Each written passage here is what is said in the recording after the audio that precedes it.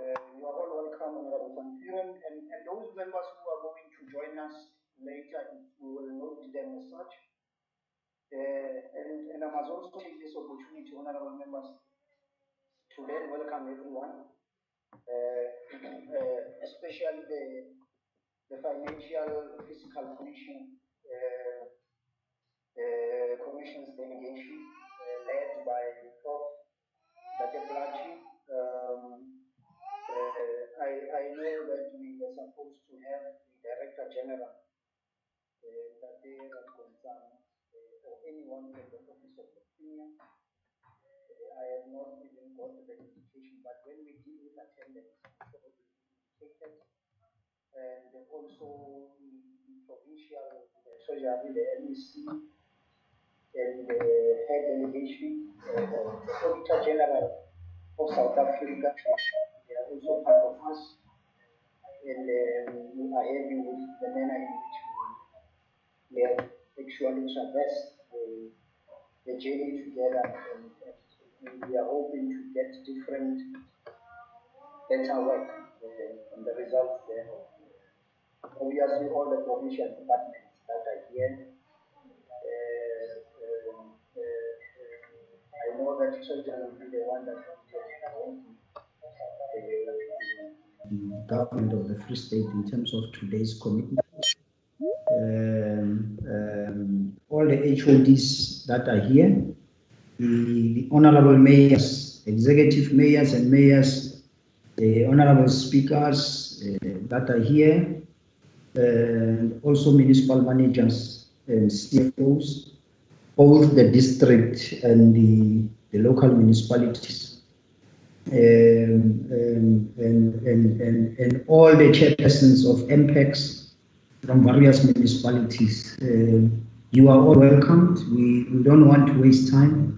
Yes, indeed, this is the time of interaction together with the departments and municipalities. But generally, it is a day of the Financial Fiscal Commission to come and brief us, and so that we are able to interact with their presentation. I actually noted I'm not sure, but let's then go straight to the attendance so that I don't waste time talking too much. Godfather, the Secretariat, I'm sorry that I'm calling him by his nickname. Yes, sir.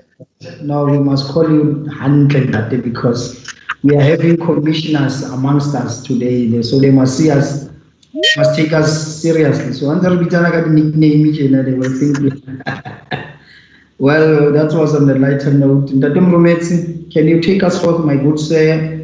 The apologies, the attendance, and those who did not make it. Good morning, and good morning, honorable members, and good morning. Thank you for the opportunity, Chairperson. Where I'm sitting, Chairperson, I've noticed that Malek is present, that Jansen van Vuren is present. The other members are having, it's just the link where they are unable to link in terms of connecting to the meeting. Chair of Chairs is also here. Yeah, I'm also Chairperson. Thank you. Yes, thank you. Thank you very much. Welcome. Then, Chair, if you want me to read the apologies, that one apology was from the MEC for COPTA. He's got a commitment today. He's busy with the NCOP delegation that is in the province, so he will be at that meeting. Unfortunately, he won't be able with us, but he has sent us a written apology letter. I think you might be having a copy of that, Chairperson. What I can say to go forward, Chairperson, I have sent the link to all the municipalities. I've sent the link to all the departments. As and when I said to them if they can connect, so that we must be able to know correctly and rightly who is present and who is not present. Provincial Treasury is present. The Tengoma and Bolivone have connected. AGSA is still struggling to connect, but they will soon be present. But for now, Chairperson, I think I've seen also FFC, the Prof and his colleagues. They are also present. For now, Chairperson, I think we are ready to go. The first presentation that is going to happen is going to be the presentation done by Provincial Treasury. I've sent a copy to the IT Mayor Kanye just to flight it on the screen so that everybody is able to see it. But so far, that's where I can end, Chairperson. Thank you very much. Let's also recognize the political champions, the principals of different departments. I have noted that Morometsi Hore MEC Mekabate, she's also here. I've also noted that the MEC Brown for Treasury, she's also here. MEC Mekabate.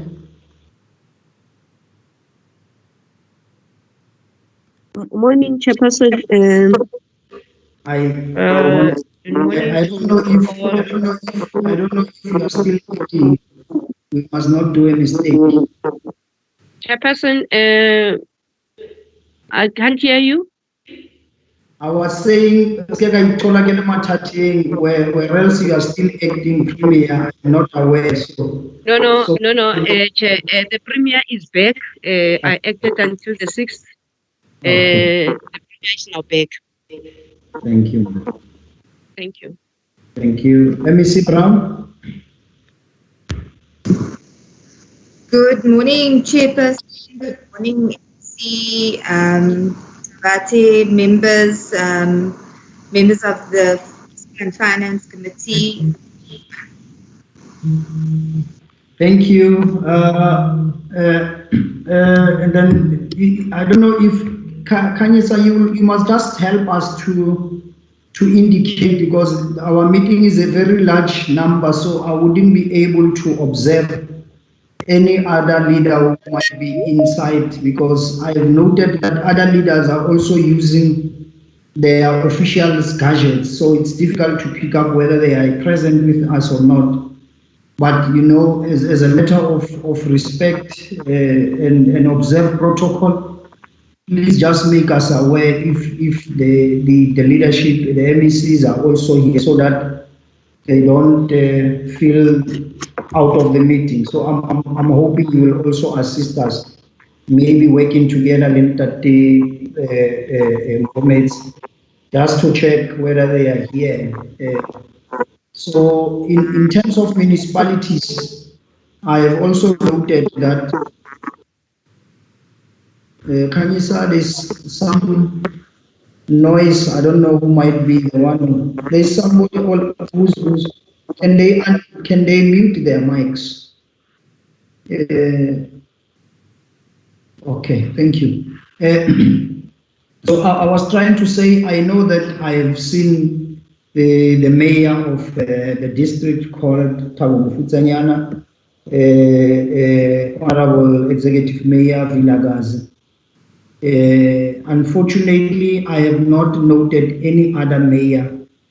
If there are any other mayors who are here, can I just get an indication from them so that we also observe the protocol as the political principles of the institutions of local sphere of government? Can we do it quicker, Honorable? I don't know who will come in, but anyone who's ready can just switch on the camera and the mic to indicate that they are here. Chair. Good morning. Yeah, it's Speaker of Maluta Pofu. Okay. Can you hear me? Yes, I can hear you, Honorable Speaker. Where is the Honorable Mayor? Yes, I was just indicating that she's still trying to connect. She's trying to. Yes. So when you are here, thank you very much, Honorable Speaker. Honorable Chair. Chair? Thank you. Chair? Yes. Chair? Good Yes. morning, Chair. Who am I speaking to? To the executive mayor Qarib district Mesihanka chair. Andikuboni, ndifuna ukukubona, ndifuna ukukujonga. Ndifuna unikhumbule kakhulu ndikhona nkokheli yam. No, thanks, ma. Thank you very much. Okay. Yes, thank you. Any other leader from local sphere? That's the district, Mama Sahanka.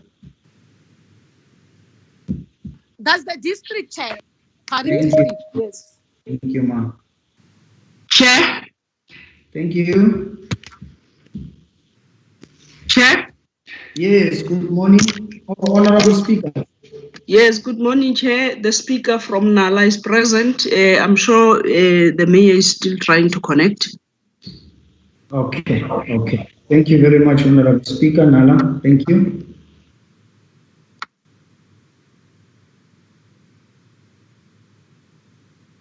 These are the only leadership of municipalities we have.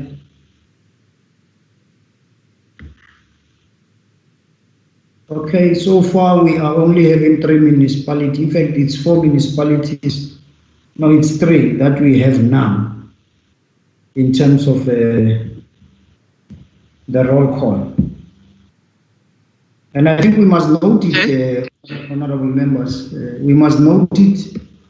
We must note it, this matter of this commitment because municipalities don't realize the importance of compliance. This is part of the compliance of the work of government, and I'm hoping that we must observe this matter very seriously. It has been happening, and we really need to pronounce ourselves on this matter of this kind of commitments, because tomorrow when the FFC has done recommendations and what, it will be like they don't want to work with the local municipalities of our province. So that's why it is important that we comply. Unfortunately, fortunately, all the mayors, they know when we talk of compliance of the MFMA, there's no way that the council can sit. So at the level of the province, unfortunately, this is how we then comply to what matters that must come before the House. So we must not be blamed tomorrow that we are a finance committee that is not actually taking the local sphere seriously on these matters. So it's important, honorable members, and that is why I realized that when we were also invited by select committee on finance at the level of the National Assembly, if some of us, we were not part of such proceedings, things would have affected us badly in our provinces. So that's why I'm saying these compliance matters are very important, and we can't just undermine them and think that because we can't just come to this meeting is not of importance. So proper, in fact, finance committee, it must take these things very seriously. And so let me just check with the I think it's Salga. We're supposed to have Salga with us today. I'm not sure whether if they are here, but I know there was an apology received from our side that they will be having a commitment. So I'm not sure whether we do have a representative, but can I also check with the Auditor General, the HSA, who might be with us today? Good morning, Chairperson, honourable members. It will be only myself, Tia Weideman, joining. Thank you, Metia. Thank you very much. Good to see you. Honourable members, can we move? Can we then move to the purpose of the meeting and then allow the process to unfold? Okay, Chairperson. Are we good? Are we noting all these apologies, and are we noting, because yes, I think the committee of PROPEC must really look into these matters We can't be fighting ourselves as a committee members for not achieving the real issues. We really need to remind these institutions, especially the local sphere, that we really need to honor and respect the constitution of this country, and primarily because of what has been enshrined in the constitution. Then there's no way that all of us can't deal with this compliance matters. So one day we need to invite all the mayors and really talk to them. If really, do we really understand the matter of the legal framework that is compelling all of us to adhere to this compliance matters? Otherwise, I foresee danger. Things are not done the way they should be done.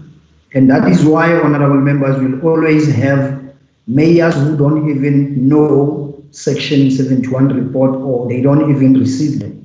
Primarily because we are taking our work very lightly. And it's very shocking to have a leader of the institution of local sphere without even knowing how the report is supposed to be submitted into council, what are the matters that has to be dealt with in that report. So I'm trying to remind the leaders of the local sphere that it is this reason why we see leaders probably not adhering to such meetings. So it must just be noted.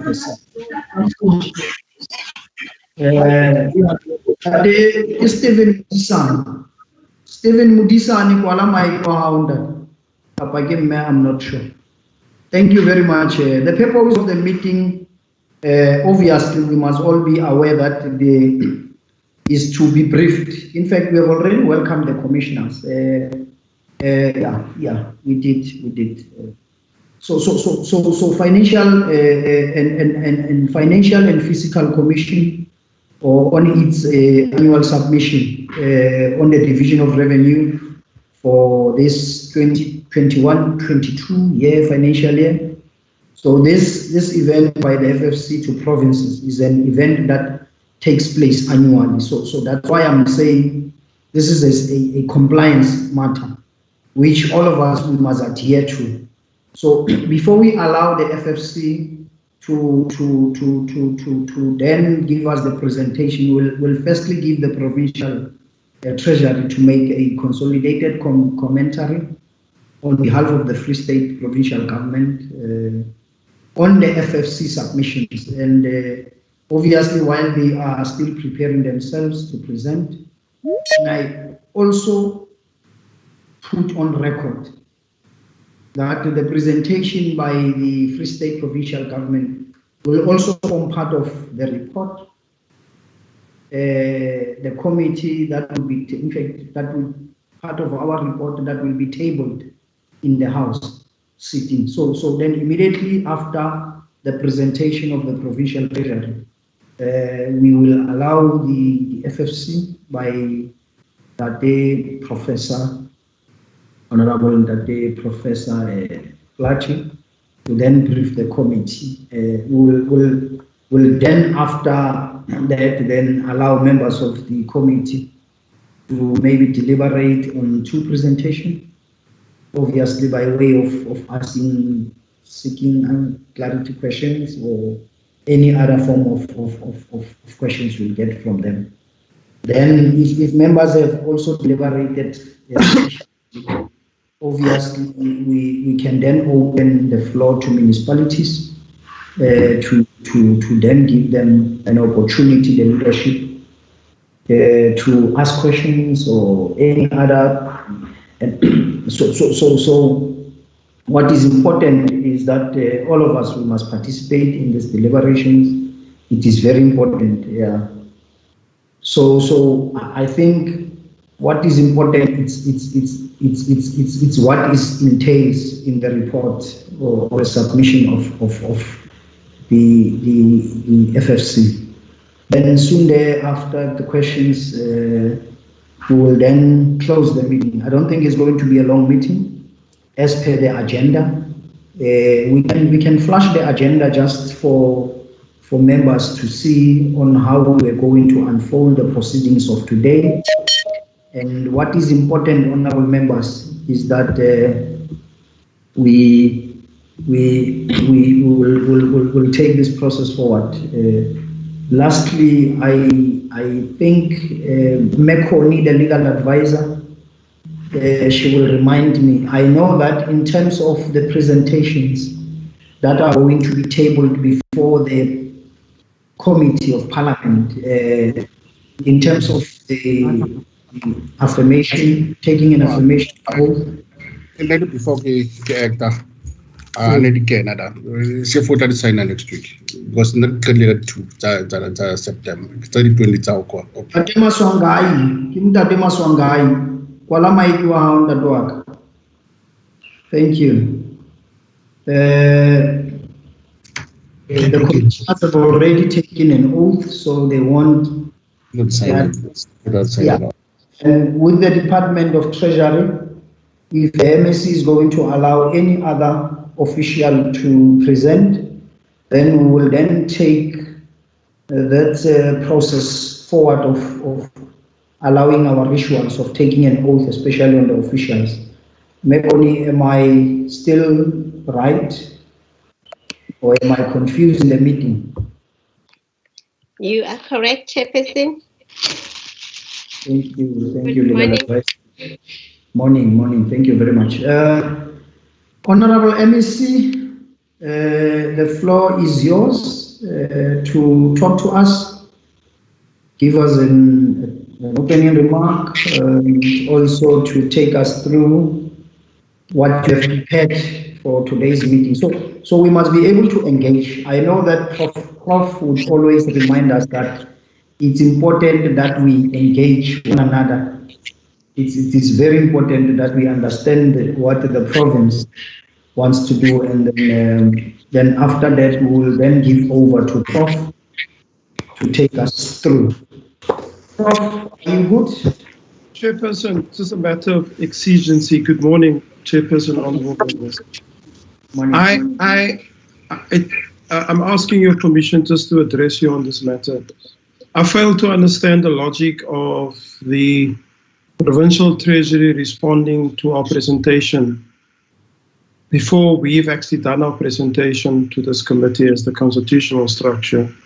And then on the basis of our presentation that the members have understood what we're actually putting forward to you, it would then be logical that you hear from the Treasury how they actually understand our presentation.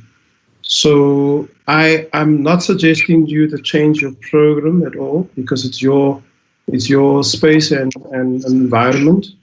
But I just need to, for clarity of ourselves, how is it possible that somebody respond to your book before you present your book to the rest of the nation to be able to understand what are the issues that you have to be addressing? That's all I'm asking, so that I know exactly how the commissioners and I and the staff will interact post the. No, thank you, Prof.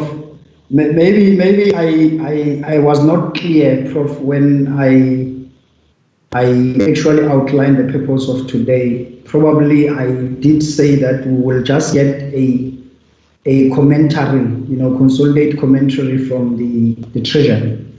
Obviously, they're not going to present anything now. It will just give them an opportunity to say one or two. Then obviously the space is for the FFC today. Probably maybe my opening was not clear. That's how it should be done, Prof. Thank you very much for that. They will just, on behalf of the provincial government, just to say one or two words for us. And obviously after their presentation, we'll then have the discussions taken forth. Thank you very much, Prof. You're still learning from yourselves. Don't feel bad for raising that. Some of us were still new in the legislature, so we are learning from that. Thank you. Honorable MEC. Thank you, Chairperson of the Portfolio Committee and of Public Accounts and Finance, Honorable Vusi Chabalala, honorable members of the committee and also members of the Provincial Legislature, MECs who are present today. Chairperson and representatives of the Fiscal and Finance Committee who are present, Prof. and Ms. Rockman, leadership of SALGA, Honourable Mayors and leadership of municipalities. I would like to say, safe to say, all protocol observed. Honourable Chairperson, I think from Treasury's perspective, we thank the FFC for the presentation that we've received in writing in advance. From our perspective as Provincial Treasury, the process usually happens where the province is allowed a certain period of time to provide input. So we consolidate as Treasury inputs from departments, inputs from municipalities. Unfortunately, with 3 days notice that we've received, it wasn't sufficient time for us to do that. So hopefully through this process today, we can deliberate and agree that apart from the recommendations that are provided on the presentations, that we still have some time to go back to departments and municipalities to provide that specific inputs that is required.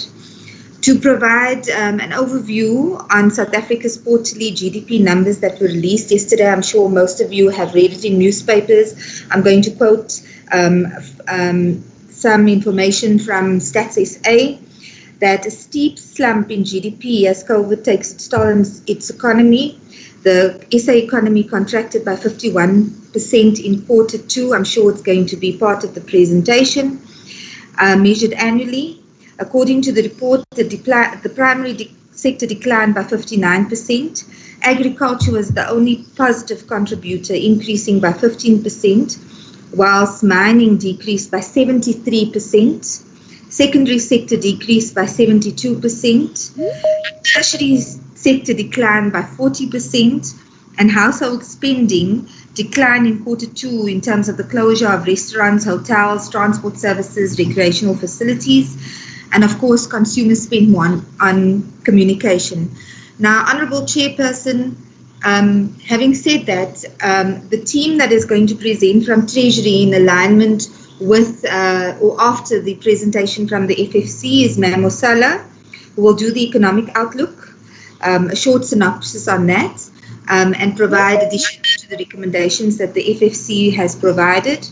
And Mr. Ngoma will present on Chapter 2 and Chapter 5 of the presentation. So I'm sure, Chairperson, through you, if you'd allow, those would be the teams that would be sworn in after your process of the agenda as it is to be outlined.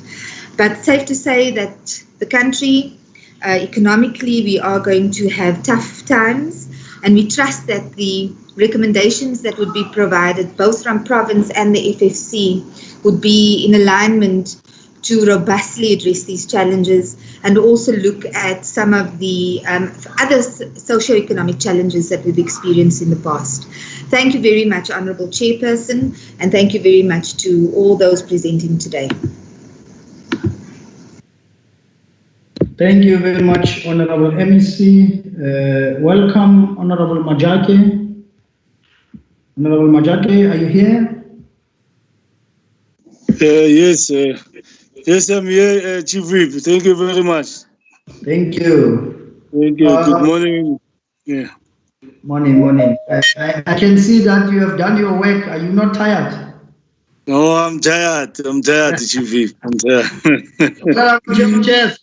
Okay. Majake was busy dealing with serious matters past 2 days. No, thanks. No, that's fine. Prof, honourable members, let's then give over to the FFC to take us forth, and then after that, to then open up back to Treasury, and then allow other departments and other members to come in. Thank you, Prof. Thank you. Good morning, Honourable Chairperson and members. Thank you very much for the opportunity again to speak to you. Can I request, Chair, that you give us just 5 minutes so that the commissioners that's in this meeting can introduce themselves, please? All right. I'll start with the Deputy Chair, and then we'll take it from RCB and others downwards. Good morning, colleagues. I'm Michael Sachs. I'm Deputy Chair of the FFC. Pleased to meet you all. Prof. Yes, is it Dr. Mike or is it? Michael Sachs, yes. He's also a commissioner. Yeah, he's a deputy chairperson, Michael Sachs. Oh, I thought he was not coming to a meeting. I thought he's still in the gym or something. He's still gymming. It's fine, bro. Also,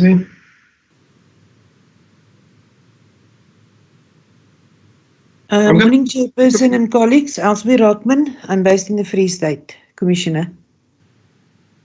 Is there another commissioner can introduce herself? I can't see the list properly. Yes. Good morning, Chair and honourable members. I'm Lawrence Erasmus, part-time commissioner of the FFC. Yeah.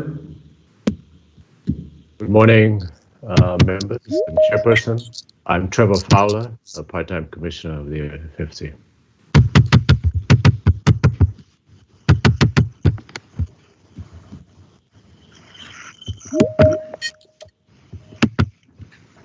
Commissioners, please go ahead.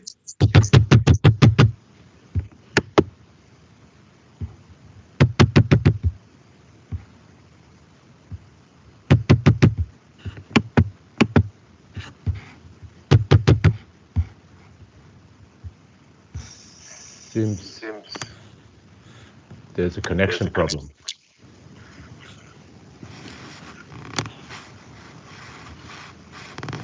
I've got a connection problem, Chair. Okay, we can hear you. Okay, good morning, colleagues. My name is Kumbuzo Eric Kolwane, a part-time commissioner from the beautiful province of Mpumalanga.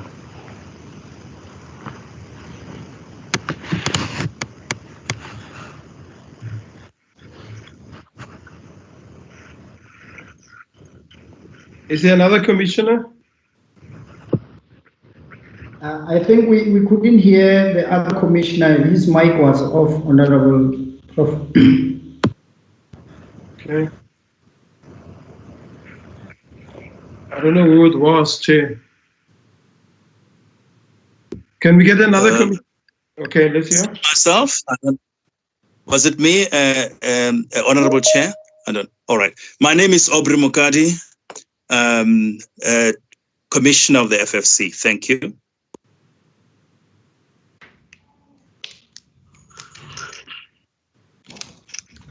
Okay. Chair, I think we're covered because Commissioner Kolwane spoke, so I don't see any other commissioner in your heard. Because Chairperson, yeah, that covers. Chair, we've got a number of our staff with us, with me, and the commissioners will be. I only introduce the three because the three of them will speak to the matters. It's Sasa Peters, who's leading who led this research and investigation for us. She will be helped by Eddie Rakabe and by Shen Cheng. Support the commission in terms of what's going on. This submission, Chairperson and honourable members, focus on sustainable financing of social and economic infrastructure and services. It looks at the growing social and economic service delivery obligations that's placed on the state, but it's also focusing on the need for sustainable financing requirements in the context of a deteriorating social, economic, and macroeconomic fiscal conditions. So it deals in many ways trying to grapple with where we find ourselves as a result of a number of slow growth in the economy, the debt rating effect on it,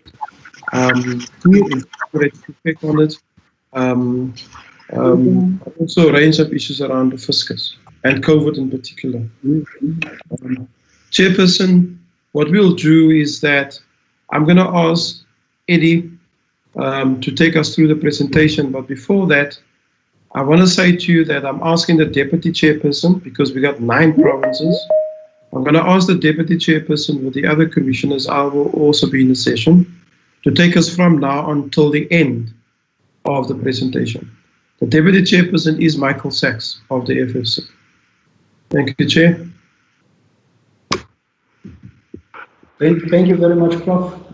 This is your floor. You will just indicate who must then come in. Thank you.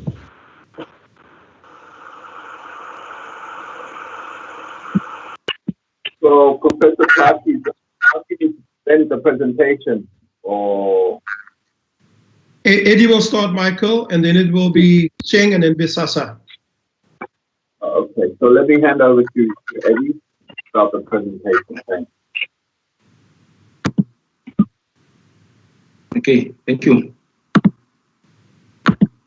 Good morning, honorable members. Good morning, Chairperson. I'm not sure if the slide are being flighted from the whole side, or I should just continue.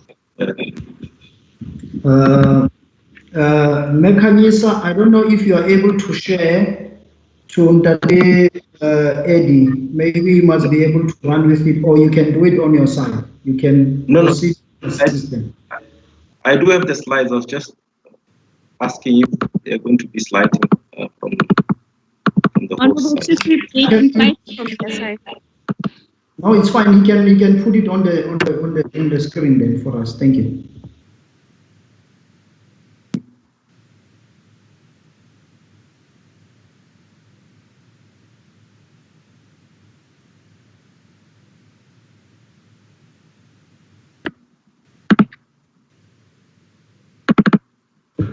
Honorable members, I know that did you receive from your emails or from the group the presentation whilst we are still waiting for that day? No, I must.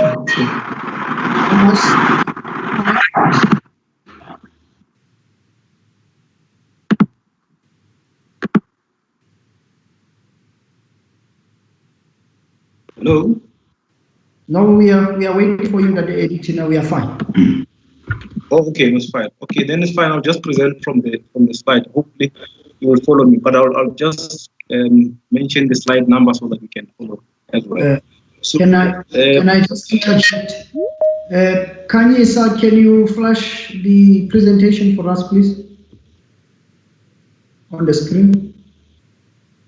Thank you. Okay, thank you very much.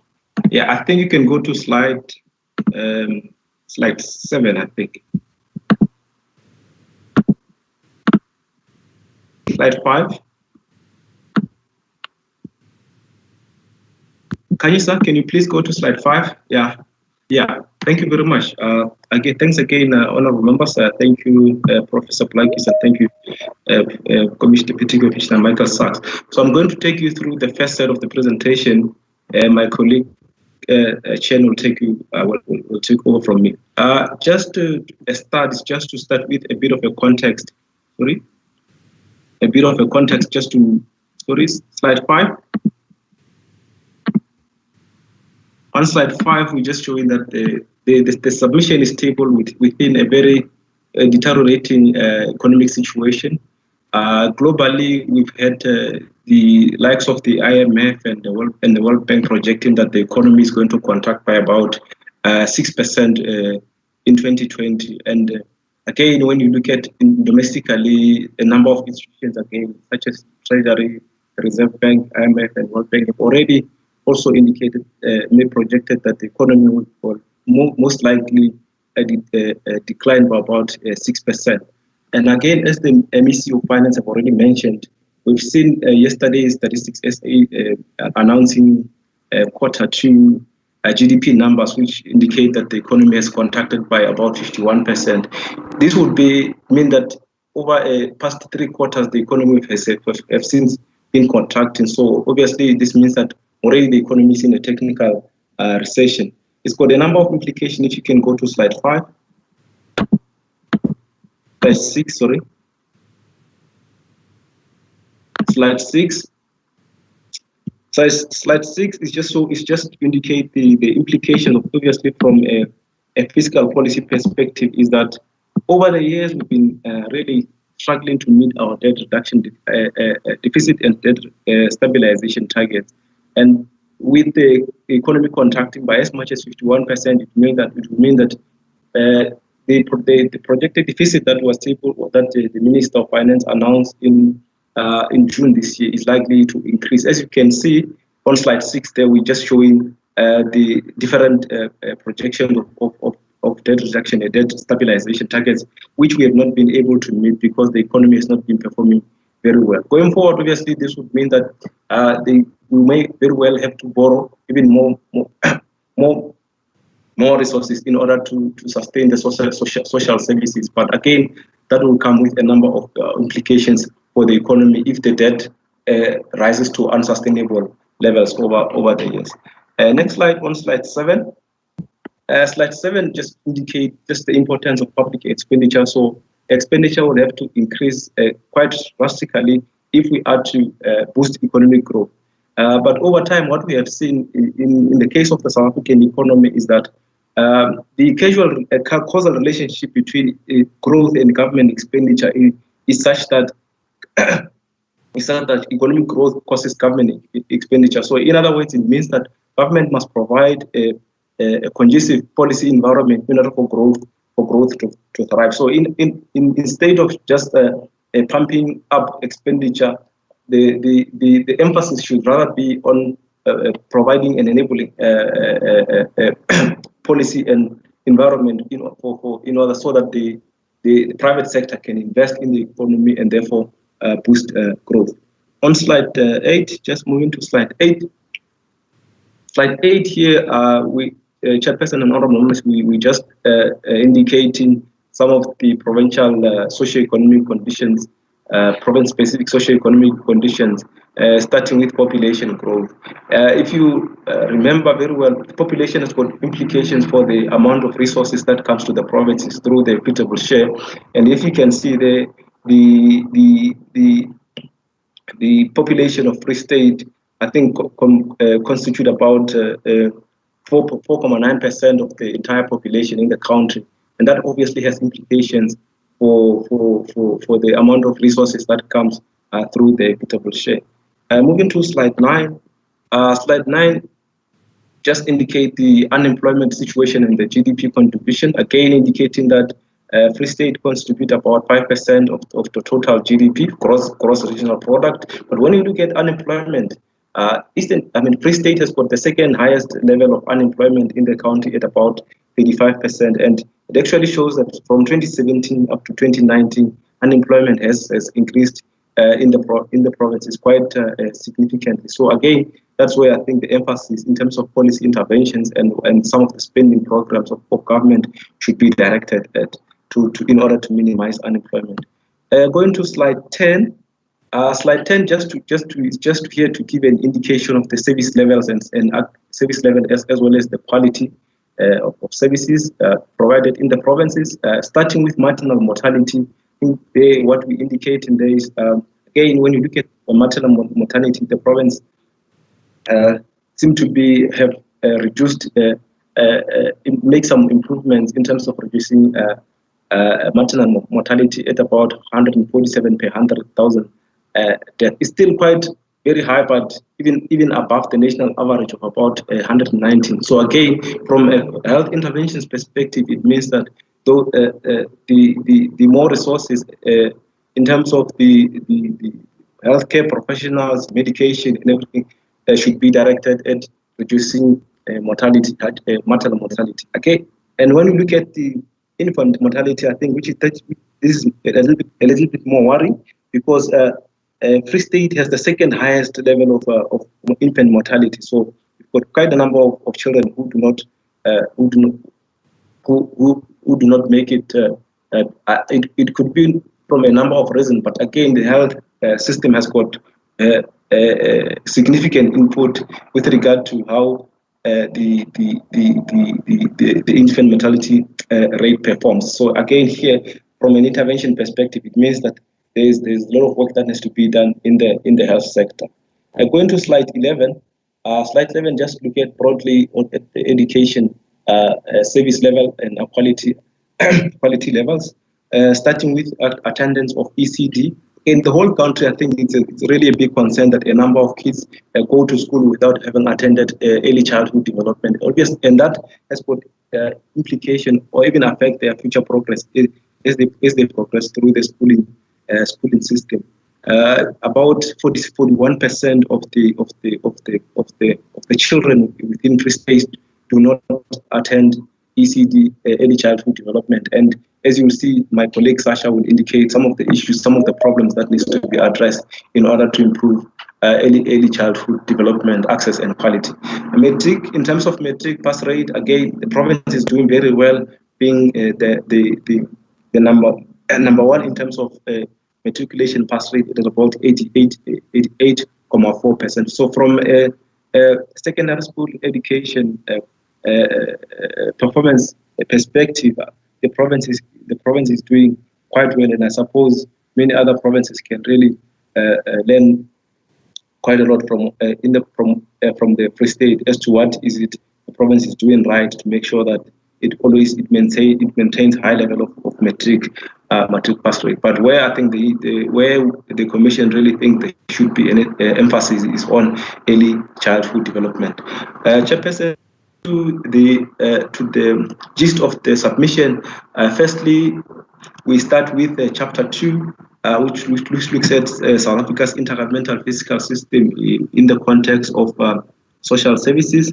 If you can go to slide 13, briefly, the chapter focus on this chapter again, Chairperson, just to give a little bit of a background, is the service levels and quality issues that we've just spoken to have got much more to do with how the intergovernmental fiscal arrangements are designed within the country. And if there are flaws in the system, they tend to affect the delivery of social services and basic services within the provinces. Hence, the commission sought to focus on some of the issues that are really bedeviling, if you like, the functioning of the effective function of the intergovernmental fiscal relation, especially in relation to social services. So the chapter in the main will just focusing on factors which affect the effective functioning of intergovernmental fiscal relations, with emphasis on governance, delivery, and funding challenges. So the chapter was focusing on the legislative, the institutional framework, the legislative and institutional framework underpinning intergovernmental relations. We're also reviewing the education and health performance data available for measuring outputs and outcome. And as much as we have a certain level of education and health performance data, we still think that there's still a lot of data that is missing to enable us to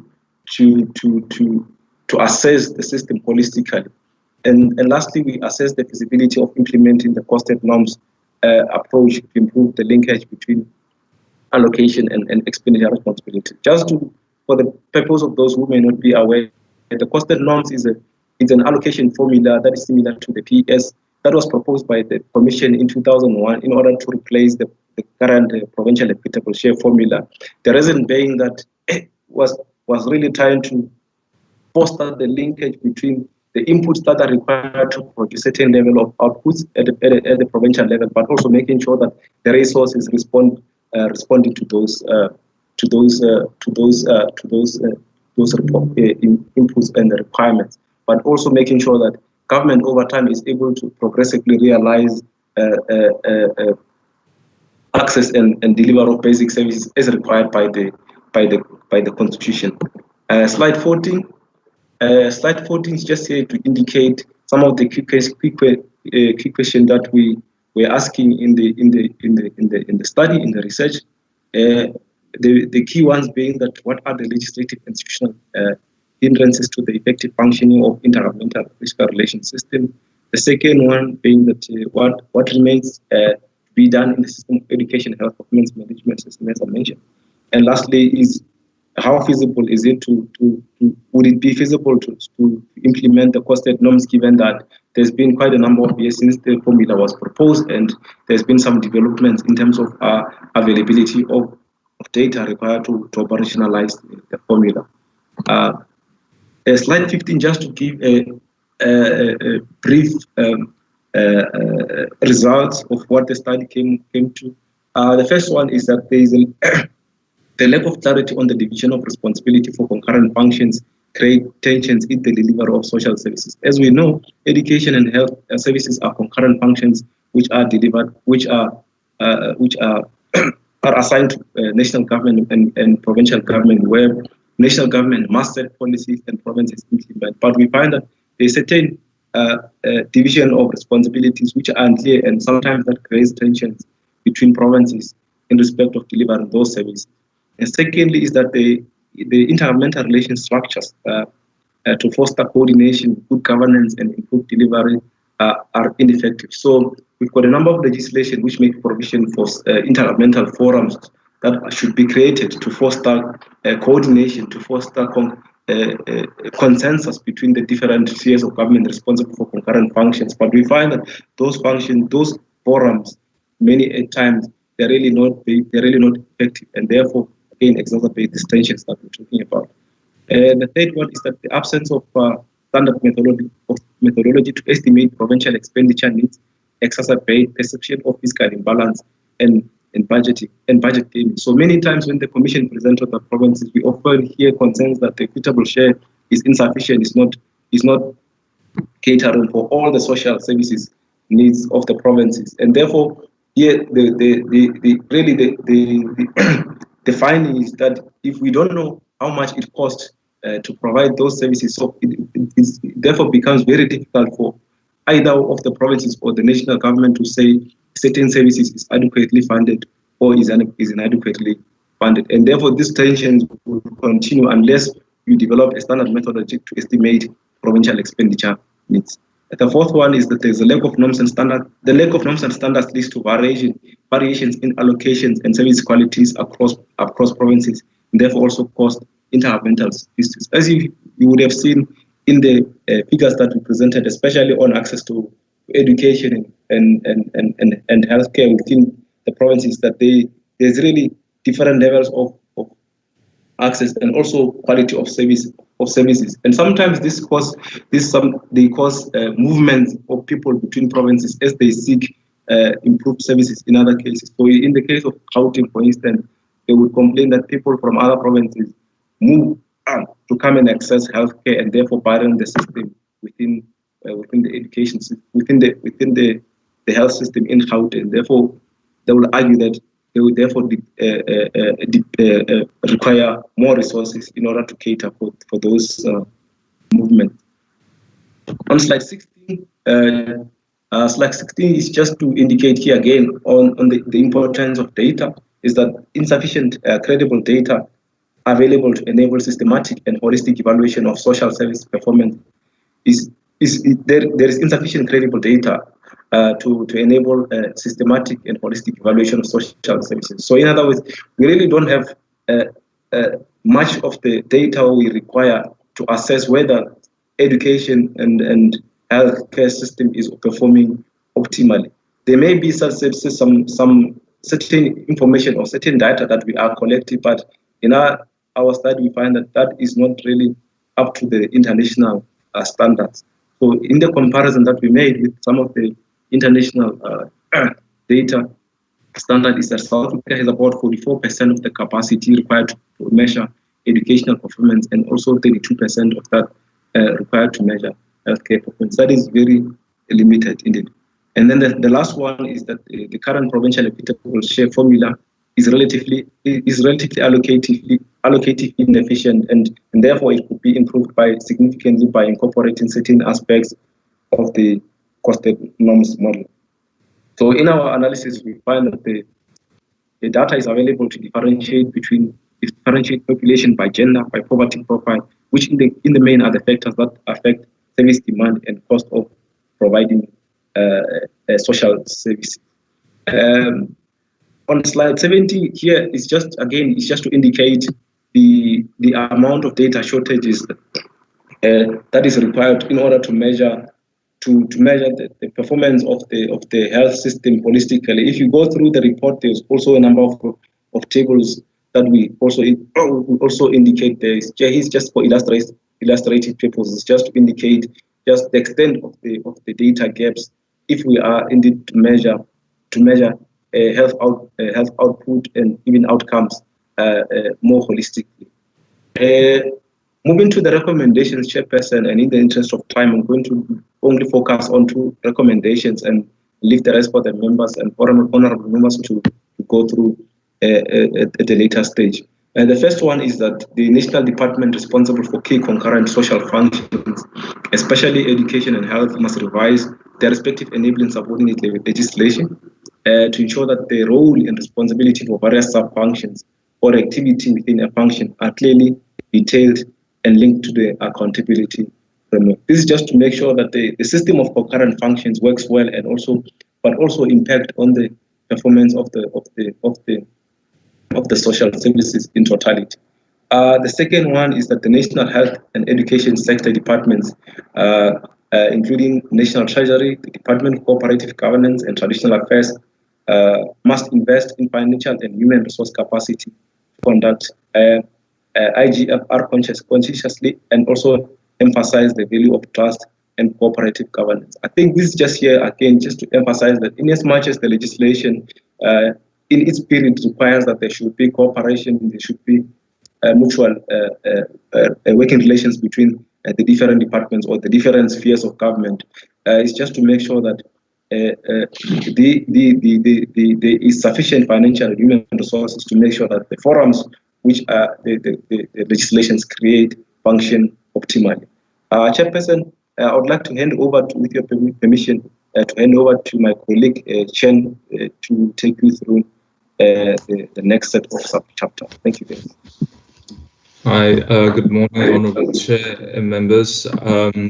So moving on to Chapter 3, and given the current states and the shock yesterday realized in terms of economic and social development in the context of COVID, is the Chapter 3 of our annual submission that tries to bring into context in that regard.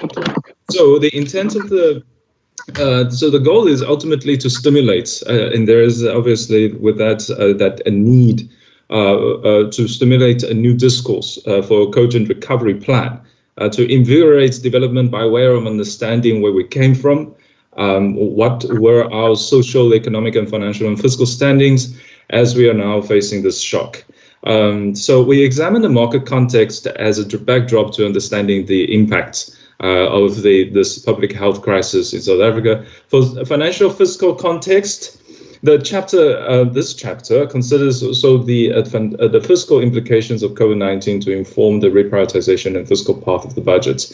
And then with these two, both the economic and financial and fiscal information that we have in that is that we argue that South Africa should embark on a localized product value chain approach of development and emphasize the need for basic municipal services of water, electricity, and sanitation, and then with the broad highlights of agriculture as is our most with the most optimal multiplier potential. As yesterday, the statistics of South Africa showed in the growth in the GDP figures is that agriculture was the only sector that grew and by 15.1%. And that is also placed in the context, of course, that there are other necessities, as is said here, the water, electricity, and sanitation. Without those, there can be no growth. So next slide. So this graph shows the history of South Africa's economic performance since 1960s. The green line in labels showing the annual change indicates that the COVID-19 impact is anticipated, but of course we now see the realization of that. The most significant economic downturn since the start of this data series. But more importantly, is we'd like to allude you to the red line and labels, which shows that there is being this structural decay that started even before the COVID-19 onset due to various factors, but most notably the governance failure, institutional weakening, credibility failure, and policy uncertainties. It persists. And of course, a crisis does not help in any kind in that regard. So in particular, the impact of COVID-19 has had obviously the devastating shock, and but more importantly, that it has highlighted the stark inequalities as a sign of that structural fragility of our society that persists. The Commission identified two main roots underlying the high levels of joblessness and inequality in South Africa, and the weaknesses thereof. First, apartheid rule had left the country without inclusive labor absorbance industries and ease of capital for development. As a Commission, we basically just like to recognize that unlike other economies which progress through the stages of inclusive industrial development and involve most of its working age population across the skills spectrum, South African industries matured and industrialized without sharing those benefits with many people. As a result, even post-94 democracy, industries were unable to generate inclusive jobs on a large scale. But also, second root cause first is this dependency, long-term dependency, especially just before the 2010 year, is that the main competitive industries were found in the concentrated markets of mining and industry, resource base, if you like, for exports. This is also referred to as, in the literature of economics, as a resource curve.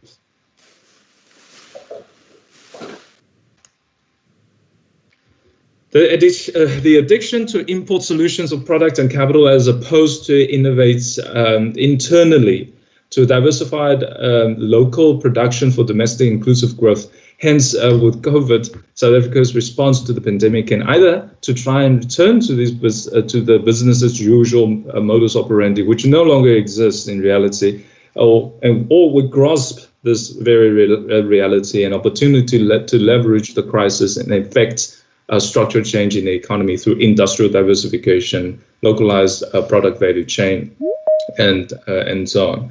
So, as a proof of the need for structural change, we look at the inflation or the general increase in price, because it will tell us not just obviously the price or the price movement as a sign of the financial stability, but also some of the quantity obtainable or consumed in the economy.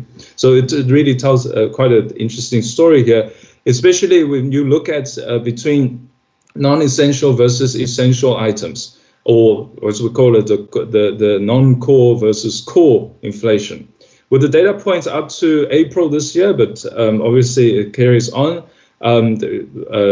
with the divergence that is between the headline inflation and the core inflation, specifically that we see that pandemic has exacted not only the economic downturn and the slowdown in price and consumption, but also a squeezing income. So not just the squeezing income effect, but also the price effect, affordability question, especially on the vulnerable, the poor households, threatening their access to obtain essential goods and services to survive. So basically what we're highlighting here is that despite that, it's not just that the economic activities have slowed down and the price has decreased, but actually the prices for some of the essential goods have remained relatively high.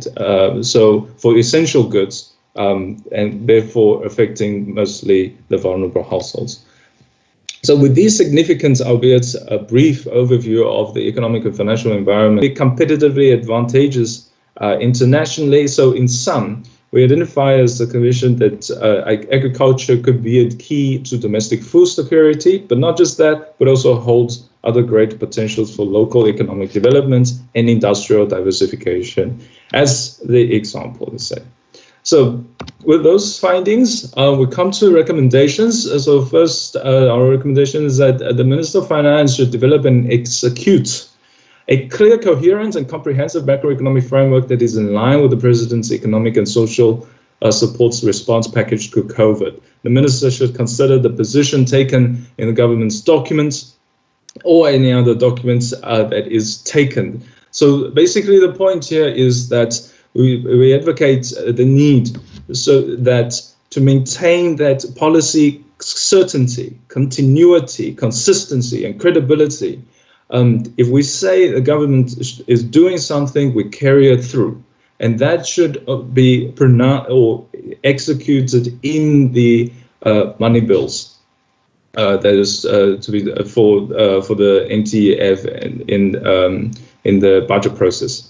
And second is that after reviewing, albeit briefly, is the economic situation leading up to the COVID-19.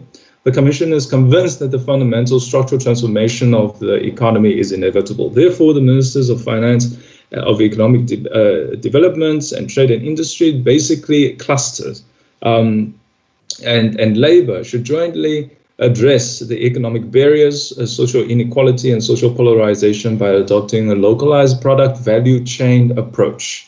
Localize the processes.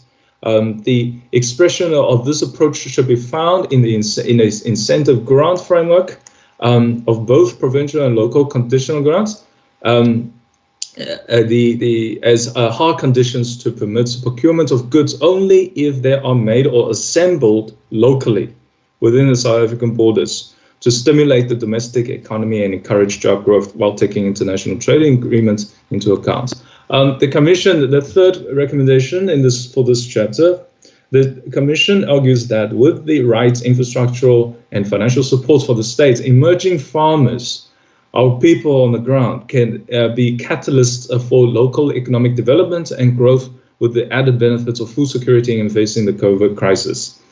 Hence, the Minister of Finance and Minister of Corporate Governance and Traditional Affairs should use reprioritized, consolidated funds to establish an indirect grant and task team for basic services and local economic development. And this should also be made clear in the money bills going forward. Chapter 4 of the annual submission is focusing then on the public health sector in terms of sustainable financing and the implementation of NHI.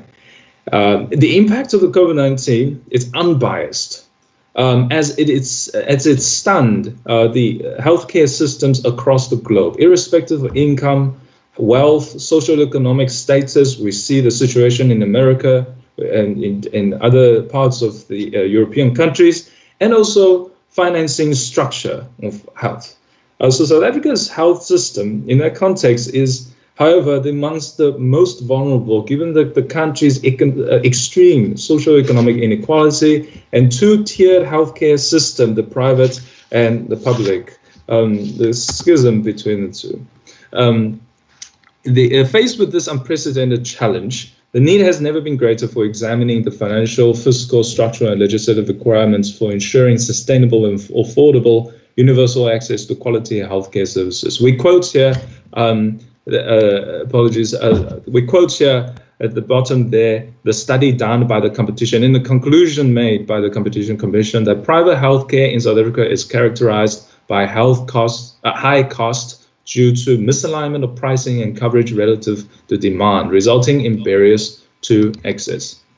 So the chapter is essentially comprised of two parts. The first part is an empirical pricing and costing analysis to analyze the pricing of the three major healthcare packages. One, the public sector primary healthcare package, and second, prescribed minimum benefits as per the Medical Scheme Act for the private sector, and the proposed demand-based Pareto. This is our own demand-based proposed healthcare package, in order to access the value of healthcare services covered. Basically, the financial data sets and patients' output data sets were merged for this exercise to derive the unit costs So we are doing a pricing and costing exercise that we've always said that we would do. The second part of this chapter is to examine the NHI reform in the context of the legislative and intergovernmental fiscal requirements, and discusses 4 critical success factors that we deem are necessary to achieve the unification of healthcare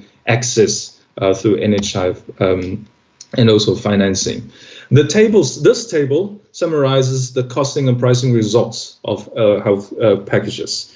The result is significant as according to the healthcare output cost mapping, pricing and costing, the PHC, the primary healthcare package, is estimated to cost at about 2,198 rand, covering only, though, 27.3% of the healthcare service exposure. So in other words, if I walk into needing treatment, I need treatment, I need to at least in my sort of tangible and intangible resources, I need to prepare at least about 2,000 in order to at least get the coverage of the primary healthcare. Then the prescribed minimum benefit as per the medical aid scheme. This is basically the medical aid prices, packages that we pay for. Is nearly 10 times that, covering 80.6% of health service exposure. However, if one uses the data per patient, per healthcare service by sub-department, so in other words, we only look at the ones that actually are of the highest need and highest risk exposure to receive to need this service, then we can be looking at something like covering 80% of the healthcare exposure, but only costing at almost 13,000 rand per unit per service. So through this costing and pricing analysis, the Commission found that the current PHC covered less than a third, the 27% of the healthcare services for one patient making one visit per year. The HPC, the primary healthcare package, also focuses too much. If you look at the annexure detailing what are covered and what are not covered in the PHC, you also find that the attention really focuses very much on the non-care services components, such as information, promotion, screening, facilitation, and in education purposes, and manage minor ailments. And indeed, in a situation in South Africa where you have clinics that really don't have any much equipment and the necessary facility and infrastructure to do much of the curative actions, most of these cases actually, even if you do go there, you will be referred to hospitals to get treatments. So this issue is particularly pertinent in the context of currently the COVID-19, because many of these small-scale PHC clinics are actually not equipped for or capacitated enough to deal with a viral outbreak. Indeed, if we are if we are in need of the testing, one would mostly be referred to a hospital, or at least some hospital or some primary healthcare facility that is of scale. Thus, potentially becoming those, especially those now the under-equipped clinics, are points of contagion to increase the spread of the disease.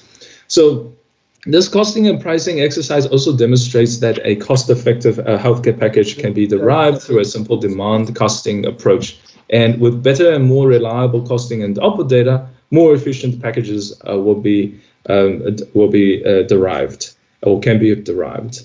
On the NHI implementation, the Commission examined the 2019 NHI bill and advises 4 critical success factors: aligned policy and legislative framework, determined funding requirements and funding sources for NHI, and then defining the comprehensive benefits for NHI beneficiaries and for capacitated and consistent IGR arrangements. But to bring it to the point is that if we look at this and IGR arrangements, specifically on the management and control of hospitals and management and control of district health services, I present you this graph. The current arrangement of fiscal flows is that money flows basically via equitable share in the division of revenue and conditional grants through appropriations to the provincial revenue fund to reach their health facilities at the ground level there. The proposed funding flow, as in the 2019 NHI bill, focuses funding rather through patients to the NHI fund on the one hand as direct payments and transfers to district health and on the one hand to the hospitals, CUPs, the contracted units and emergency health services on the one hand, but the other hand also through appropriations is to the district health management officers straight to manage, facilitate, support, and coordinate the primary or the healthcare services. So as you can see here, comparing the two graph figures, is that provincial revenue fund is missing. And that obviously has a significant impact and implications for the intergovernmental fiscal relations system. So in this chapter, Minister of Health, we recommend that the Minister of Health and Finance should prioritize the development of an integrated national information system of patient and doctor registries with real-time data to inform healthcare financing and provisioning decisions using demand-based costing methodologies. This is proven by the pricing and costing exercise that we've conducted at the Commission. The second, the Minister of Health must re-examine the prescribed primary healthcare package based on the needs of the people, refocusing from just informing, promoting, identifying, referring people to the next level of care, rather focus some of that attention on actually treating. This should be supported by reprioritization from within the current baseline allocation of Program 4. This is at the national departments, but obviously has implications for provincial department as well, the primary healthcare, to ensure that the care is available to those who are coming to primary healthcare facilities in need of medical attention and curative treatments. Then third, recommendation is that the Ministers of Health and Finance must ensure that an enabling policy and legislative framework aligned among the spheres of government is put in place with due regard to setting norms and standards. This is informed, with proper oversight by the established technical committees. And this should be exacted in the Annexure W1 of the Division of Revenue Bill, the explanatory notes on the division of revenue. And also the last recommendations from this chapter is that the Minister of Health should examine and eradicate the inefficiencies of wastages, corruption, and leakages that result from the disparity of the two-tier private and public healthcare system. And then in that vein, also the most recent AG's reports on the procurement of PPEs, the special reports that identified millions and billions of procurements that are irregular. And with that, I hand over to Sasha.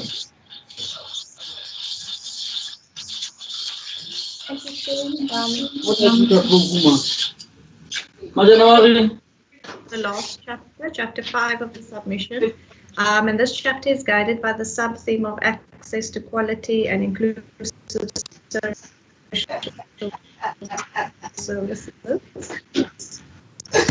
Moving to the next slide, please. Slide for this chapter. Sorry, Sasha, sorry for now. Zakaria Mushani.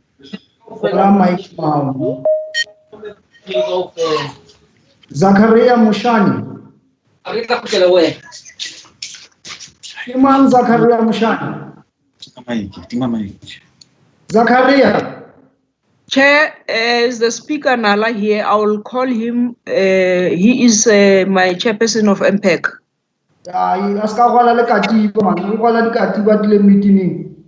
Our apologies, Chair.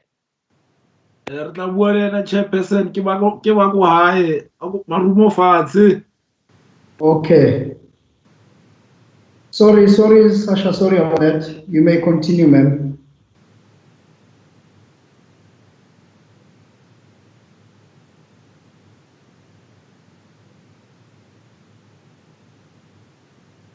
You may continue, Sasha, sorry.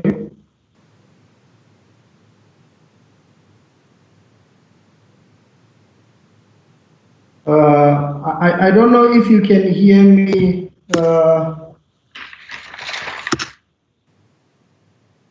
Chen, can you hear me? Yes, Chair. I can hear you. I'm just looking for, I think Sasha had a connection issue. All right, thank you.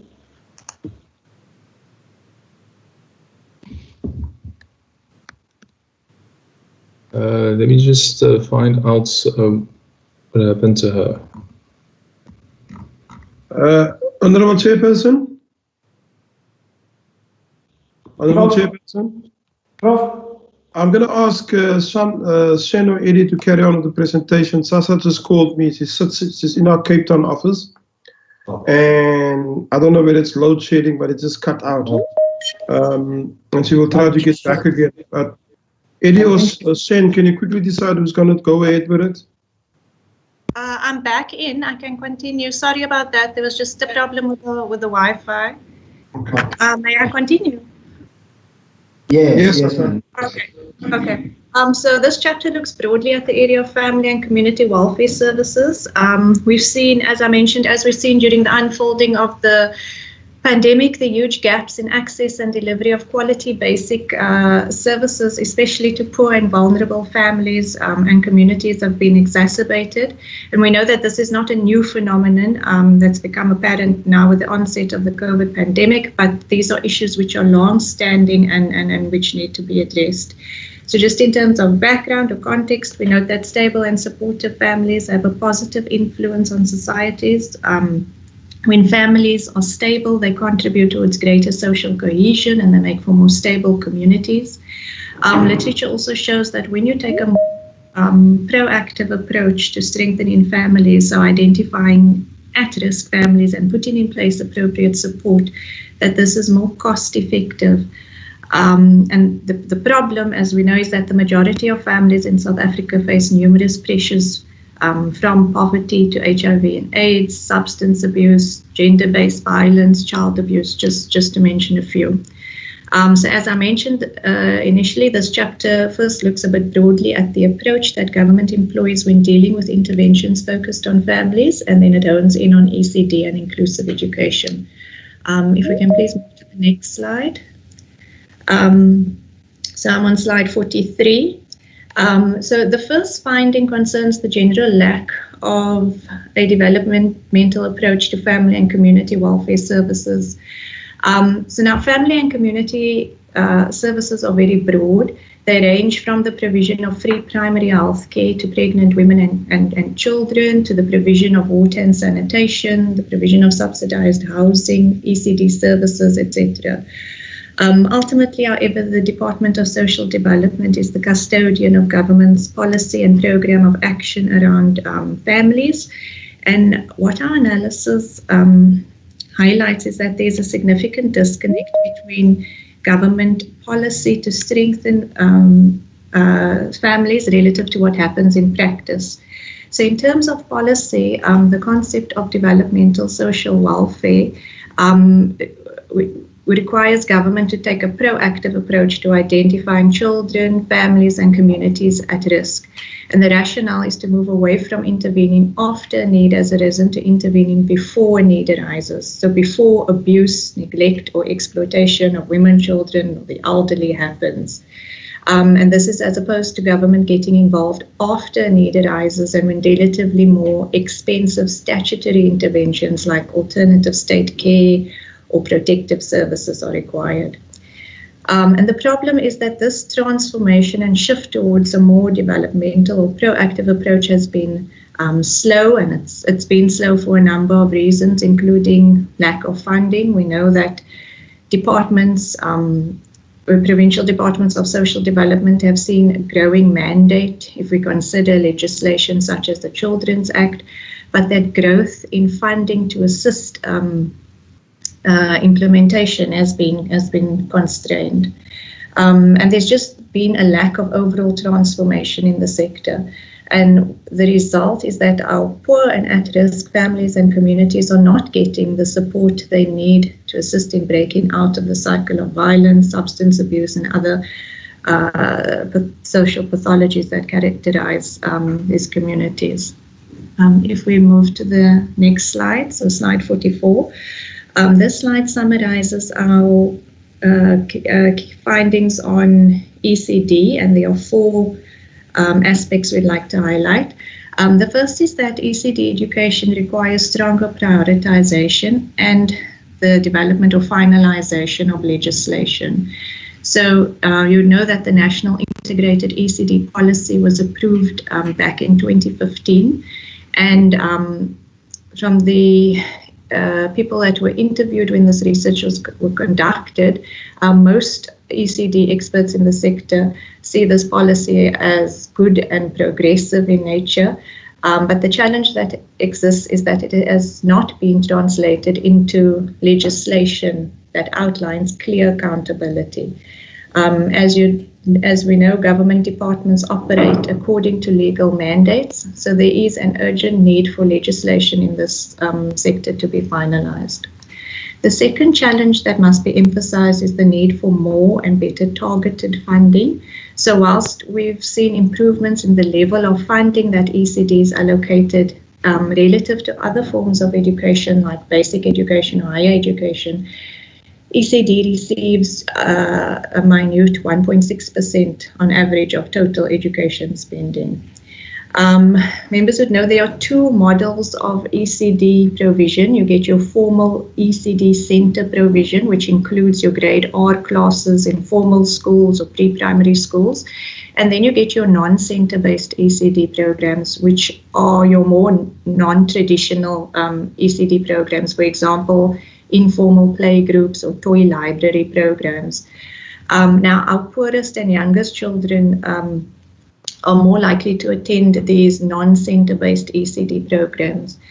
And the concern is that the funds or subsidies that are allocated by government through the DSD are being allocated to formal ECD centers. So the available money is not going where the need is greatest. And these the non-center based ECD programs face a dilemma. In order to be eligible to receive government funding, they must be registered. But in order to register, they need to meet certain requirements. And meeting those requirements requires funding. And this is funding that these ECD programs do not have. So these are the programs that require the funding the most, but which are unable to access them. We do note that government has an infrastructure component in the ECD grant, which aims to assist these non-center based programs to improve their infrastructure and other aspects, and thus assist them to register and then get that subsidy. But this is a small amount, and it's not reaching all the ECD centers or programs that require assistance. Then the third challenge is a data-related one. The sector does not have a data system, a central data system that contains the number of registered and funded ECD programs and the number of children accessing the programs. There's also no data on the quality of ECD programs being provided. So to enable informed, sound decision making, you need credible and reliable data, and this is currently a big gap in the sector. The fourth challenge I'd like to highlight relates to ECD teachers, and the main predictor of quality for an ECD program is the quality of the teacher-child interactions. Currently in South Africa, it's estimated that under 40% of ECD teachers have an ECD qualification. So this needs to be strengthened, and there is a need for training and the establishment of a professional development path for ECD.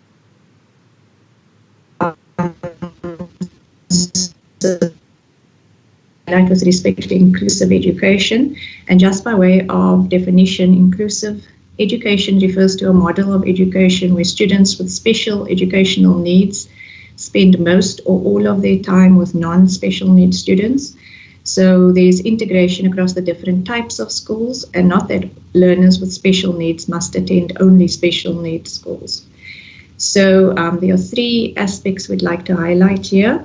As with ECD, inclusive education is characterized by a lack of accurate and up-to-date data on the number of learners with special educational needs and also what those needs are.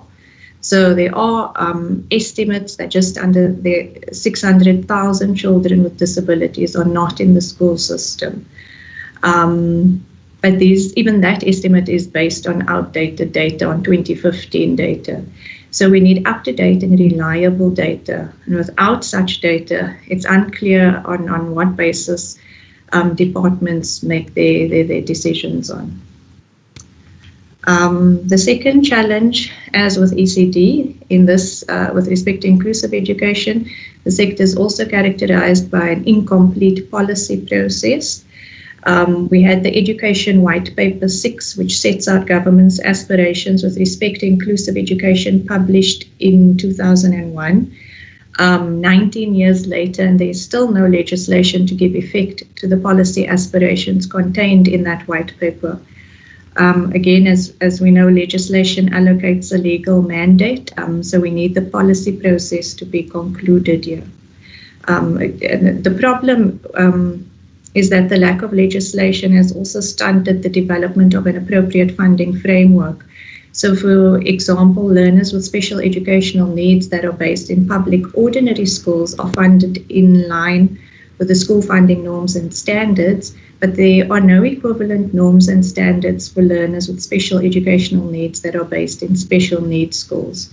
So we need firm legislation to ensure the development of a uniform funding framework for learners with special educational needs, irrespective of the type of school they attend. The third challenge relates to the need to adequately train teachers to assist in determining the special educational needs of learners. So the more learners with disabilities a school has, the more teachers a school should get. But to classify learners as having special needs requires schools or teachers to assess these learners in terms of the policy on screening, identification, assessment, and support, also known as the CS policy. And the problem is that many teachers are not trained in how to do this.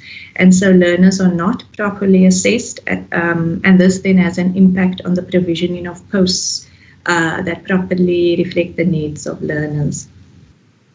If we move to slide 46, please.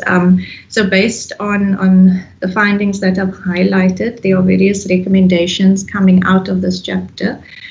Firstly, we recommend that to strengthen families, we need the development of a 3-year plan that identifies at-risk families and communities and rolls out interventions that take a proactive and developmental approach to strengthen and stabilize families.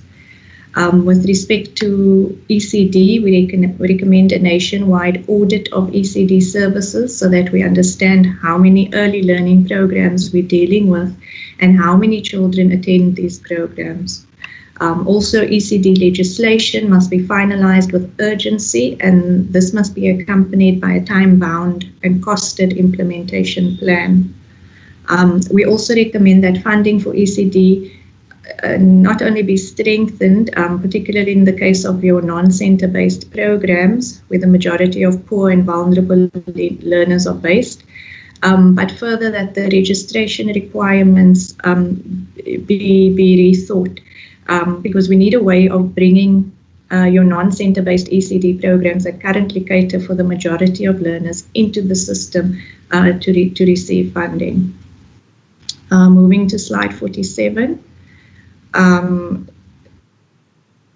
Okay, so I'm on slide 47. So we know that government is trying through the infrastructure component of the ECD grant to assist non-center based programs to meet the infrastructural requirements required to register, but this needs to be strengthened. So what we recommend is that the poorest ECD programs, specifically those in quintiles 1 to 3, receive targeted support focusing on infrastructure upgrades, as this will enable them to register and receive subsidies. Then, in respect of ECD teachers, the Department of Basic Education, Social Development and Higher Education and Training must prioritize the upskilling of ECD practitioners and develop a plan to professionalize the ECD career path. Moving to slide 48, which is just to wrap up this chapter. These are the recommendations with respect to inclusive education. So to summarize, we recommend, similarly to ECD, that legislation be finalized and that finalization of legislation be accompanied by a time-bound and costed implementation plan. Again, with respect to better understanding the extent of need in the sector, we recommend, as a matter of urgency, that DBE, the Department of Basic Education, together with relevant stakeholders, conduct an assessment of need.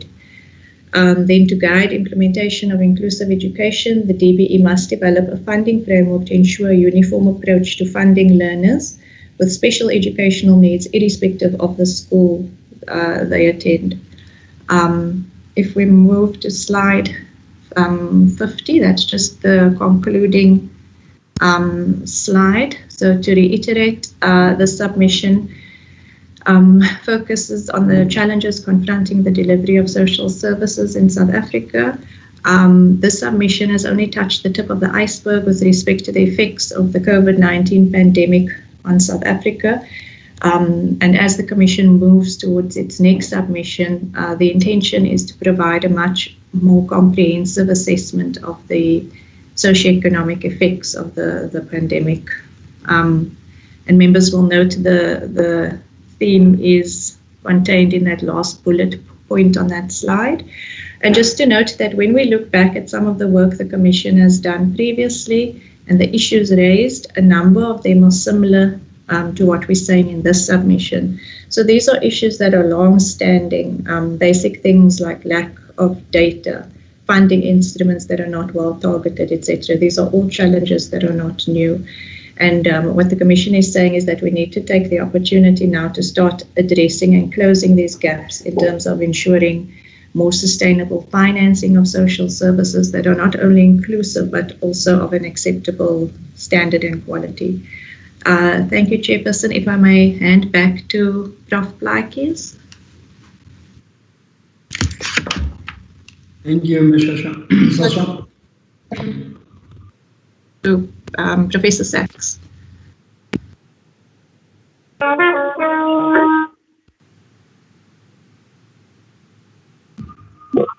Hi. I wonder if there are any questions from members of the committee. We can hear you.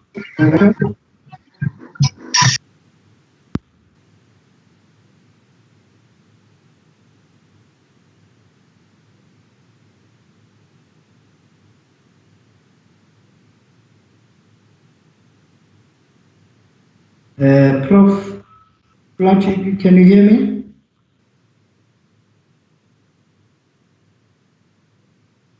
Yes, Chair, I can hear you. Michael, are you there? Yes, I'm here. I'm here. I don't know if you can hear me.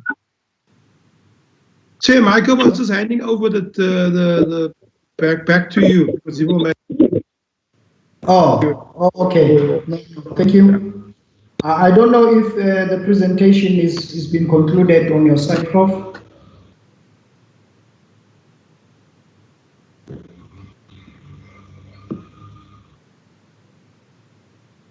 Michael, can you respond because you're running this one?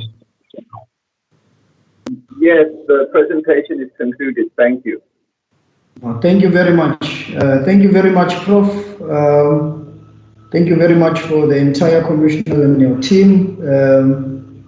I think I will then have to give over to the MEC Treasury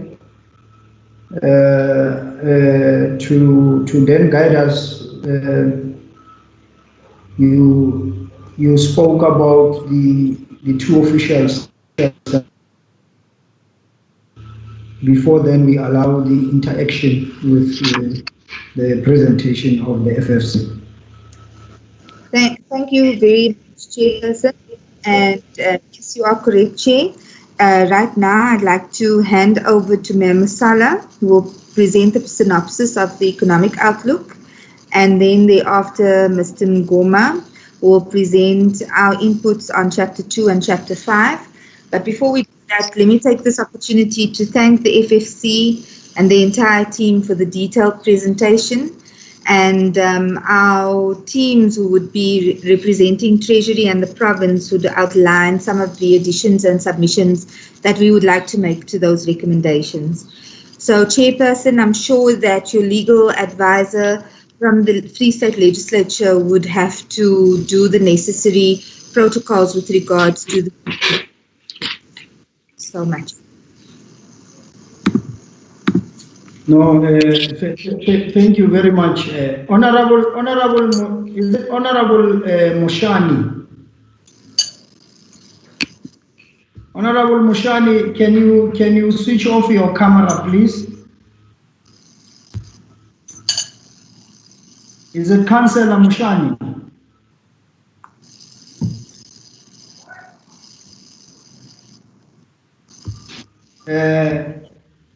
Thank you very much. Mekoni, Sefo, you can take us through the process. Thank you, Chairperson. Good morning, honorable members and honorable MSCs. Mayor Musala, may you please appear on the screen?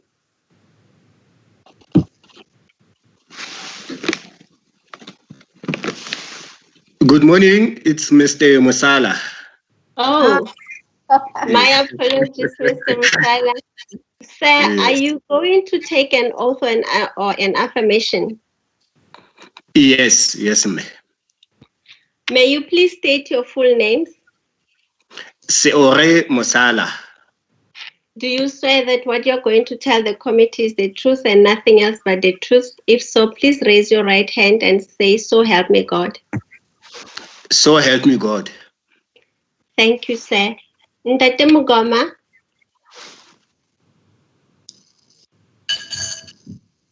Good morning, Ntate Stephen.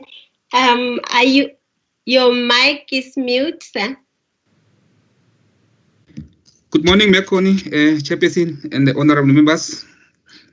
Ntate Mugoma, are you going to take an oath or an affirmation? An oath. May you please state your full names? It's Stephen Mgoma. My apology. Do you swear that what you're going to tell the committee today is the truth and nothing else but the truth? If so, please raise your right hand and say, "So help me God." So help me God. Thank you, Ntate. Thank you, Chairperson.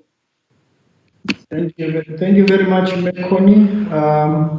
I'll then hand over to, I don't know that Stephen or that Musala is going to do the presentation. You can go through now. Thank you.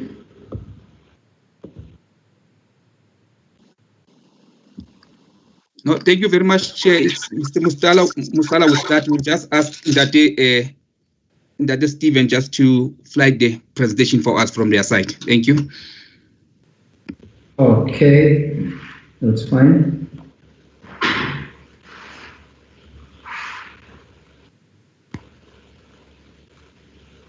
Kanyisa?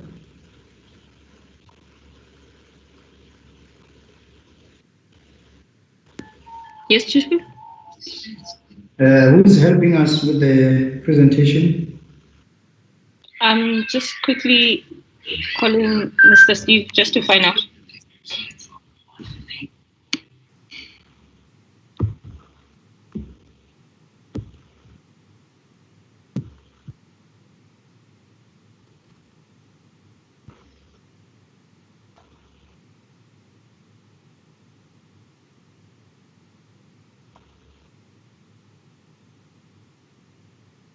Maybe I must just indicate, honorable members, that we have been joined by honorable mayors. I know I've seen Honorable Mayor Marifu Vilagazi from Thabo Mfutsanyana district. Honorable Mayor. Honorable Mayor Vilagazi.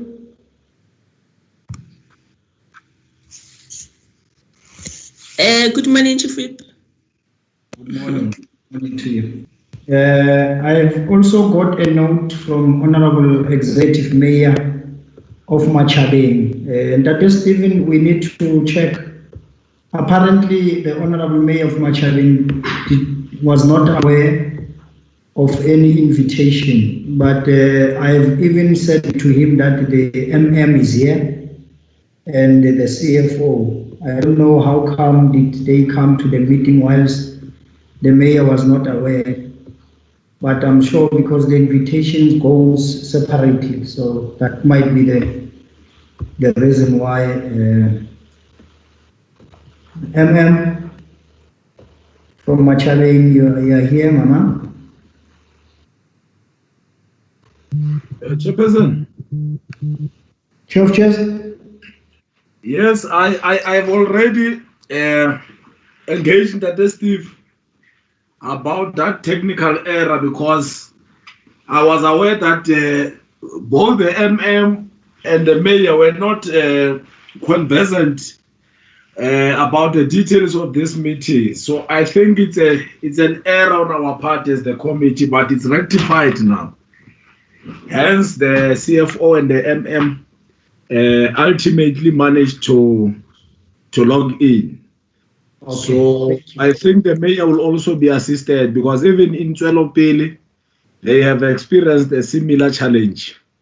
I've only noticed that it's only Nala that managed to log in, the speaker and the chair of the MPEC there. So I think something is wrong with our communication, but we will improve it internally because most of the municipalities in Legislature, Masilonyan and Tokologo, they were a bit in the darkness insofar as these arrangements are concerned. So we'll have to just rekindle our modus operandi in terms of communicating with them. Okay. No, thank you. But thank you very much, Chair of Chairs, for helping us. I know Honorable Mukhoje, the Mayor of Nala, is also here. The Mayor, Honorable Mayor, Mukhoje. Hello, Chairperson. How are you? We don't see you, the Mayor.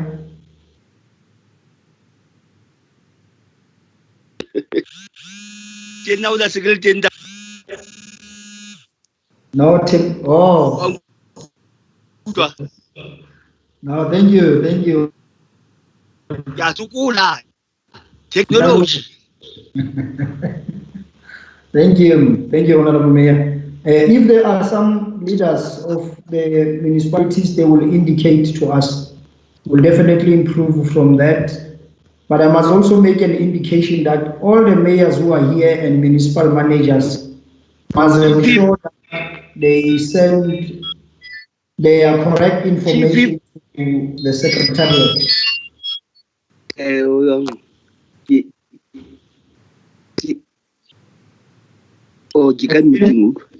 Dadim Sala, we can continue. Honorable Mayor Dadim Khuje, Kuala Maikiwa, that work. Video, thank you.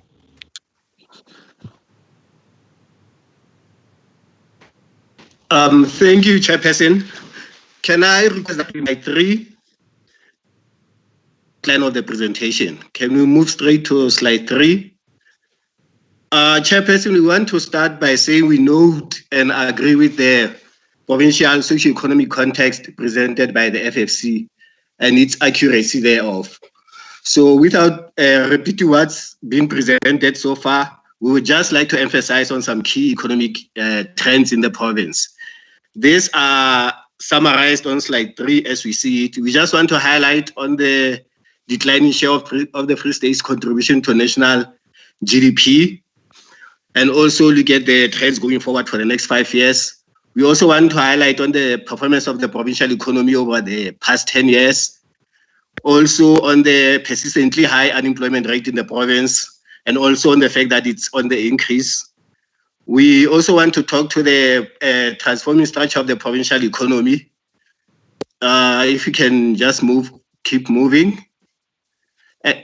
And also on the impact of the provincial, the transforming structure of the economy on the on the level of unemployment in the province.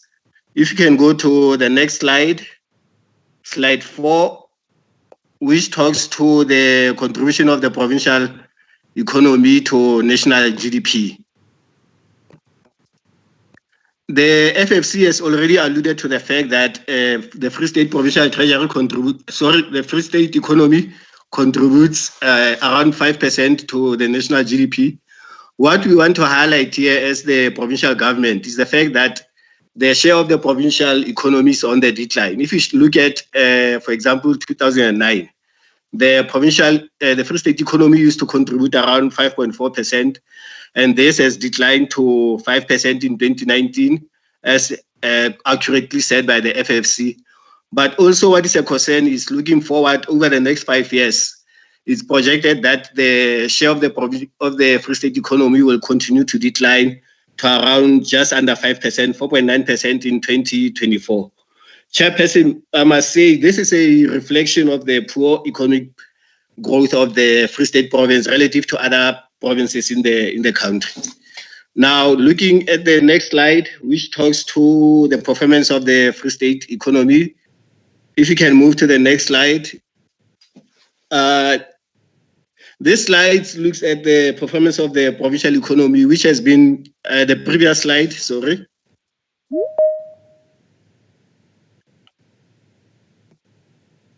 Yes, the slide on the provincial economy, which essentially has been in a recession over the past 5 years, with only a positive growth in 2017 of 1.4%.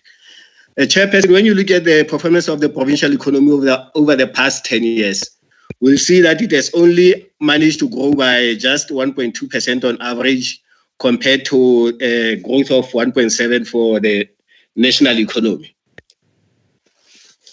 On the next slide, we look at the impact of this poor economic performance on the labor market outcomes. Chairperson, there's been an increase in unemployment rates both for the province and also nationally. If you look at the provincial statistics, in 2010, unemployment in the province was estimated at around 27%, 28%. It has now increased to 35% in 2019. And the latest statistics from State SA in terms of quarterly labor market statistics, it's now estimated to be at around 38% in the first quarter of 2020. This is, as rightly said by the FFC, it's the second highest unemployment rate in the country, with the Eastern Cape having the highest at 40%. And now with the impact of COVID-19, the expectation is that unemployment in the province will increase even further, particularly in the coming quarters. Without a doubt, therefore, Chairperson, job creation is one of the major challenges that are faced by the province at the moment. Now, moving to the next slide, which looks at the structure of the provincial economy. If you can move to the next slide. What we wanted to highlight here, Chairperson, is the continued transformation of the provincial economy from being reliant on on natural resources, which will be your mining and agricultural sector, to be more of a services-driven economy. Our concern, Chairperson, is on the continued decline of the mining sector. If you look at the share of the mining sector, it has declined from around 13% in 2009 to just over 10% in 2019. And the forecasts are that it will decline further to around 8% in 2024. Chairperson, our concern here is guided by the fact that we have a large pool of semi-skilled or unskilled work seekers in the province who would normally find employment in your mining sector. Now, being retrenched in the mining sector, it will be difficult for them to find employment in the services sector, which require, to a large extent, highly skilled individuals. We also want to highlight, Chairperson, the over-reliance or the increasing reliance on the government sector in the Free State economy. If you look at the share of the community services, it's at around, in fact, it has now surpassed 25%, which is a concern for us as a province. Also, when you look at the share of employment, you'll also find that similar trends where government is and it has now become an employer of choice in the province. Now, coming to the last slide on the provincial economy, Chairperson, we just want to highlight the anticipated impact of COVID-19 on the provincial economy. If you look at the year 2020, we project that only agriculture will grow positively in the current year.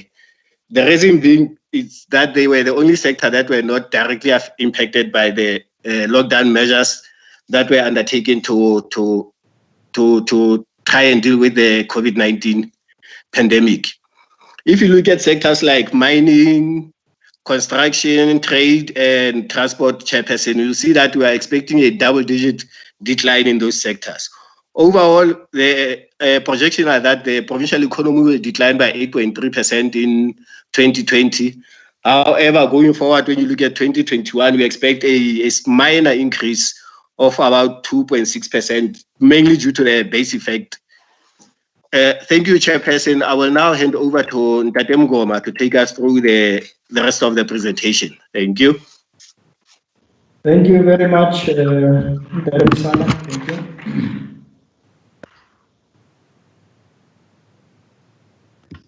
Thank you very much, Chair. Good morning, Chair, honorable members, commissioners, mayors, and colleagues. If you can take me to the next slide.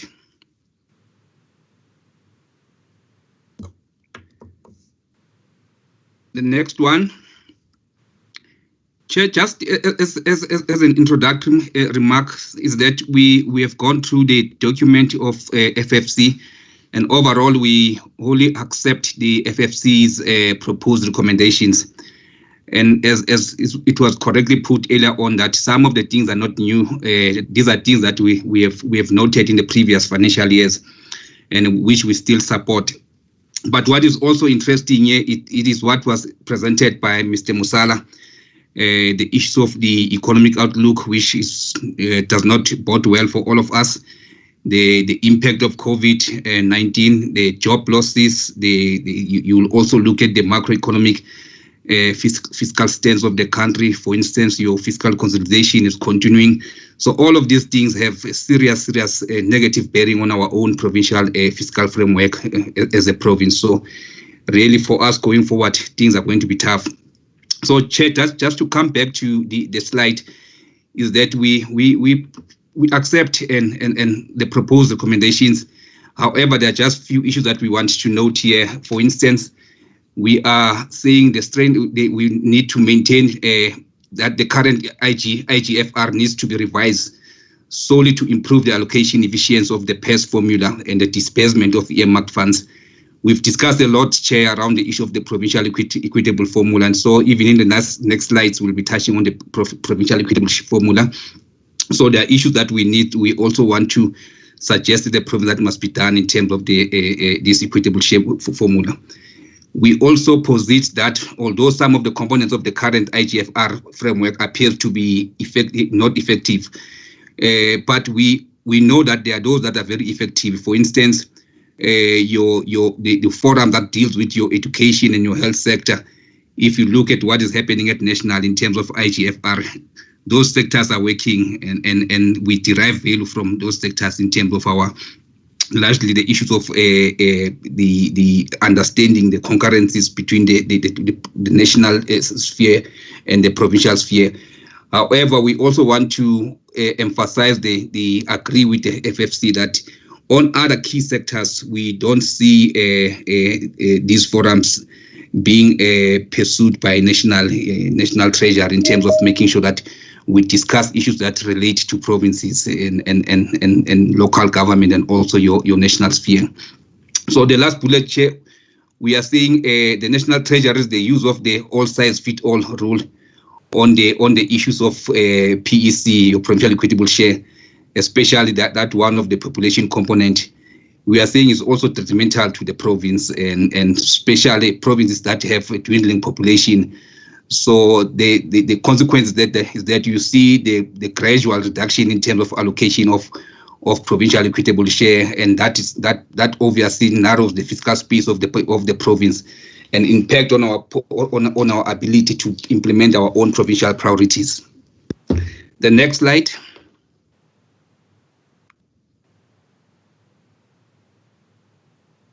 slide 11.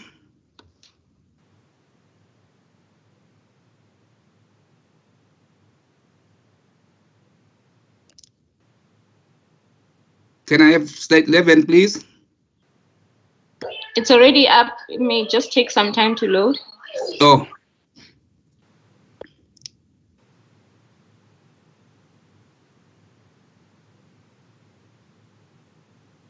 Okay, thank you. Chair, we also, in terms of the recommendation that were given by FFC, we've noted the issue of the costing model for providing services within provinces. But we're also saying that will assist in terms of, for instance, we've been arguing with regard to your provincial equitable share that some of the provinces that are regarded as rural, it becomes very expensive for them in terms of delivering services. So we agree with FFC in terms of the costing model that will allow in terms of providing understanding the costs that are related to providing services, especially in rural areas. We also indicated that the FFC needs to stress that the inclusion of rural and urban components in the PES formula based on province by province and the issue of the rurality and the impact of migration because of the rurality of other provinces. It's something that needs to be emphasized when FFC has a space and presenting their issues, their inputs to National Treasury. And we also, as a province, propose that FFC should stress the importance of a coordinated and concerted efforts between your National Treasury, your national and provincial departments on the issue of the increasing wage bill, which is giving all of us as provinces serious fiscal problems. So it's one issue that we need to make sure that as FFC we encourage coming together of all these key stakeholders and coming with key strategies in terms of how do we deal with this increasing wage bill. So we support that recommendation. The next bullet, Chair, we also indicated that we need to have some kind of amicable consensus between National Treasury, your national departments, provincial departments, to urgently deal with the issue of unfunded provincial mandates. For example, the issue of the salary increment that we've been talking about all these years, and that has serious bearing on our fiscal framework as provinces. We're not part in terms of the agreements, but we as provinces have to carry the burden of implementing this salary increment. So those are the issues that we think must form part of your discussion as FFC in terms of how do we assist the province in dealing with these unfunded mandates that some of them come from national departments. So those are the issues that will assist us going forward if they were to be considered. We also implore the FFC to use its influence voice to emphasize the provincial recommendation on IGFR and PES structure. So what we have indicated in the last, for instance, the issue of rurality, the issue of the unfunded mandate, and the issue of making sure that we revive other IGFR structures in terms of discussions, the concurrence between the provinces and your national and your local government, just to use your voice, your influencing voice in terms of making sure that these things are attended to and are implemented, or we revive them. The next slide.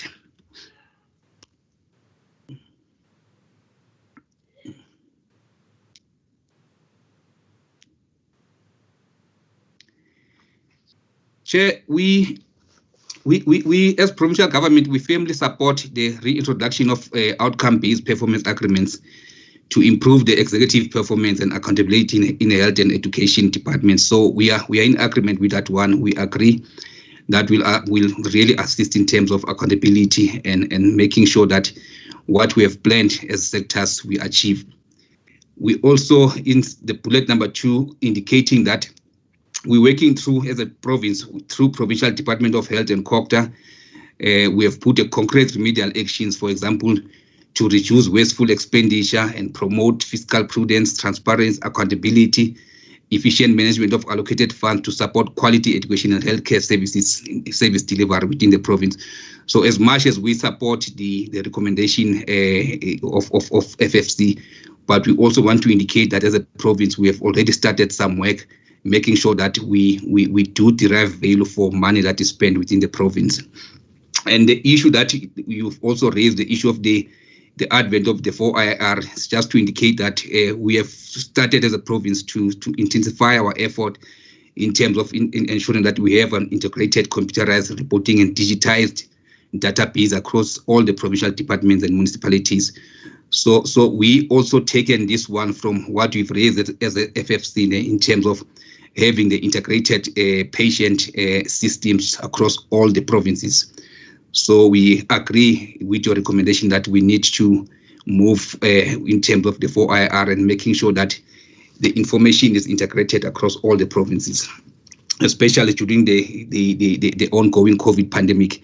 So if we were to have the systems that allow us to track even your issues of your healthcare services, and if you move from one province to the next province, we are able to track the developments in terms of what services have been offered to our patients. So I think if we align ourselves to 4IR and agree in terms of the integrated IT systems, we'll go a long way in dealing with our challenges. Then the last bullet talks to emanating from the FFC insightful recommendations. As a province, we intend to communicate with the Provincial Department of Health and States SSA to review the feasibility of conducting a demographic and health-related surveys in the province so that we can improve service delivery, food security and welfare. So we agree with that recommendation that even the issue of the limited data that we are not using and is available if you go in the website of so many research houses, there's a lot of information that we can use in terms of allowing ourselves as a province to cost our services and maybe to track our performance with these key performance indicators that we are not using. So we agree on that one. The next slide.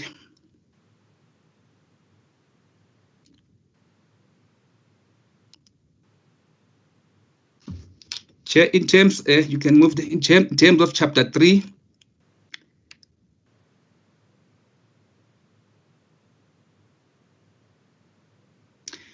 Chair, we wholly agree with FFC analysis in terms of the impact of COVID-19 on the national economy, the widening income inequality that comes along, as well as the suggested recommendation to redress these developing socio-economic difficulties.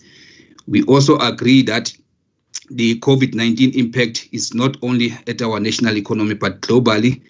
We have noted the declining global trades, which will definitely have impact on our own national economy and our provincial economies. So we do agree in terms of the debilitating impact of COVID-19.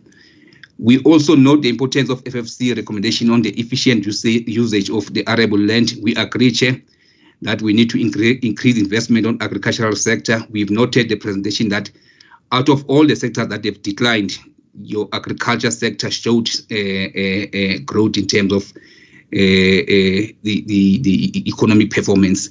So we agree that we need to use the arable land and also put more investment on agriculture.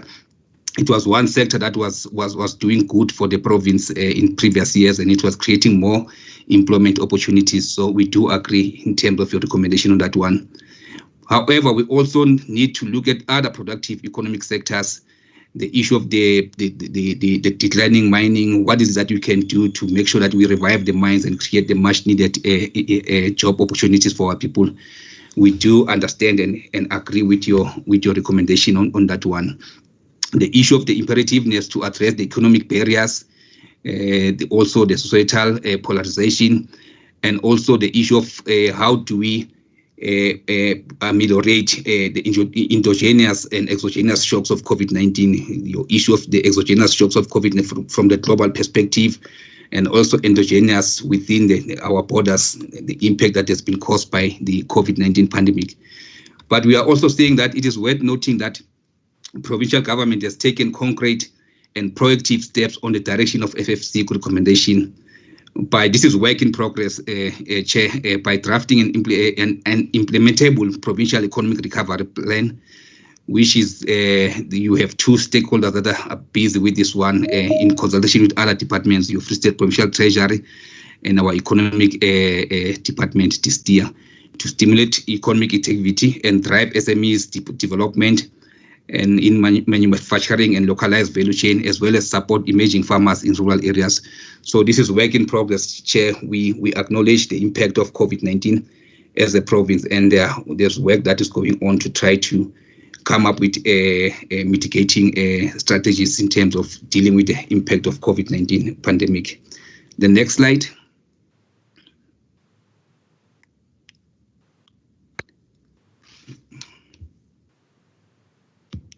Slide 15, it's quite a bit slow.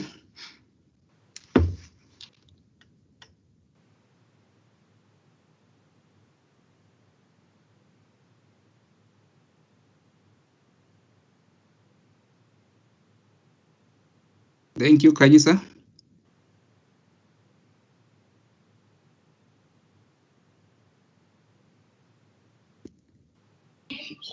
Hello, sir. Are you seeing? Yeah, I'm just waiting for the slide to. I don't see. It's not complete on my side. The first bullet is not reflected. Okay, I'll rerun it again. Okay.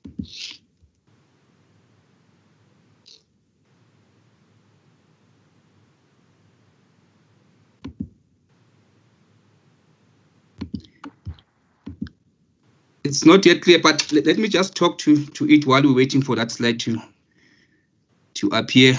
Chair, in terms of the slide here, I think the first bullet talks to gearing towards an inclusive provincial economy. We've indicated that as a province, we intend to prioritize the development of township economy through enhancing programs. That is, this program will be led by Distia and Kokta. We've also indicated, Chair, that as a province, we're working towards strengthening the functionality of LEDs, your local economic within municipalities programs.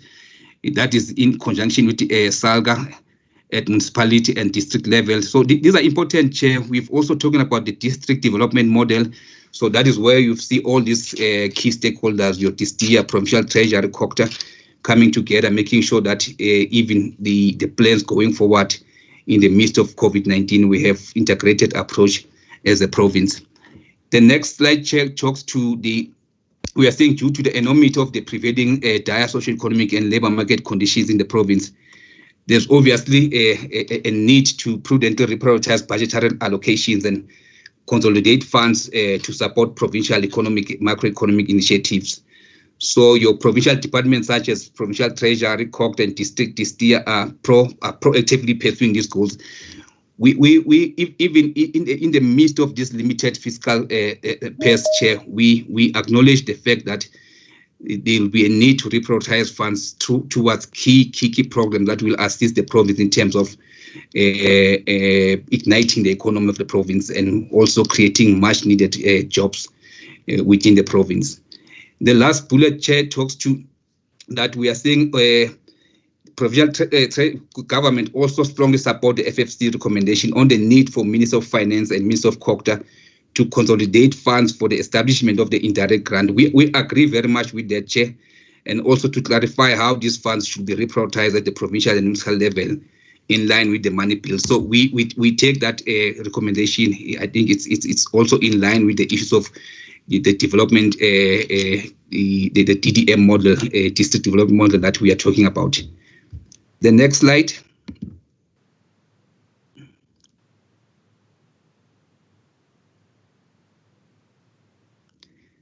Chair, in terms of chapter 4,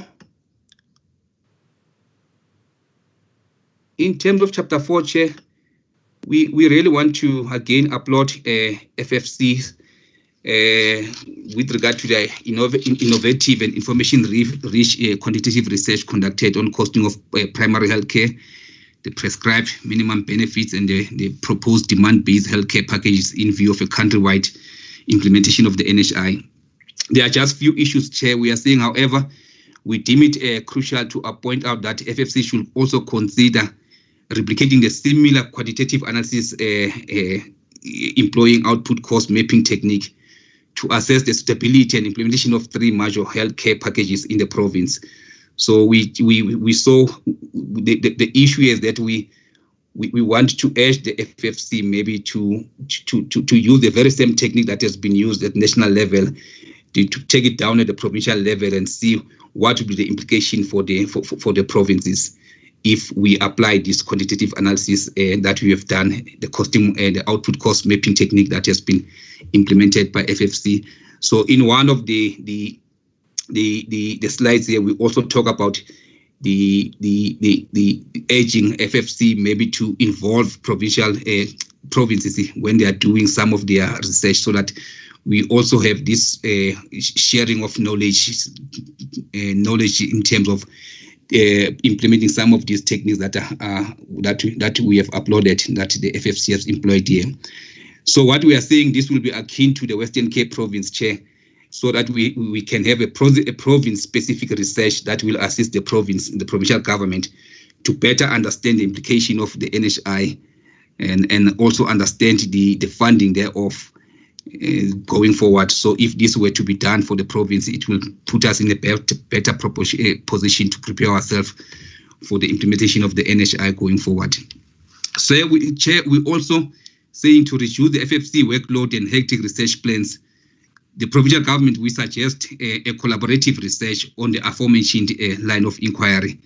So we're not saying only you can do it alone. We want to do this thing in collaborative with FFC, and also we can also be facilitated within researchers within Provincial Department of Health.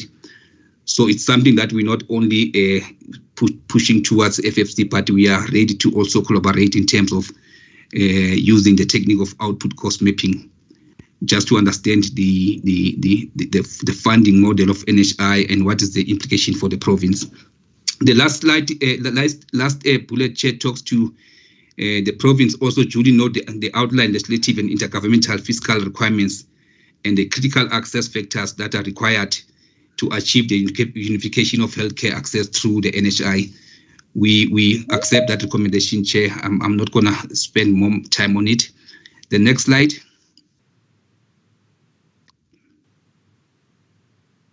Slide 18.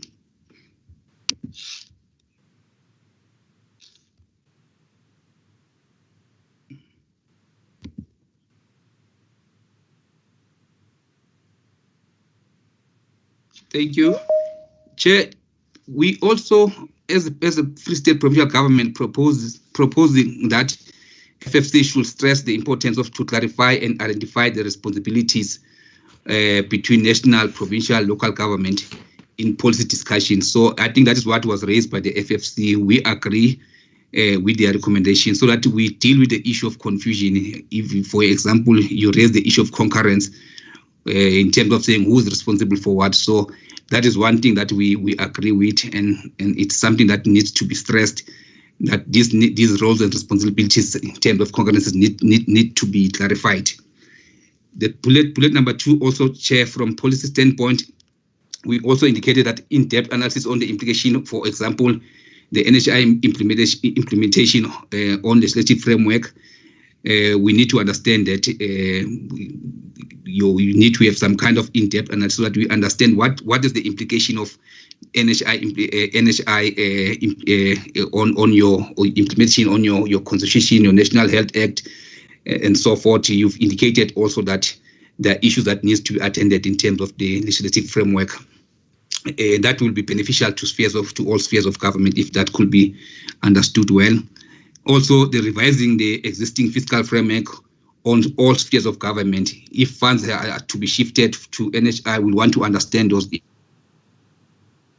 to raise these issues in their own presentation. So we agree that we need some clarity going forward so that we plan better going forward. We also indicated that FFC should consider investigating alternative sources of funding to successful implementing of NHI at national, provincial, and municipal level. So obviously we are in a very constrained fiscal space. You've indicated the issue, the level of borrowing that is happening at national level, the projected budget deficit, and you can also throw in the issue of the projected shortfall in terms of revenue at national and provincial levels. So we'll need also to look at other sources of funding for successful implementation of the NHI at all spheres of government. And we've indicated that analytical research on this line of inquiry ideally should be based on province by province cases for an effective fiscal planning and policy setting. So the issue of planning is quite important for provinces. The last bullet talks to the fulfillment of these additional tasks will strengthen the significant advisor role of the FFC and influence their own coordinated fiscal policy planning. So the issues will also, we're raising the issue, strengthen your position as FFC, and also assist us in terms of making sure that there is coordinated fiscal policy planning going forward. The next slide.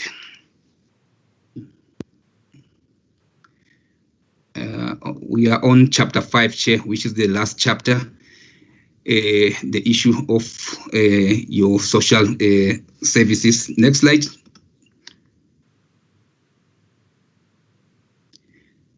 Chair, we are in agreement with FFC recommendations on the need for targeted and adequate funding to upscale ECD programs, subsidize funding for AD learning programs, the formalization of ECD career path, intensifying infrastructure investment and professional development of ECD. We are in agreement with your recommendation as FFC.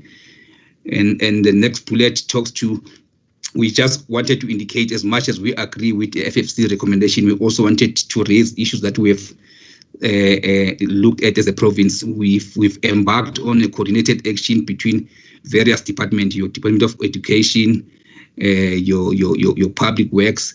We had corrected this slide, Chair. It's not COGTA, your social development, in terms of making sure that we work towards prioritizing fund towards ECD programs and provision of much needed infrastructure in that environment. So there is already work that is discussions around those issues within the province. We understand the importance of ECDs. Hence, we are seeing even in the very limited space, fiscal space, we need to make sure that there are funds available for ECD programs. But we also agree with FFC that you need to push this issue of making sure that there are enough funds available for ECD programs at national level. The bullet number 3, we've indicated that working through the Provincial Department of Education, we will continue as a province to lead effective implementation of National School Nutrition Program and learners transportation system, especially to assist also within the ECD programs and your secondary schools with the main objective to facilitate an inclusive education system. So you've spoken about inclusive education system. There's a lot of things that we've raised around inclusive education system. We are in agreement with your recommendation, and hence we're indicating that what is that we are doing as a province to make sure that in our own limited space, limited fiscal budgetary constraints, these are things that we are doing to make sure that we promote inclusive, not only promote, but we make sure that there is inclusive education system within the province. Chair, the last bullet talks to for proper funding. Provincial government is conducting. We are also conducting a research on the feasibility of implementing a gender-responsive budget. This is what we have already started as a province, Chair. And in our view, it will also assist in terms of the issues of your ECDs programs. Because what we want to do in terms of gender-responsive budgeting is to make sure that we prioritize fiscal allocation to developmental programs in the existing budget, specifically targeting your children and women. So these are the key stakeholders within your ECDs. So we have already started this gender-based, gender-responsive budgeting as a province. And we also wanted to indicate this is the first of its kind that has been done so far. We know there's some that was done by Department of Women, but this one that is provincial specific, it's first of its kind. So we in a way, the long and short of it is that we agree with your recommendation as FFC, and we also wanted to indicate issues that we are doing as a province to support your recommendations. Next slide.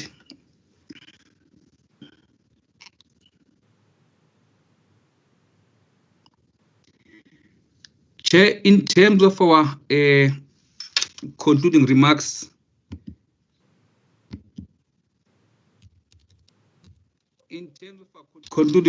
Chair, we are saying as a provincial government, we really appreciate the sterling efforts and unyielding commitment of FFC for conducting high quality research to reinforce the recommendations that have been furnished for 2021-22 Division of Revenue. Also, Chair, we also indicated that the macroeconomic and socio-economic discourse in the 21-22 submission adequately address prevailing economic, the fiscal and infrastructural and service delivery challenges in South Africa to a large extent. So it's a comprehensive report, Chair. It's a comprehensive, these are comprehensive recommendations that covers a lot of issues that are key in terms of our understanding as a province, the issue of infrastructure, your macroeconomic stance, your discourse, your socio-economic challenges. So we do agree with the recommendations. Going forward, Chair, as a province, we propose that FFC should endeavor to initiate a kind of a rotational provincial specific research program, maybe to provide a customized and innovative solutions as well as policy recommendation to assist provincial governments or departments to adopt an effective fiscal and economic policies. These are kind of a research that will be rotational, but will be provincial specific, so that they look in terms of our own challenges as a province. For instance, we've spoken about the protection of your social services, your education, health, and social development. But we also want to do these things within the understanding of what are the socio-economic challenges of the province, what is the fiscal position of the province to deal with these issues. So if we had some kind of specific provincial specific research programs, I think it will assist to dig deep and understand our issues in the province and how do we deal with these challenges going forward as a province. Bullet number 4, Chair, talks to the FFC findings and recommendations from provincial specific research will bring to the fore and also facilitate a robust discussion on cogent policy-related issues facing the province. I think this is what I've just indicated now. So once we have that kind of a specific provincial research programs, it will assist us to understand deeper the issues that are facing us as a province. Also maybe we've indicated that on cogent policy-related issues facing the province during the discussions on your other forums. We've spoken about the executive meeting at national, your NCOP, and other fora at national level, your national treasurer, and so forth. Chair, we've also indicated that FFC can deepen its respected advisory role at the provincial level by encouraging a continuous consultative process with the Free State provincial government, the executive, the mayors, the municipal managers. It is our view that if we can have a continuous consultative process. I know some of these consultative sessions are legislated, but if we can have some that we can be able to discuss with our provincial government in terms of discussing the fiscal issues, the policy reforms, the implications to the provinces and so forth, I think that will assist quite great for the province. Chair, I think those were the issues in terms of going through the submission of the FFC, their presentation, their documents. So in overall, we agree with most of the recommendations that were given, submitted for Division of Revenue Bills 2021-22 Division of Revenue Bill. We agree, Chair. We agree with their recommendation. We also agree that some of the issues are not new. These are the issues that have been there for many years. So we do agree. And the issue that maybe we need to emphasize that we quite sure that the Chair will also want and the members will want to emphasize is the issue of the provincial equitable share. It has been indicated earlier on that if you look at the component of the provincial equitable share formula, you have your health, you have your education, you have your population, you have your economic activity. Some of these things are not favorable to other provinces. For instance, you have already noted the impact of the COVID-19 going forward. One of the component is your economic activity of the province. Ours is already, the outlook is that it's going to decline. The issues of the rurality in terms of delivering the services, those are the issues that even in ourselves as national treasury, as provincial treasury chair, we are raising with national treasury in our discussions, that it is quite expensive for rural provinces to deliver services. For your transport, your patient transport your patient transports, that transport, the combis that you normally see on the road transporting patients from Kwakwa, from Harib to your central hospital, University and Pelenome, they travel a long distance. It becomes very expensive to deliver services. So those are the issues that we are raising, that we need to look at these issues. And also we agree with FFC in terms of the population. We need to refine the issue of population, understand the composition of the population.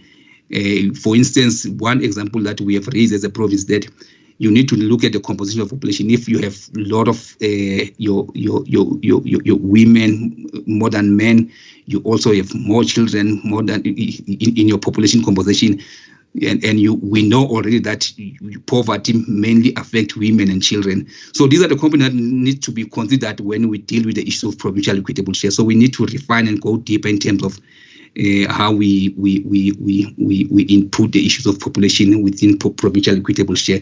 Chair, I think those are the issues that we have raised in terms of the submissions, but overall we agree with their recommendation. Thank you very much, Chair. Thank you very much, Dr. Stephen.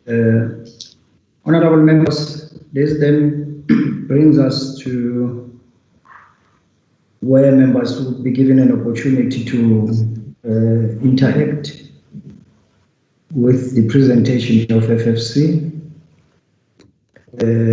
also to talk to what the Provincial Treasurer has been cited on today's interaction.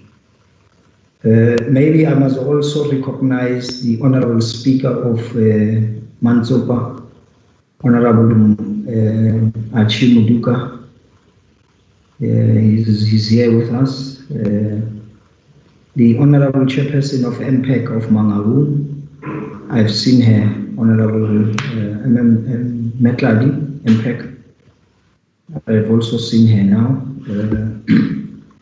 Maybe if there are any other members from the local sphere, and I'm sure I just have to note, honorable members, this is your time. Members of the Portfolio Committee of ProPEC Finance and Public Accounts. I've noted Honorable Chair of Chairs. Can I see other hands? Honorable Van Vieren. Any other hands? For now, it's only 2 hands. We'll get another indication from honorable members. Honorable Chair of Chairs.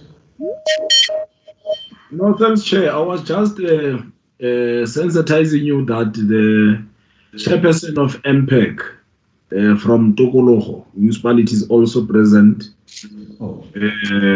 That is the only indication I wanted to make, but I will engage the discussion later on, Chair. Let me afford other members an opportunity. Can I just get an indication, Honorable Councillor MPEC from Zolopile? I did not get the name. I'm sorry. It's Honorable Ditirama Homo. Oh, thank you very much. You are noted, my leader. Honorable Van Vieren. Oh, I have also noted the officials. I know that the Mohubu also she's here, and other CFOs from other municipalities. Honorable Van Vieren. Thank you, Chair, and let me also thank the presentations from FFC and Treasury. My first question is, and I think this is something that the Free State struggled with for many years, to actually influence the budget and influence the division of revenue and perhaps the formula behind that all.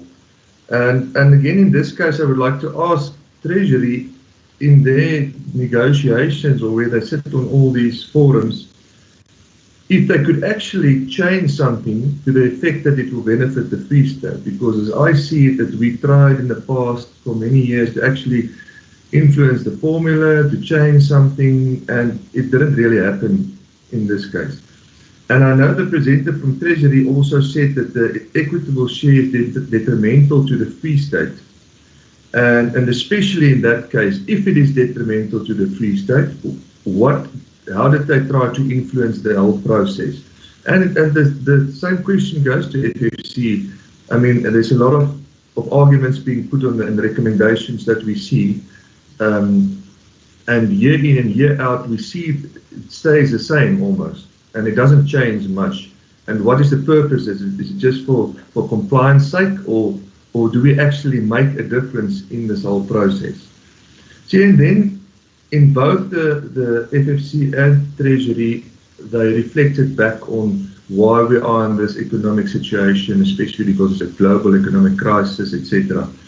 But I haven't heard anything from both of them in regards of corruption and the fact that there's malfeasance taking place.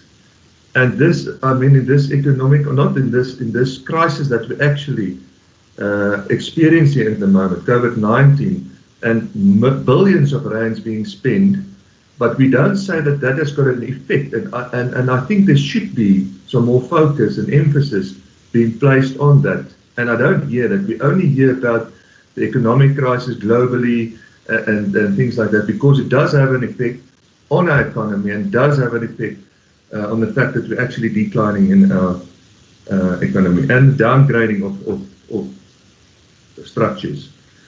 Then, Chair, I think we should also, there was referred to the fact that agriculture is growing, I think, nationally by 15.1%.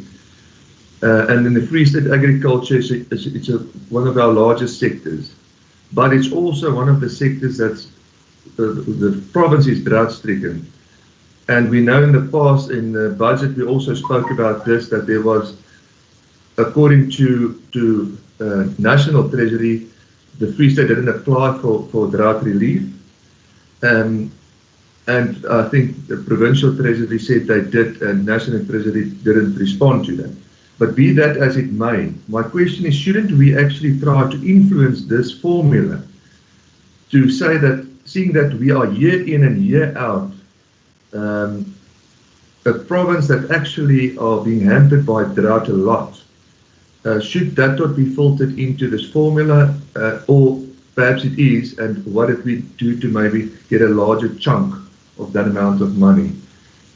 I think currently there's only 6 million rand made available in our budget for that, and I think it is something that we should look at, especially when there's a drought experience this year. We will only see the effect of that 2 years later. So it is quite an important thing that we should keep in mind. And Chair, what bothers me also is that National or Provincial Treasury also said that, and they referred to the growth in unemployment, and that they would want to stimulate the economy by looking at manufacturing sector and emerging farmers. This is something that we hear every year, and nothing is being done by that. So I think the province should also take responsibility in the fact that we actually propagate something and we put something out there, but we cannot let that realize. That's my input. Thank you, Chair.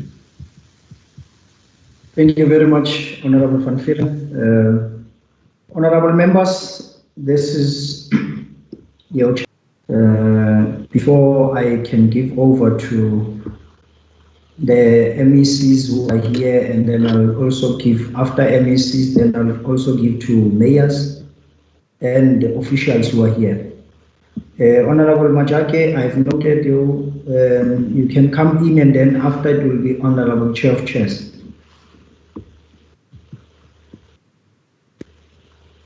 Your mic. Sure. Morning. Do you hear me, Chief Whip? Are you able to hear me? Oh, thank you very much, Chief Whip. And then, it's not yet afternoon. Good morning to you, my colleagues, honorable members, honorable members from municipalities, mayors, speakers, whips, FFC, Prof and the team, MEC Khadija Brown and the team. Chair, it's a very interesting day. I mean, this meeting after engaging in other activities that are equally important, but I felt equally this meeting is important because maybe if one miss it at this stage, at the end, the product will be the one which one will not have made input and all of that. So I must confess, my attention is divided. We are fighting a big thing here. We are fighting a white monopoly capital, which is an octopus with many tentacles. You cut one tentacle, the other one emerges and all of that. And I'm sure it is even relevant to the topic today that we are discussing here. Because monopoly capital, white monopoly capital has ensured that the structural adjustment of our South African economy doesn't change. It stays as it was pre-1994. We are on the 26th April 1994. We have not voted yet on the 27th April 1994 in terms of what must happen. The status quo at the present moment is such that the status quo is that one of pre-27 April 1994. And I will illustrate that. First and foremost, we are having this FFC meeting in an environment where in the public discourse, there is an argument whether South African economy has declined by 51% or not. Be as it may be, whether it's 51% decline or it is not, as the defenders of white monopoly capital want us to believe that everything is well and it's well and good. Be as it may be, the fact of the matter is we are at a stage where the economy is not good. In fact, we are at a technical recess if we are not in the real recess. I've heard the presentation from one of our colleagues here in Free State in responding to the FFC. He says the Free State province for the past 10 years, its economy has not been able to grow more than 1.2%, if I've heard him correctly. Chair, if I heard the presenter correctly, that's what he said. He said the Free State province economy has not been able to grow for more than over 1.2% in the past 10 years. So you can see that the structural adjustment is still as it is on 26 April 1994. And there is a reason for that, which I must accept. Ours was a negotiated settlement, as Prof once said in one of the interactions. And that negotiated settlement, Chair, has brought a huge implication on what must happen. So I want to curtail my issues. I thought that background is very important in terms of what is happening in the country at the present moment, and even on the strike that some of us personally are engaged in confronting white monopoly capital day in, day out. And what is worse, it is during BICO week. You know, the worst weapon in your oppressor, it's a mind of an oppressed. Technically, this white monopoly capital outlet that we are taking now has made that advert during Steve Biko Day, so that they focused us. So it is quite an important thing. I want to go straight to my issues so that I sum up issues. We will forever. Keep in mind. will forever propagate for a situation where 60% of what bothers me also is that national or provincial treasury also said that municipalities, and then 40% remain at. They also said that, and they referred to the growth in unemployment, and that they would want to stimulate the economy by looking at a minimum of 50% of funds that are allocated to local municipalities, manufacturing sector and emerging farmers. This is something to deliver services, even if they get we hear every year. We will forever advocate and propagate, and nothing is being done by that. For bringing to an end. So I think the province should also take responsibility in the fact that we actually because even the 500 billion that was here propagate something and we put something out there, but we cannot. It's becoming clearer and clearer on a daily basis. Let them realize. That's fine, but thank you. Through illicit financial flows, it might have gone to these other European countries through. Thank you very much, Honorable Van Vieren. Legal and all of that. Day in, day out, we are beginning to suspect and believe that is what has happened. Honorable members, this will is forever propagate the South African Reserve Bank because we know how that can help our economy and all of that.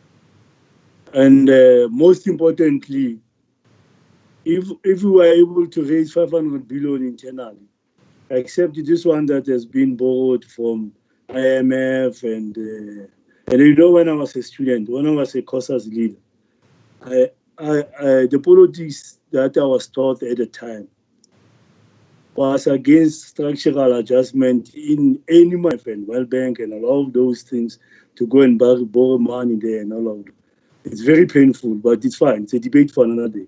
All I'm saying now is that if we were able to raise 500 billion internally as the country, then it means as a stimulus package in terms of COVID-19, it means we can be able to create a sovereign wealth fund that will be able to assist us as a country. Chair, lastly, Chair, I think we are at a time where we can turn a corner and allow our country to create a state bank that will engage with these other financial banks on an equal footing and all of that, so that we're able to help our people. So, in the nutshell, I've avoided to get into details of the presentations of FFC and our provincial treasurer. I just thought, because of the atmosphere prevailing, even when I leave this meeting, going to lead from the front, I thought I should just come here and present our policy framework. This is what we will envisage to see going forward, and I'm sure this time around the FFC will take into consideration some of the inputs that we are making, unless it will continuously regard us as a conveyor belt. Continuously consider us as a conveyor belt, consider us as a transmitter of whatever decisions that have been taken at the national level and all of that. We want to give this process a benefit of the doubt, that this time around it might not be what has been happening in the past and all of that. Thank you very much. Aluta, continue. Thank you, Honorable Majake. Honorable Chair of Chairs, Honorable Buti. Thank you very much, Chairperson, and greetings to members of the Commission, the MECs, departments and municipalities that are present, and the Auditor General of South Africa. Chairperson, let me welcome all the presentations that were just demonstrated now by both the FFC and the Treasury. And indeed, begin by acknowledging a very crucial point that is being made in a form of a recommendation by the FFC for the fact that they appreciate a concurrence nature of responsibility that exists amongst national and provincial departments. That on its own, it's a matter that sparks a very interesting debate, because you would realize that national departments, empowered and resourced as they are, happen to duplicate some of the responsibilities that are done by provincial departments. And in the absence of a unitary and proper coordination between the two stakeholders, a lot of projects and resources are wasted in the process. And that on its own, it affects our fiscals quite negatively. And there is no consistent assessment of this particular contradiction. From time to time, when there is a failure, it is directed to the province. But you'll realize that most of these projects that at times are not realizing their ultimate objective are the national projects with a limited responsibility or leadership role on the part of the province or the municipality. You will be told that it is an interference when the municipality has to deal directly with stakeholders and the community in particular. That on its own, it's a matter that must be located properly to national. And secondly, we need to understand today, we be made to understand by both the FFC and Treasury as to what is their role pertaining the process of influencing the formula. Because issues that you are raising today are not new.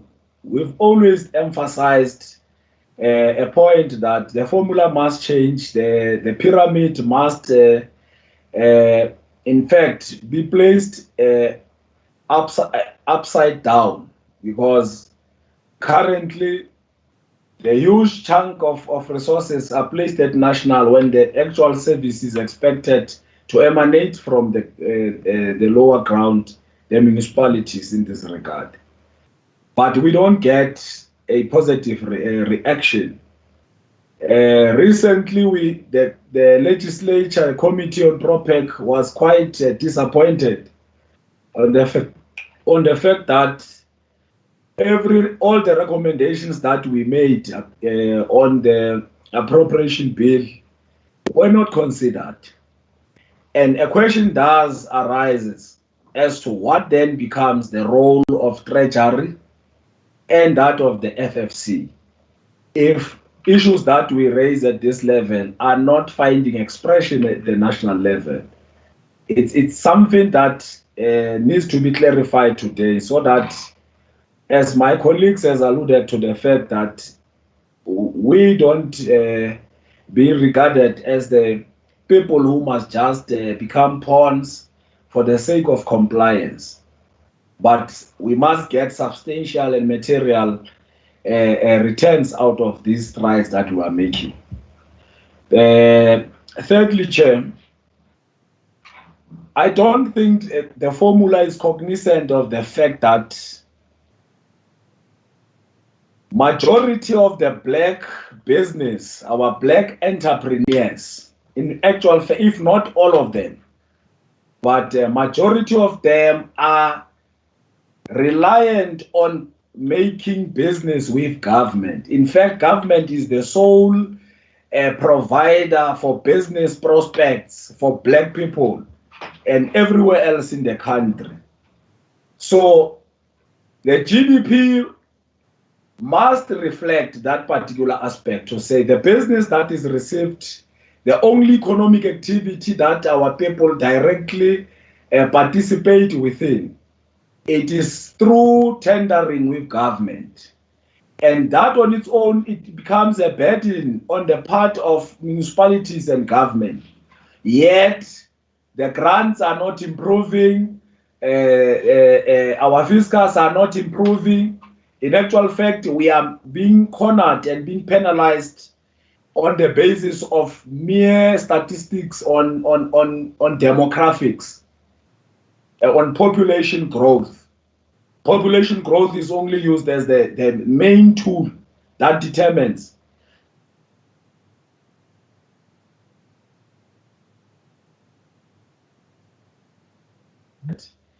are still dominated by the white monopoly capital. And there is no way that in the form of white monopoly, there is no way that it accounts on its part of creating more opportunities for the majority in this country.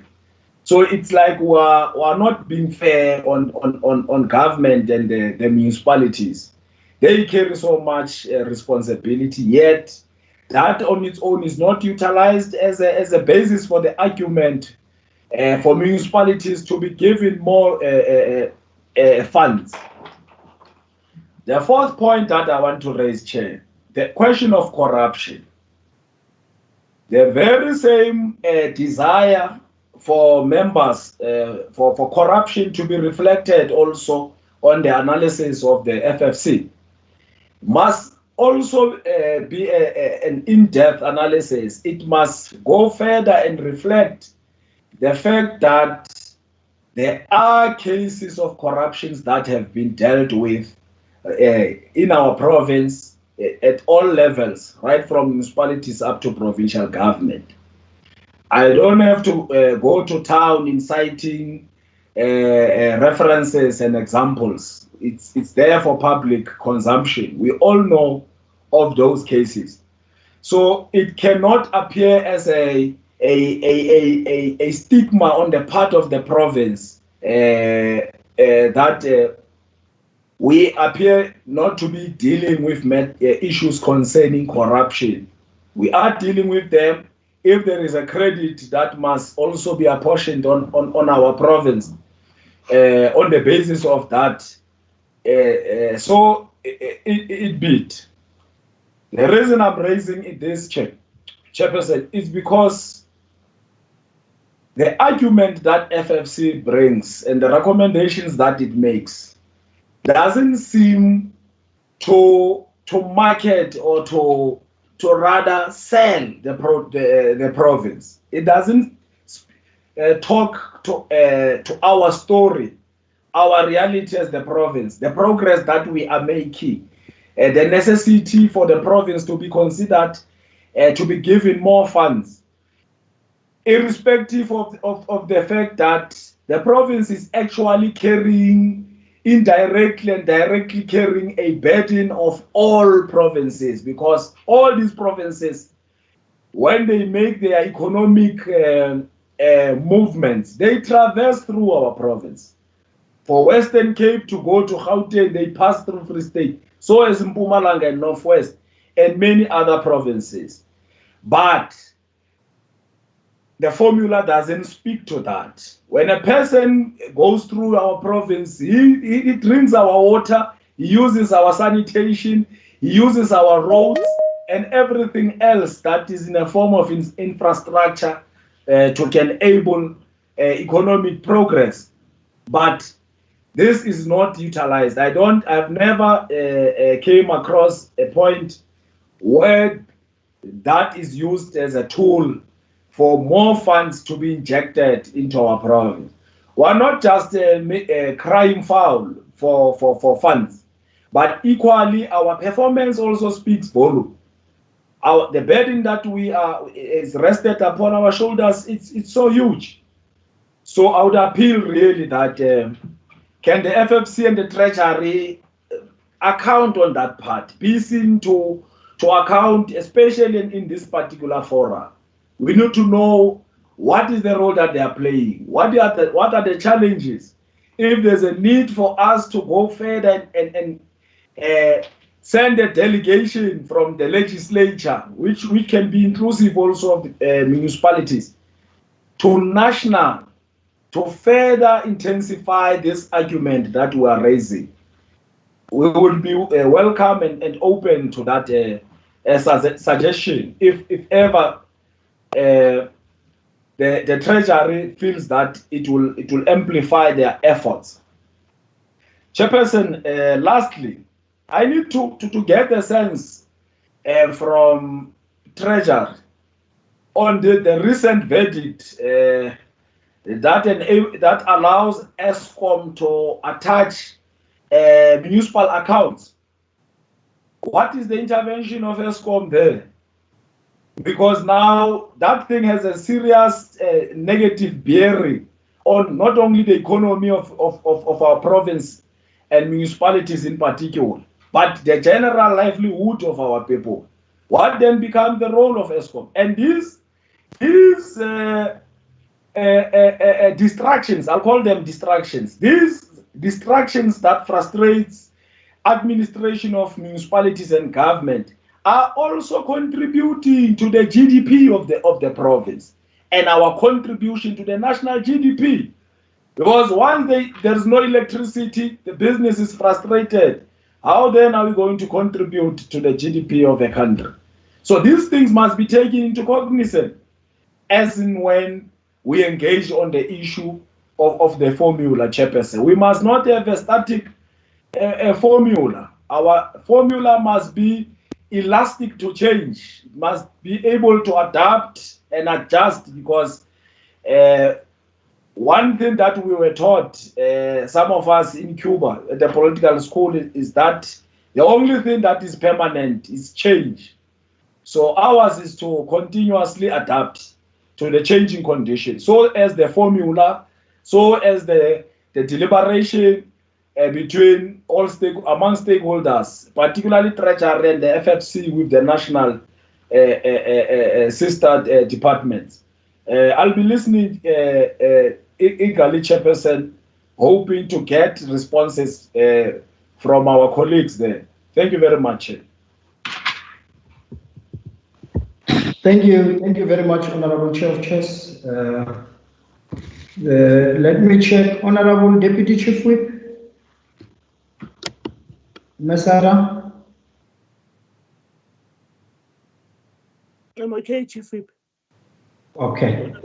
Chief of Chairs have covered me. Okay. Honorable Chairs, my apology. Chair, my apologies for interjecting you there. From time to time, I'll keep on updating you on the presence of our colleagues from our municipalities. We have been long joined by the MM of Tselopele, local municipality member Tirom Khupudi. I'll also communicate others as and when they join here. The Machabeng, the CFO, is also here. As you have also acknowledged the presence of the MM. Thank you very much. Thank you, Chair of Chairs. Honorable members, I think it was just an oversight. I just made a serious mistake where we did not observe a moment of silence for the passing on of a councillor, the Speaker of Legislature, Honorable Tatemuruti Lengwabana, who is no more. May his soul rest in peace. And I just wanted that the meeting should note that we have also passed. He has also passed on, and I also know that there are some of our own colleagues and our comrades who have passed on, and I know that one of the person that is our comrade is Comrade Skila Kandi, who is residing in Tue Strait. He has also passed on. May his soul rest in peace on behalf of everyone. So I just wanted all of us to note it, because it might happen that the mayor, she's attending to the preparations, or I think they're having something today. But I've also noted the CFO, if I'm not aware of Dihlabeng.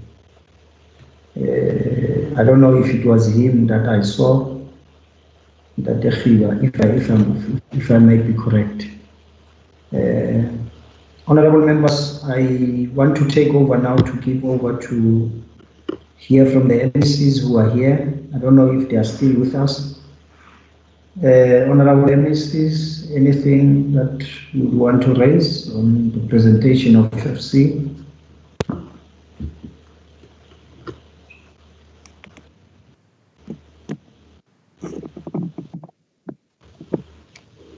Honorable MC Tabate.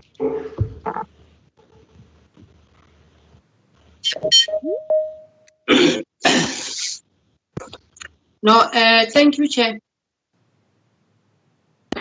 Let me appreciate the invitation. Greetings to all chairperson, members of the committee, MEC Brown and the collective, mayors and speakers, councillors, MMs, the office of the AG, the FFC, the Department of Social Development Chair is represented also by the HOD and all the chief directors. Chair, I can't say much except to say I appreciate the presentations both of FFC and of Treasury on behalf of the Free State.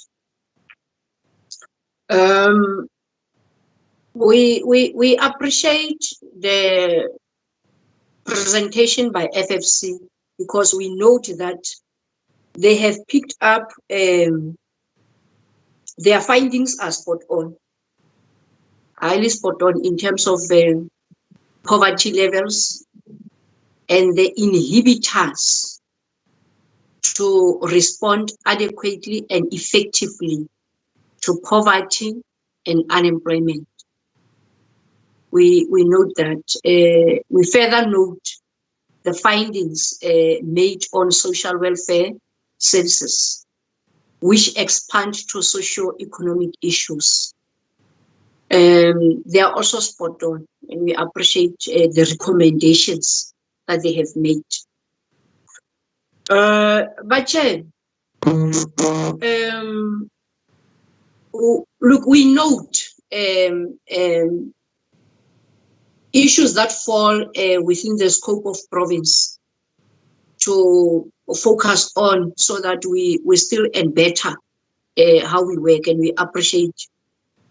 But to me, these engagements will be more fruitful if they can address the real issues. You know, Prof. Plaki, Mayor Elsabi Rockman, Mr. Trevor Fowler, they've been long in government, and some of them have been political leaders. So we are not talking to people who do not know the challenges. We don't talk to people who don't know our frustrations. The only thing is, if these sessions, therefore, because we are presenting to people who have already made an analysis, a correct one, people who know by experience what we are going through and what are our challenges. So if these interactions could help, and we are relying on them, that these invisible doors, they should unlock them. This invisible ceiling that blocks the government to work effectively and efficiently and be an essence within the communities by responding to service delivery. If they could help to unlock those, then we would say these engagements are effective. And I agree fully with the chair of chairs when he says we knock at all the doors, we make all the presentations, we are invited to all the committees to present on our challenges, and we always indicate our lack of resources to respond to other things, but it never happens, including the model for funding for all the provinces. We have been raising that. We don't see anything that says this is how we are responding to the issues that you have been raising. And that is what is a great challenge. Hence, I am saying, I hope today, as we are sitting like this, this meeting will be fruitful. We would not sit for the whole day here for nothing. It will be fruitful to begin to change how things are happening. For us, we will be very happy the day the FFC would help to advise all on all the municipalities of Karib. How can they be financially viable? How can Tukuluho be financially viable when it does not have anything as something that can boost the economy or something that can help them in terms of their own revenue? How do we hope for them to survive? As long as we are not dealing with such things and therefore saying, how are they then supposed to be assisted to survive as a municipality and to continue giving services to people and to help them that the economy should improve? I don't know why are we having these sessions. I don't know what is it that we are discussing, but I still have that hope that with the leadership that I have seen attending this meeting here today, that I know that they know, I have hope that will go somewhere. Thank you, Chair. Thank you. Thank you very much, Honorable MEC. I must also actually recognize all the HODs that are here. In fact, before we close, we'll definitely want to go through the register. The reason being that we want to really take ourselves very serious and see who is not here, who's supposed to be here, because it wouldn't be helping us when the leadership of this parliament and also the members of executive, the likes of the MECs that are really seeking for these interventions and help, whilst the implementers are not part of us and they are not here. So that is why we will have to recommend harshly to municipalities as we do our oversight and work, because really we can't be allowing the current situation, because it is really affecting the people on the ground. Our communities, the masses of our people really need our help. All of us, we have been elected by different constituencies to serve them in this parliament and in our own respective work. So it is important that all of us, we fully participate and we honor our responsibility. So I don't know if MEC, she's here also, just to talk to the presentation of FFC. Mehadisha? Okay. If she's... Yeah, thank you very much, Chair. Yes, I'd just like to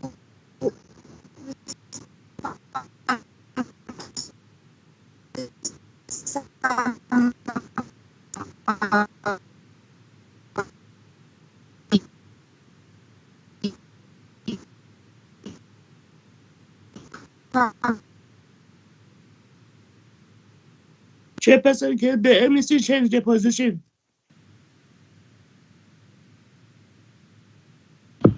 Honorable MEC, you have freezed now. You are also breaking off. I don't know if that Steve, are you Yeah, able? I'm here. Can you hear me now?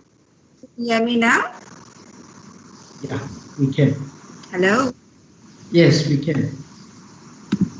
Chi? We can hear you now. Okay, let me take off my camera. It might affect the Wi-Fi. But as I started the process today, Chair, I had also advised that, you know, for the province, we would have loved to have some more time to engage with local.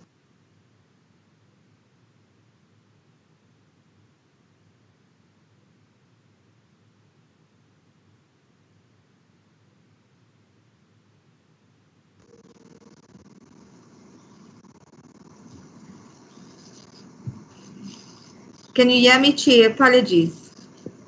Yes, we can hear you now. All right. So I'm hoping that the province would still have some time to make further input together with additions from local government and provincial governments and anyone else who'd like to provide us with inputs. Quite appropriately, as the analysis outlined, the Free State province is a social-based economy. Reliance of government is really a detriment to economic igniting the economy. We have to look towards shifting our province towards economic independence, and by doing so, we have to find ways to integrate our financing model together with the private sector and the sectoral composition of the Free State. So our role really needs to be funding more towards igniting the economy than the social base economy that we are currently sustaining. And that is not going to happen over the next 3 years if we don't do anything drastically. And hence the discussions, as we outlined by all members today, was that we have to look at an integrated approach towards our funding. The fiscus is constrained at the moment, and we have to look at new ways of IGR and the responsibility between national government, provincial government, and local government. And the economy really happens at a local level. For us to deal with igniting the economy, it has to happen at municipal level. So I agree fully with colleagues where we're stating that national, together with the review of the procurement bill, we have to find ways to ensure that we empower localities, local businesses, rural enterprises, women, the previously marginalized, people with disabilities. That stance that we've taken in the promulgation of the 2017 Triple PFA regulations needs to be fast-tracked and actually go deeper into rural economies outside of just the legislation, but also practically in implementation. So for me, Chair, I think that the equitable share and the review, it has been clearly outlined in our recommendation as Treasury, and we're hoping that this time that the province and FFC is able to make the difference when it comes to our understanding of the equitable share formula. If we're looking at health, education, population composition, and economic activity, when you're having a pandemic like COVID-19, and you can see that the forecast of the economy is in negative trajectories, our process towards that has to be robust in igniting the economy and funding towards that. So migration patterns as well forms a huge impediment to the way we look at our funding model, because people are moving towards where the economy is more preferable for work and job creation. And that is, a chicken and egg situation that we need to deal with. When I come to the questions from members that I thought that Treasury would have to answer, what is the influence of Treasury? Is this just a process that we're focusing on? I must say that here we have an opportunity for ourselves to provide detailed inputs, and we trust that we're going to manage and measure how we deal with this detailed inputs into National Treasury's review of the equitable share going forward. And the challenges between the bigger provinces, the percentages that are increased year on year on the basis of percentage increase in that specific formula is also a challenge. With regards to the drought relief requirement from Honourable Van Vieren, I can confirm, and I've just spoken to the HOD of Agriculture, that we have submitted our application for drought relief funding. And as the assessment was done by Rural Development, they had stated that at the time that they did the assessment, the conditions, there was a period where rain, we were blessed with some rain, and during that period of assessment, they had told us that Free State and Gauteng province did not qualify. We challenged it at the time. They gave us a certain checklist and criteria, and I think in your committee, Honourable Chair, in the Committee of Agriculture and Rural Development, you should perhaps request for that checklist to understand how rural development and land reform looked at the arguments with regards to how the province had qualified. In terms of the municipalities, and I would also like to agree that viability of municipalities are questioned, Honourable Chair, and we really need to sit down and have a discussion about funding towards municipalities and the review of that formula towards municipalities. Our debt towards Eskom is large, it's historic debt, and the current accounts, the issue of the attachment of assets and the reasons why this happens, because some municipalities are not paying current accounts, and hence the issue with regards to the challenges with the attachments of the assets. But with Maluti Apufung, we won the case. Maluti Apufung won that case against Eskom, and we're trying to look at a similar type of scenario with the full assessment for Machabeng at the moment. So there are procedures from a legal perspective in terms of the relationship, the MOU, the SLA between Eskom and the payment plans between Eskom and municipalities. And I think that has got a specific task team that is led by the Deputy President, together with the regional and district coordinators, as well as the province, to be able to deal with our Eskom debt. So for me, the viability of municipalities need to be reviewed. Economic viability in municipalities have to be looked at in terms of the district model. And we have to look at the funding both at provincial and local municipalities in terms of its viabilities. Thank you very much, Chair.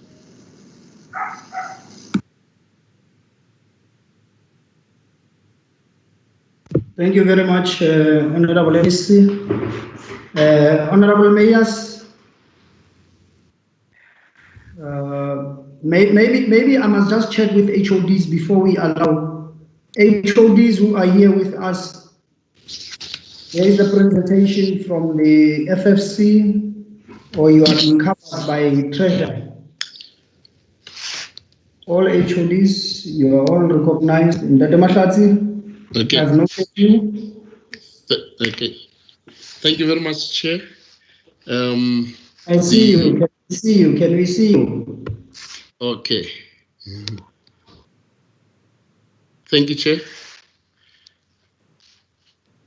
Let me thank the opportunity, Chairperson, members of the committee, the MECs present, the members of the FFC, the commissioners and the officials from FFC and also the Treasury and other departments. Chair, I'm responding mainly to the influence of Treasury, especially on the equitable share.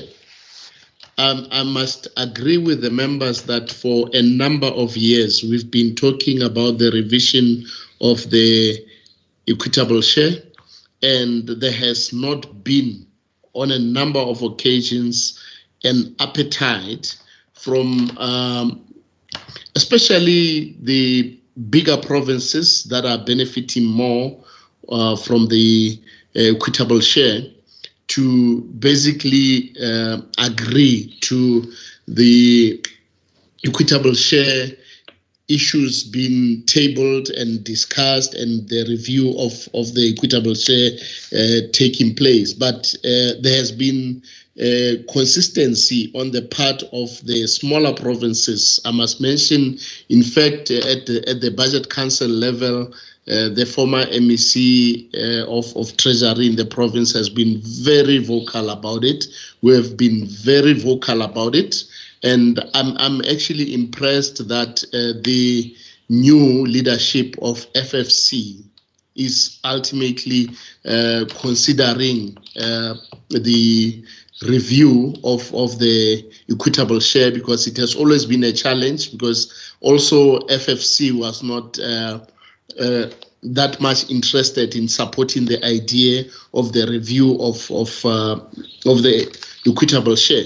But I must mention, Chair, that we should not be looking at the equitable distribution of the fiscus from only the horizontal perspective that is in between the provinces. But we must also look at how we divide the fiscus vertically, that is between the three spheres of government. The reality is that local government, initially it has been the Free State, and we started seeing other provinces coming, but we can realize that local government is really suffering. The 9% that the local government is receiving from the total fiscus does not suffice. It cannot sustain them given the low or sluggish economic growth in the country as a whole. Now, it calls for us to also look at how do we share the fiscus among the three spheres of government. But not only that, we must also look at the reconfiguration of government, whether can we still sustain these huge overheads of running government with the three spheres running as they are, and the local government also having three layers of the metros, the districts, as well as the local municipalities. So those are some of the things that we really need to dig deeper into them, and because we're talking equitable share at this point in time, but the reality, Chairperson, is that we are not talking about additional funds that comes from anywhere else. It means we are basically saying, let us take from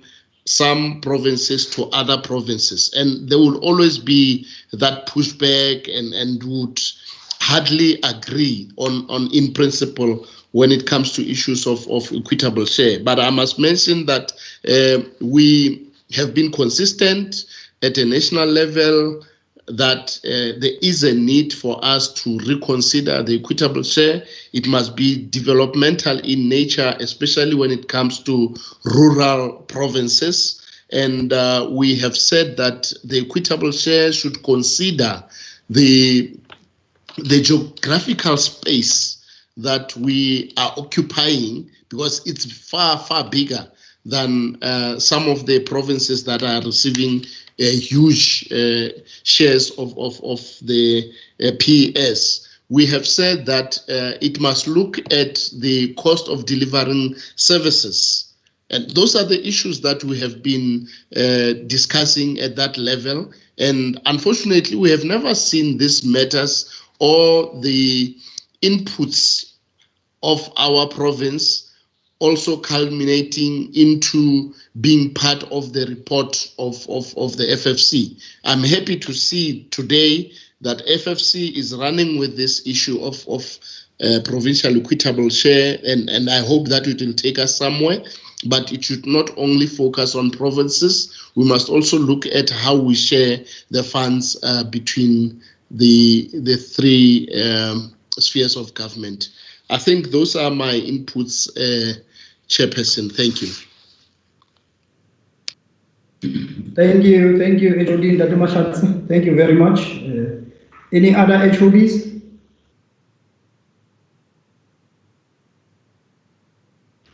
Okay. Thank you, Chair. This is Mutungwa. Mutungwa, thank you. Thank you very much. And good afternoon, honorable members, MECs who are present here, members of FCC, mayors, executive mayors present, and all the colleagues. We, as social development, like MEC has mentioned, we welcome this presentation from FCC, especially with regard to the analysis, which was spot on with regard to issues of developmental social welfare services. And we do acknowledge what they have mentioned, especially looking at issues of slow transformation in the sector with regard to developmental approach, where there should be more emphasis on prevention services rather than waiting until people are affected, then intervening. And this is something that as social development, we always talk about, and we agree that it must be backed by funding so that prevention programs can be emphasized more than waiting until people are already affected by social ills. We've also noted what has been mentioned with regard to prioritizing non-center-based education, which is something that we agree with as social development. And we are also noting what has been emphasized with regard to development of an approach, a 3-year plan to support legislation with regard to development and strengthening families. So we acknowledge the presentations made, as well as the presentation made by our provincial treasurer. Thank you very much. Thank you very much, HOD.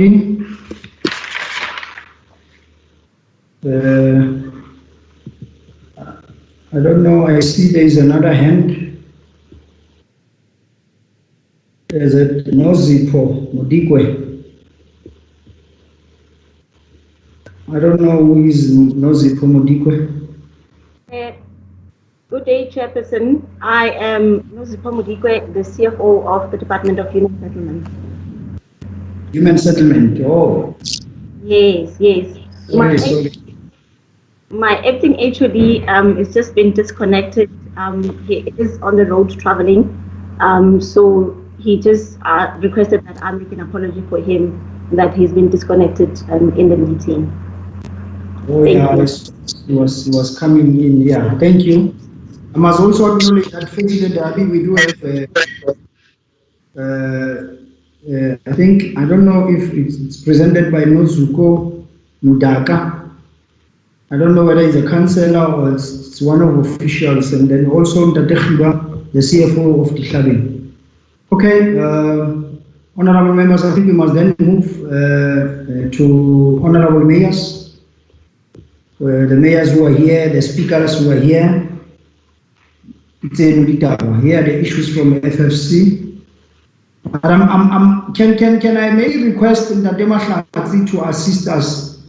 I know it is not your part, Ndadema Hlatsi. I'm looking at the issue of the NHI, but I don't see the HOD of health. I don't see the MAC of health. We have never got an apology. And this is what issues I wanted to raise to honorable members and the MEC who are here. These are the most important issues that hinders into our own respective work. And when we are not here, tomorrow when things don't happen, we will be blaming other the arm of state or chapter 10 or 9 institutions that are assisting, and because if honorable members still remember Honorable Majak and Honorable Van Vieren, when we went to the committee that was actually dealing with the division of revenue, when this matter of the 200 and something million, which was set aside to clean the polluted Val Dam, and we had to argue to say, can that money be shifted somewhere than to focus on that? Whereas we have local municipalities that must at least be able to put money aside for such endeavors to deal with them. So I'm raising this element because these are the most important times where all of us must be able to participate, as how it was raised by Honorable Majake to say, it is important during this time, even Chair of Chair said it, to raise these matters to reach where they're supposed to reach, because we are part and parcel of the Parliament and the provincial, and also we're also invited at the national as part of the NCOP delegates and so on. So I'm trying to say when members, MEC Khadisha, when members and HODs are not here for such a serious departments like your Department of Health, really it worries, so that we are able to get information from their side to hear about these matters of. So Honorable Mayors, any other mayor who wants to speak, talk to the FFC and also the support and the input made by Provincial Treasury. Mayors don't speak. Mayors, you are happy with the equitable share formula? I can see mayors are comfortable. Mayors are not worried about their township economy. The FFC was also presenting on the economy, which is in a technical recession. Now the question is one, what does this mean to our township economy, our local economy, where we are leading? What does that mean? I mean, these are the questions we should be able to ask so that we get advices, the issues of, which was related to Chair of Chairs saying that the municipalities are being affected. I don't hear any mayors saying anything. I see the hand of Chair of Chairs, and then after that it's the Speaker of Mantsopa, Honorable Munduka. Chair of Chairs. No, Chair, I was just checking with you whether is there anyone representing Salga and Kokta.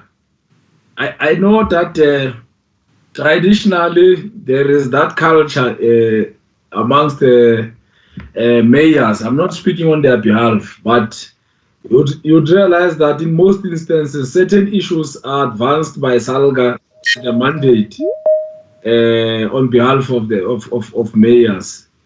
So I thought maybe there is somebody from Salga, but that does not prohibit any mayor to make any input.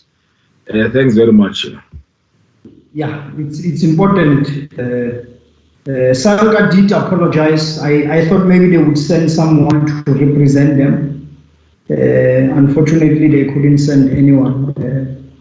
And once we pass this compliance, this stage, it will also be difficult for other issues to raise.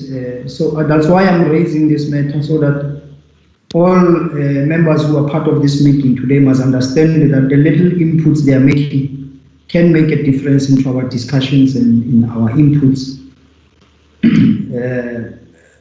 Honorable Speaker from Mantsopa.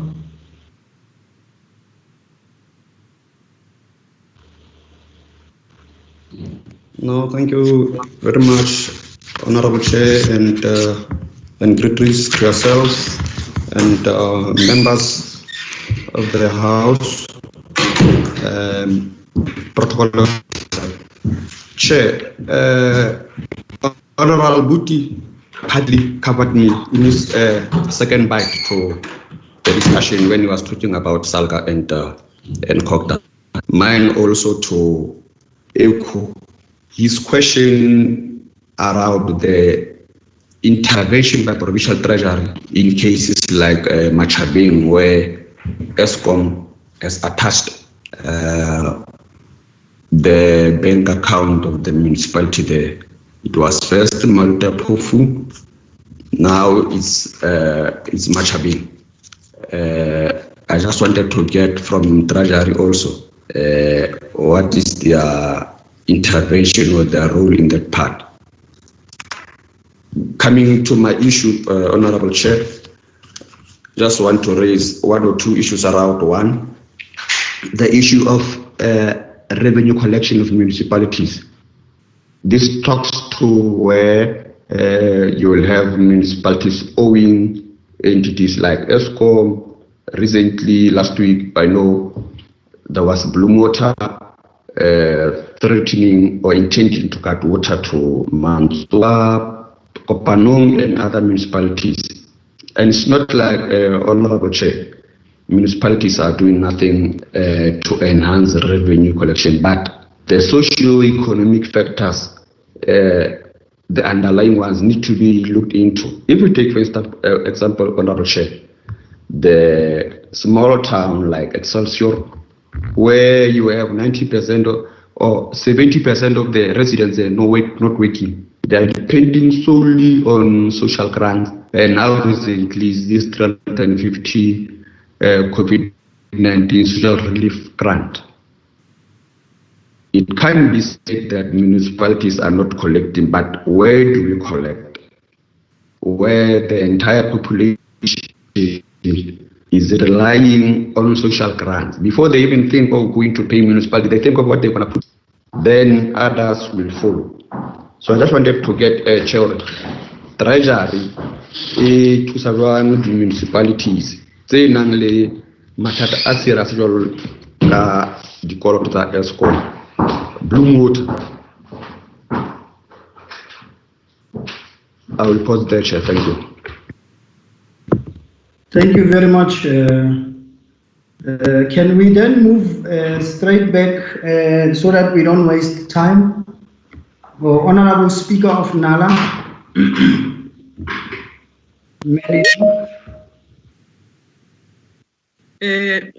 No, thanks so much, Honorable Chair, Honorable Members, MECs present, Commissioners, protocol observed.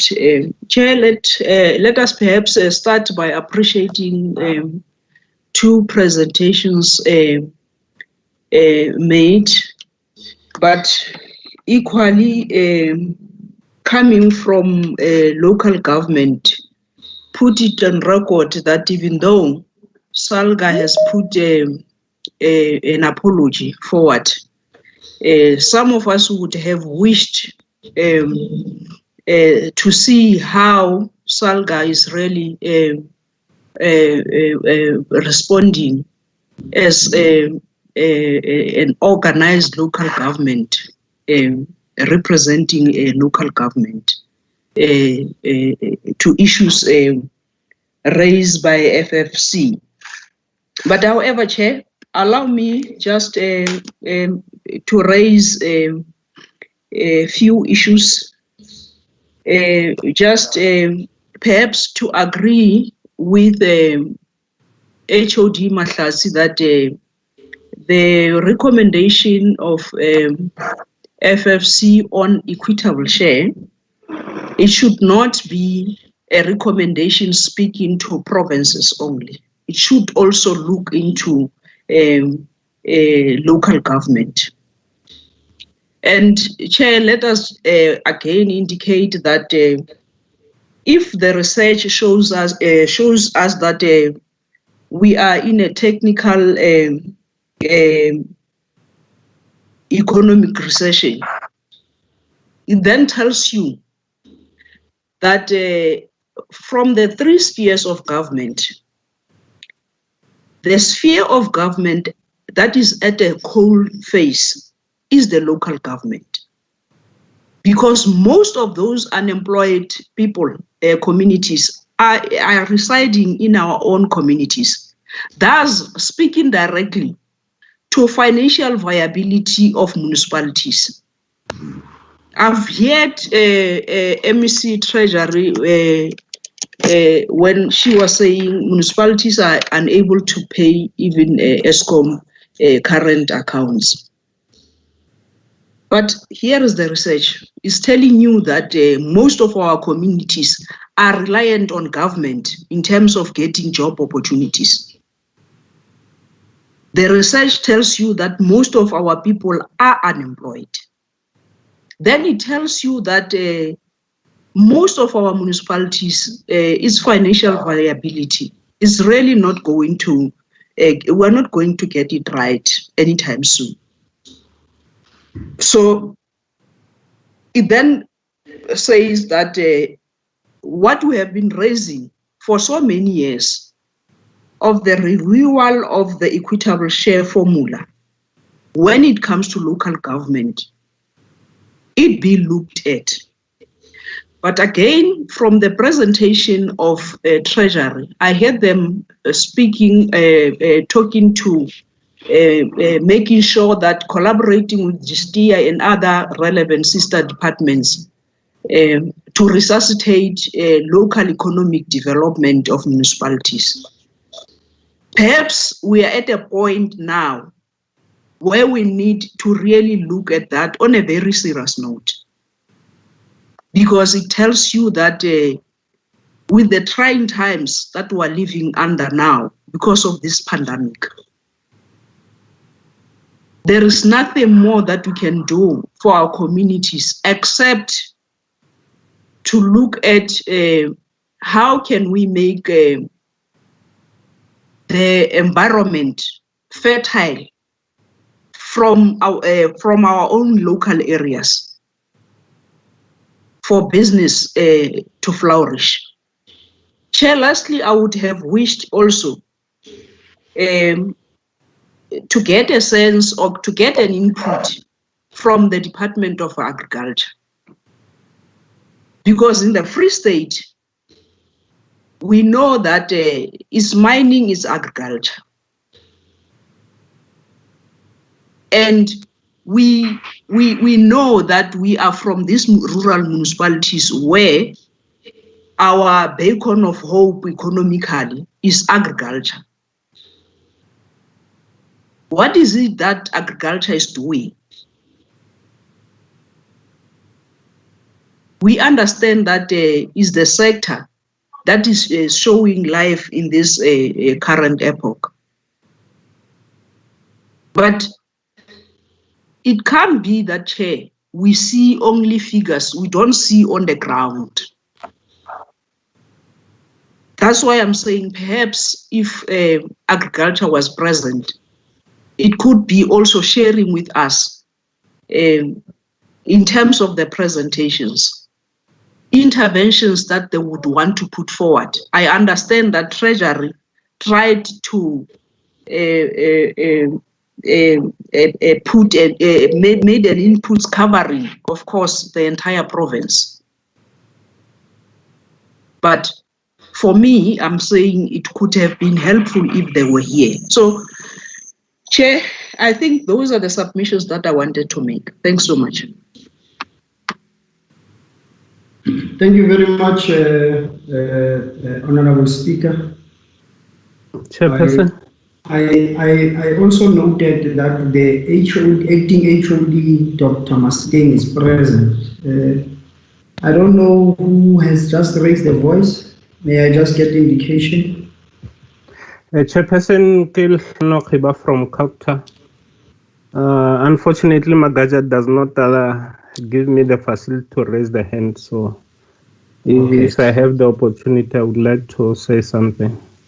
Yeah, no, you may from Kaukta. Is it only you? Where is the CFO, the HOD?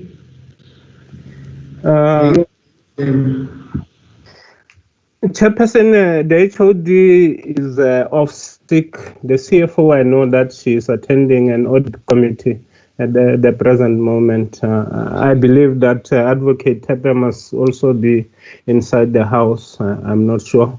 But I would like to indicate that, Chairperson, I don't have authority to speak on behalf of the HOD, but in terms of what has been presented by both FFFC and also Provincial Treasury, for as long as we don't have a formula that is biased towards rural provinces and rural municipalities, will not be able to move forward. So if that could be our rallying point in order for us to be able to see developmental local government, that's where we need to start in relation to the work that needs to be done within our municipalities. That is the point that I just wanted to raise, Chairperson. Thank you so much. No, thank you, Dr. Khiba. I think I'm aware of the HOD. My apology that I couldn't say it. I know that he was at the hospital last week. He has done some operation that they do. Sorry about that. My apology. He spoke to me last week. And the CFO, we are not aware. So, but I'm going to suggest that next time when we attend this kind of engagement, the CFOs, the HODs must be able to delegate strategic officials in terms of their own sections or departments that would be able to address this kind of inputs, because what Ndate Silva is raising is important. But I so wish that he could be able to guide us, so that when FFC goes out here, they might be having an understanding of that formula that would be definitely be biased towards what we want to achieve. It's important that we, as a free state, we raise them, able to advocate it and influence other provinces towards that type of a formula that has been presented before. So my wish would be that we should come up with it and be able to give it to Prof and the commissioners so that they incorporate it into their answers there. So I don't know, is there any other hand? Can we then move? If there are no any other, I don't think I'm going to say anything. I think I'm being covered by the members of the legislature. I don't want to start again and talk about. But what I wanted to emphasize before we give back to FFC is the issue that has been raised, that these recommendations have been there for so many years.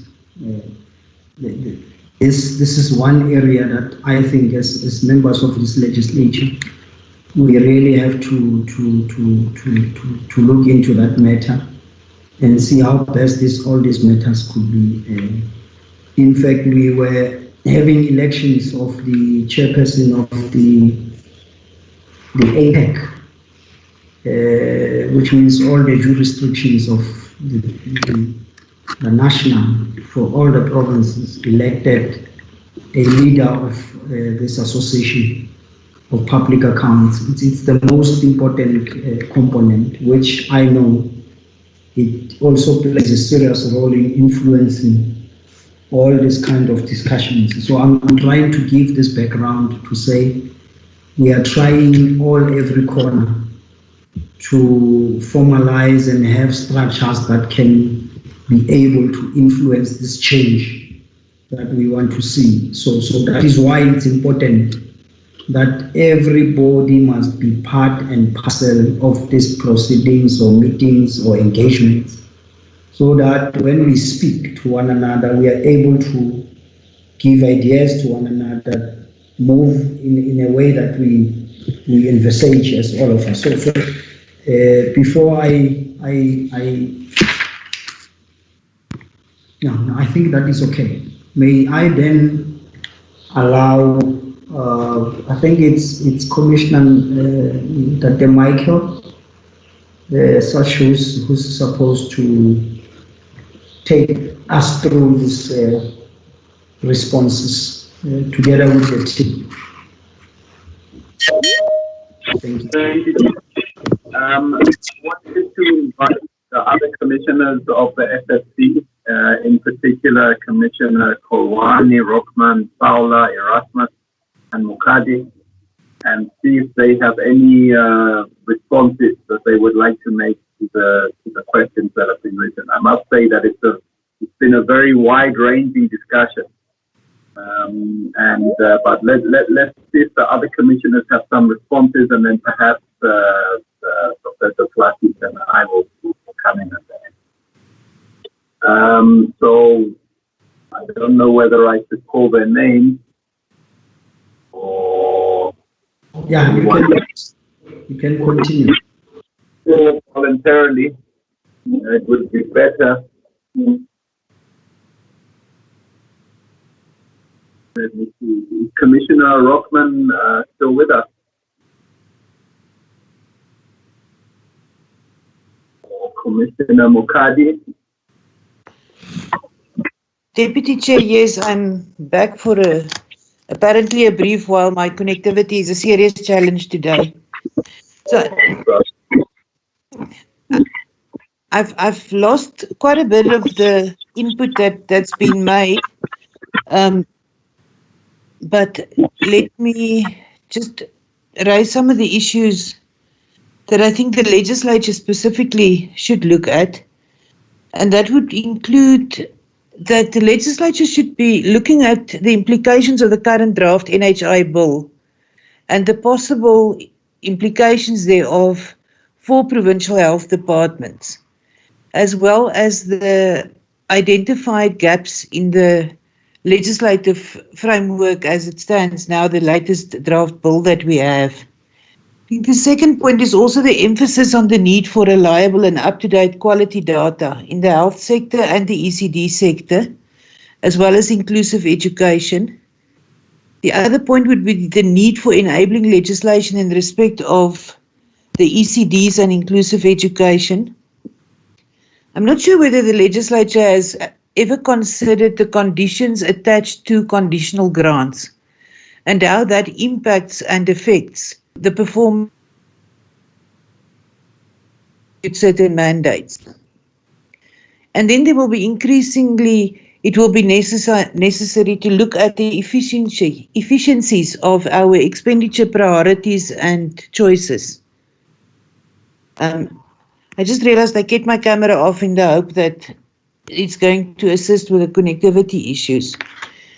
The other point that I could briefly make is beyond tabling. What does the legislature do to engage with the division of revenue and how it feeds into the budget processes, ultimately up to your provincial appropriation bill?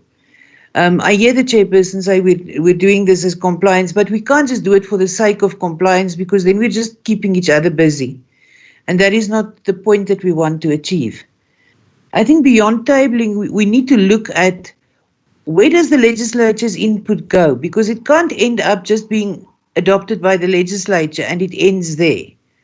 We need to look at the rolling out of the further process. We've been looking as the FFC at how we engage with stakeholders and how we review and restructure our own processes. Now, I looked at the provincial estimates of revenue and expenditure for 2019-20 of all the provincial legislatures. Only the Free State Legislature lists the Fiscal and Financial Commission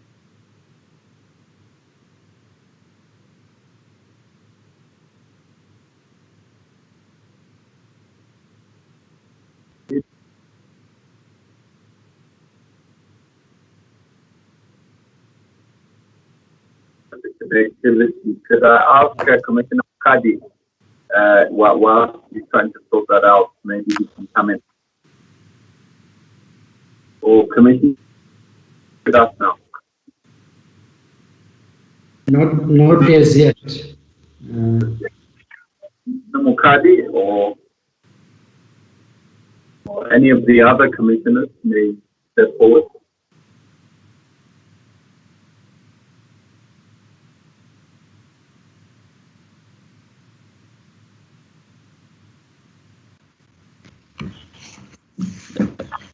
Thank you, Chair. Thanks, Commissioner Kowan. You're welcome.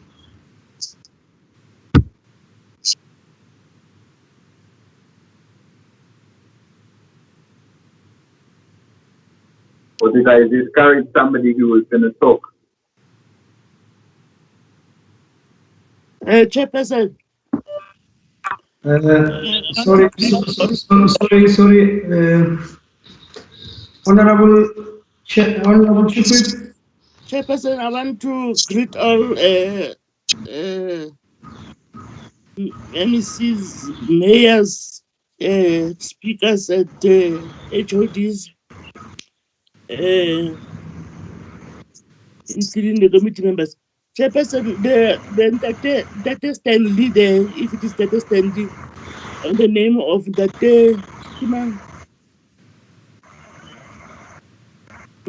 Michael S. I don't think it is proper, Chief Whip, when mayors and speakers at the HODs, Mamiki, MCs, very formally, that is not right. I think we must deny him to talk in the meeting until he understands the meeting. It's an official meeting and it's a meeting or visually or over here. The information must go around to the people.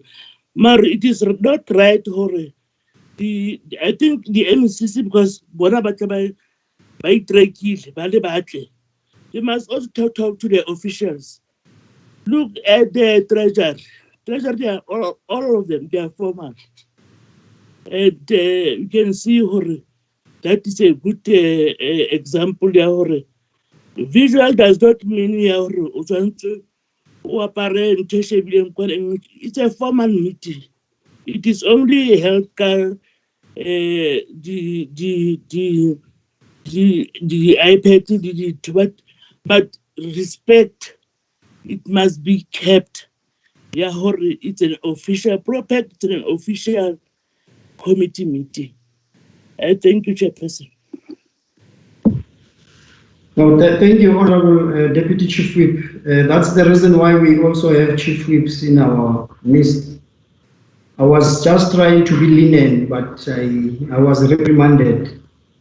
Commissioner, Mr. Michael Such, I think you have heard what the honorable members are saying. They are just simply saying next time when we attend this parliamentary meetings, we really need to be representable and so that we respect all of us in terms of the appearance. So they are really saying, with all the respect everybody deserves, let's respect these visual meetings because they are being legislated, as far as I know.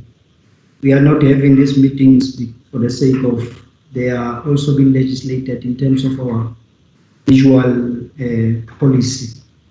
So I hope that it is noted. Let me then allow the Commissioner to then continue. I don't know if Mayor Sabish is back. Commissioner Rockman, are you back? Honorable Chair, she just called me. Sorry. She just called me. She's giving up on her Wi-Fi in Mangaung. So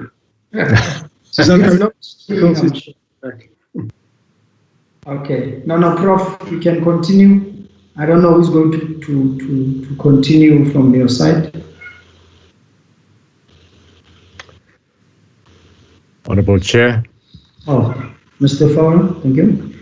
Yes. I thought I would respond to a few of the issues. The first one really relating to the question of the equitable share to address the local government sphere. I think the key issue that we will look at, we take note that given the COVID-19 and also the impact that it has on the economy, it is an area that we would be looking at. But we do take into account rural municipalities, and we do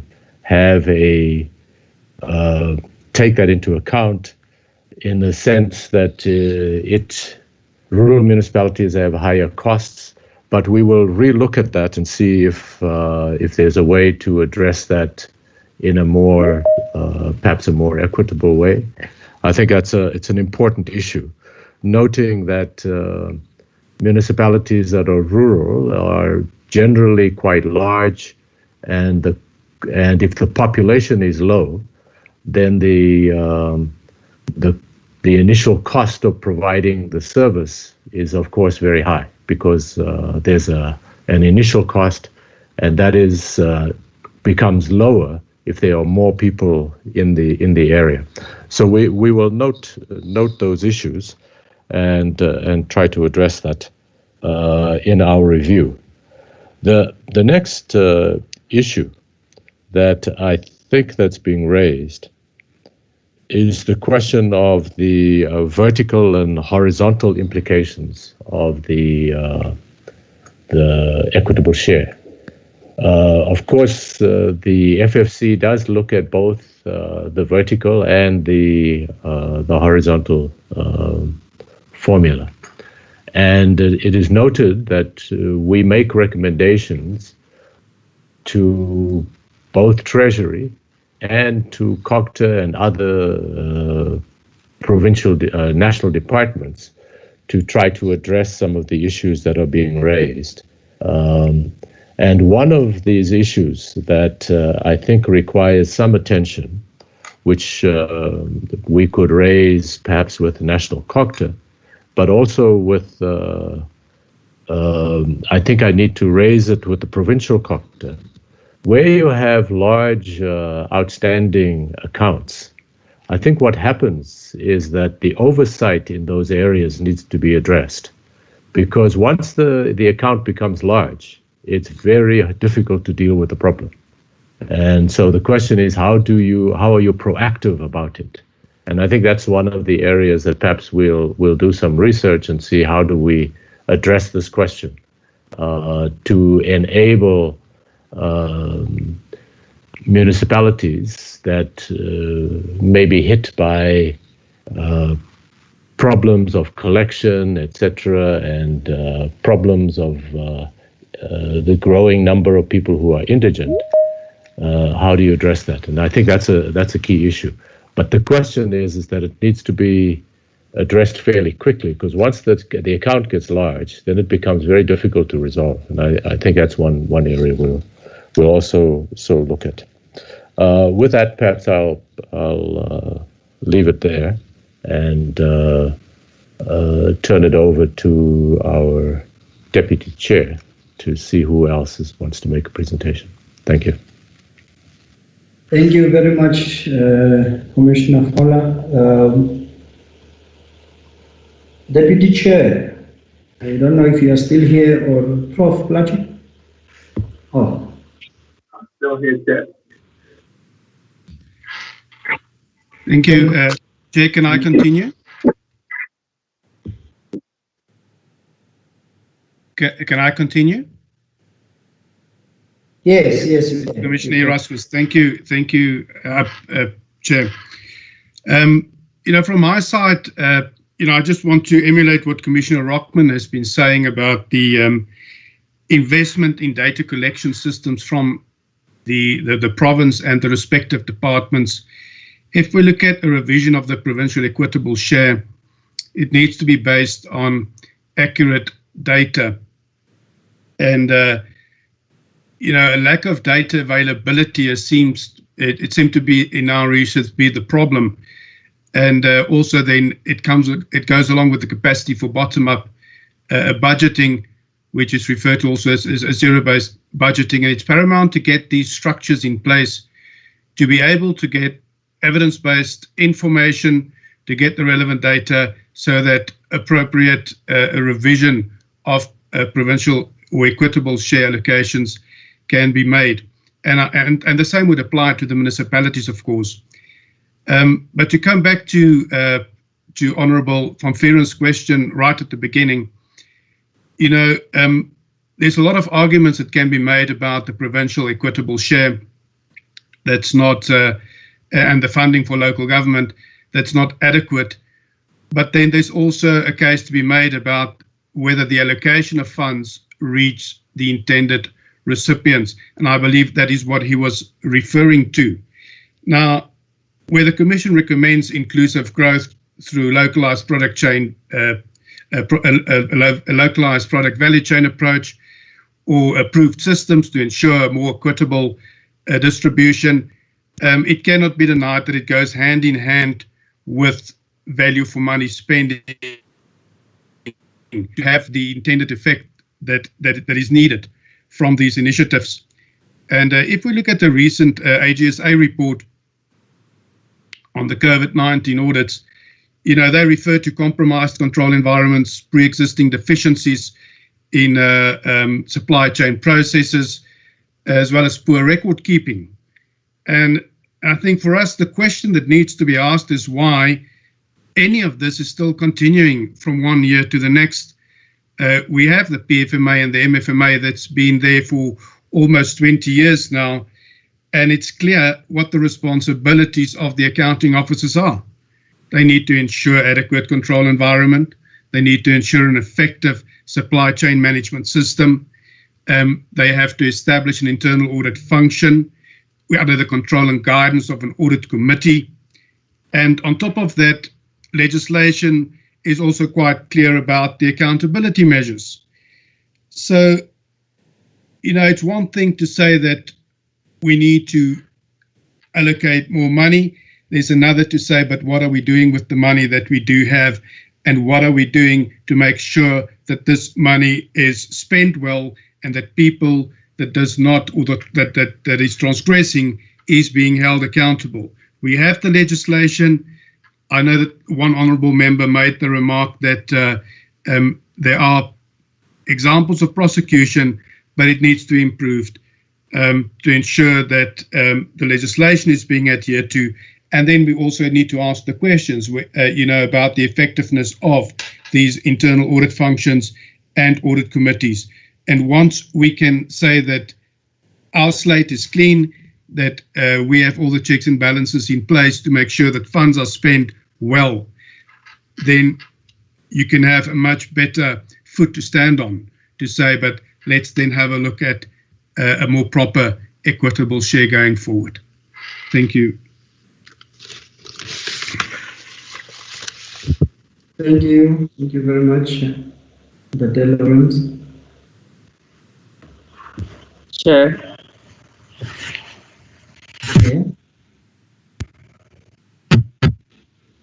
Thank you very much, Chair. It's call one. Thanks very much, Chair. I'm struggling with my connection here. It's a bit difficult. But I must say, Chair, I'm not going to respond to the individual issues raised, except that let me start by appreciating the presentation by the Provincial Treasury there, which acknowledges that probably we are going to continue pointing fingers at each other because we've made this process to be more of a compliance process than a continuous engagement. I think in their presentation, they've made of an indication that we need an ongoing engagement so that we are able to clarify ourselves in terms of what exactly is the actual role of the FFC. How does the role of the FFC being complemented by the role of the legislatures and the various other stakeholders which we interface with? Because once we are able to link up very well, then together we'll be stronger and have a strong voice in terms of whatever we are trying to achieve or a direction which we are trying to move forward towards. But I think, Chair, that there are also other issues which they become an impediment in terms of doing what we want to do. Because if you have limited financial resources, it's just that. If your budget is X amount, that's what you have. It doesn't matter what you do, but if you don't increase the pie or the cake, then you are still going to have that particular problem. Probably there are certain discussions which we need to take and look back as a country to say, after all these years we have been having these systems, these fears and so on, is it still sustainable? Can we still afford? What do we do? What are the issues which we need to deal with in order for us to make sure that we do redirect the necessary resources to the intended beneficiaries, which is the people at large and so on. I think, Chair, that the ongoing engagement is what is going to help and clarify our roles in terms of how do we complement each other. So I hope that that spirit of cooperative governance, or that integration, that working together with yourselves and everyone else, is what's going to make us at the end of the day to be able to succeed. Some of us, Chair, we must confess, we're still finding our feet in the FFC. We are fairly new, but we can see that the issue of stakeholder engagement is one area which we need to strengthen so that we understand each other. Because once we do that, we polish that part. I'm sure, I'm pretty sure, Chair, that we should be able to face to one direction and engage meaningfully and so on. And also appreciate the presentation by which has been made by yourselves, which says we don't want to be spectators. We don't want to be just watching FFC stumbling and so on. You are saying you want to partnership. You want to partner with us, so that whatever we do with yourselves. Because at the end of the day, whatever we do, we want to do in the interest of the country, the province, and the country as a whole. So I think that attitude, Chair, for me, it sums it up all in terms of which way we must move about some of these issues as we see. But thank you very much, Chair. It has been a fruitful engagement listening to the honorable members. And your guidance, Chair. At one time, you reminded me of Stalin. This meeting is run by Stalin. But I realized that sometimes you need that to keep things into order. Thanks very much, Chair. No, thank you, Commissioner. It's fine. Thank you very much for that. And I must also indicate, honorable members, that we did have the members of the chairpersons of MPEX from various municipalities.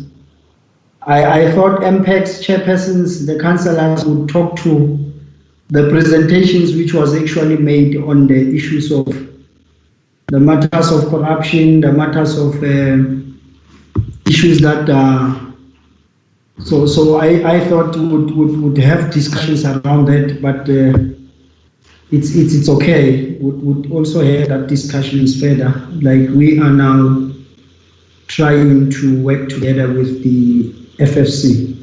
I don't know, before I could give over back to the deputy chair, or maybe let me just allow FFC to respond, and then I'll also want to hear from the AGSA. I think I made a mistake. They should have came before, but it's okay.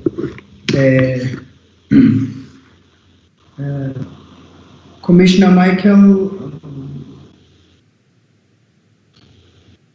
I'll come back to you, honorable members.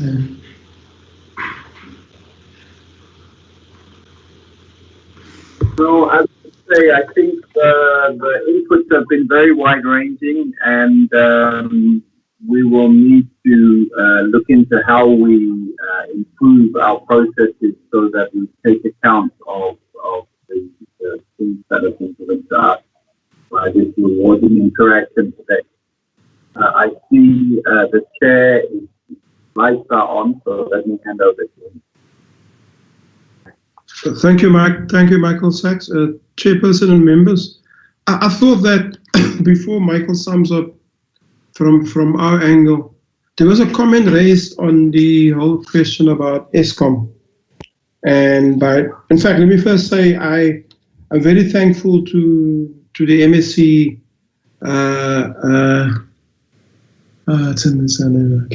MSc Brown. Don't know whether he's still here. I'm very thankful to MSc Brown and the team for the comments that they've made on the FFC presentation. But I think before I finish this, I want to talk about the transactional relationship that is there between ourselves and yourselves as a committee and MPs and the provincial treasury, national treasury. But on the matter that was raised by one of the first speakers from the members of the legislature, they raised the issue of Eskom. I don't think we want to get into that conversation as a FFC, other than to say, because you're raising specific issues around municipality. I've raised it before with the provincial treasury, the provincial legislature. I even raised it during an 18-month spell in the Free State, that the provincial legislature has got the authority to summons the regional structure of Eskoms to come and explain what is happening around municipality, Eskom, and the debt. Now, you can't ask us. I'm saying to you, indirectly, I'm saying to you, you have to do your work as a provincial legislature. This is your mandate. You can summons Eskom and ask for this information and say, why are you doing X, Y, Z?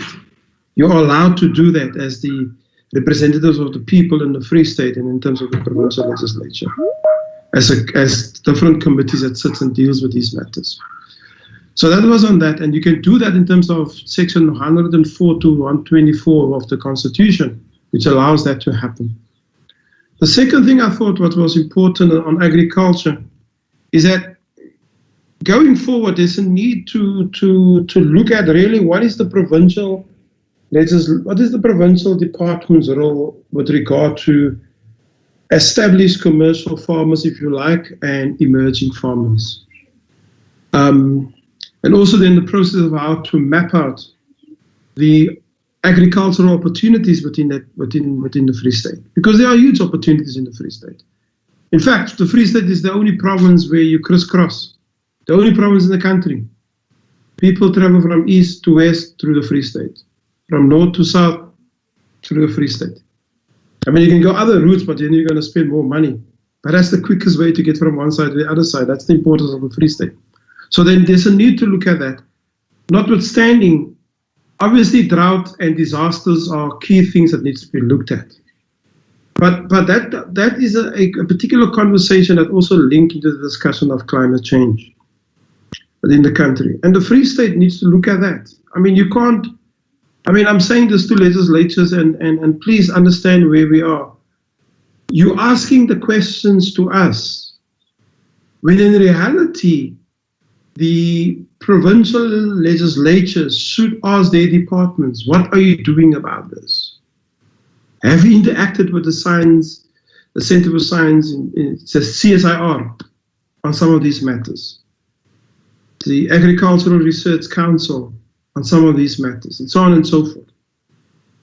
And use that to be able to start developing the knowledge base of the Free State. We can help with it, but we only have limited resources. And I think it's an important thing. And to build into the equitable share formula a drought aspect is not the way to go. It will definitely not work.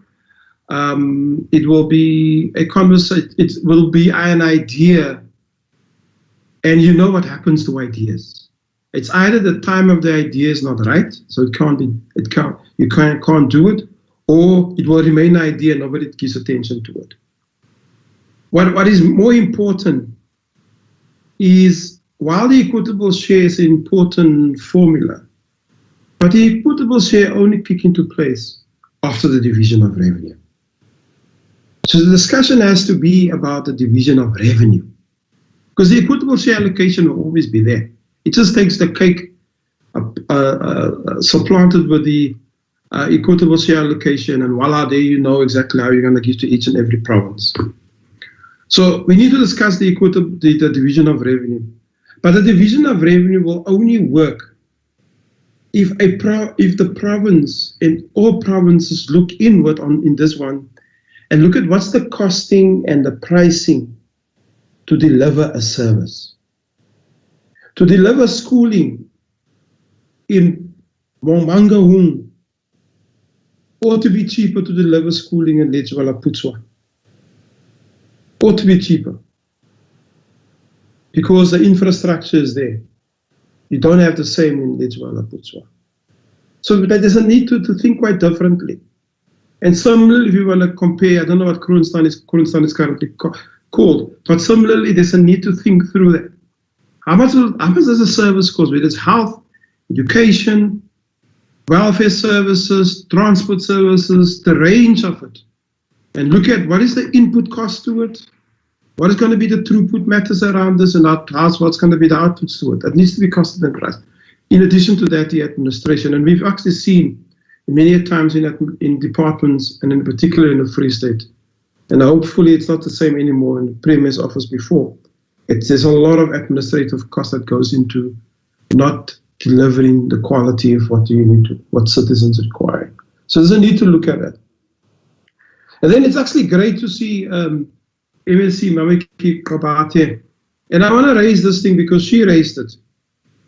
And I'll probably also speak to the idea of the former speaker. If you agree as a provincial legislature with what the Treasury has just told you on the recommendations of the FFC, and overwhelming the Treasury agrees with our recommendation, does it mean,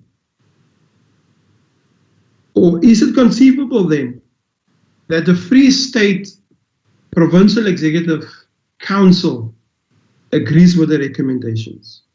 First question. Second question, if that's the case, does it mean, is it conceivable then, given that it was tabled in this meeting, is it conceivable that the provincial legislature, led by you, Chairperson, agrees with the recommendations that the provincial treasury made on the FFC recommendations?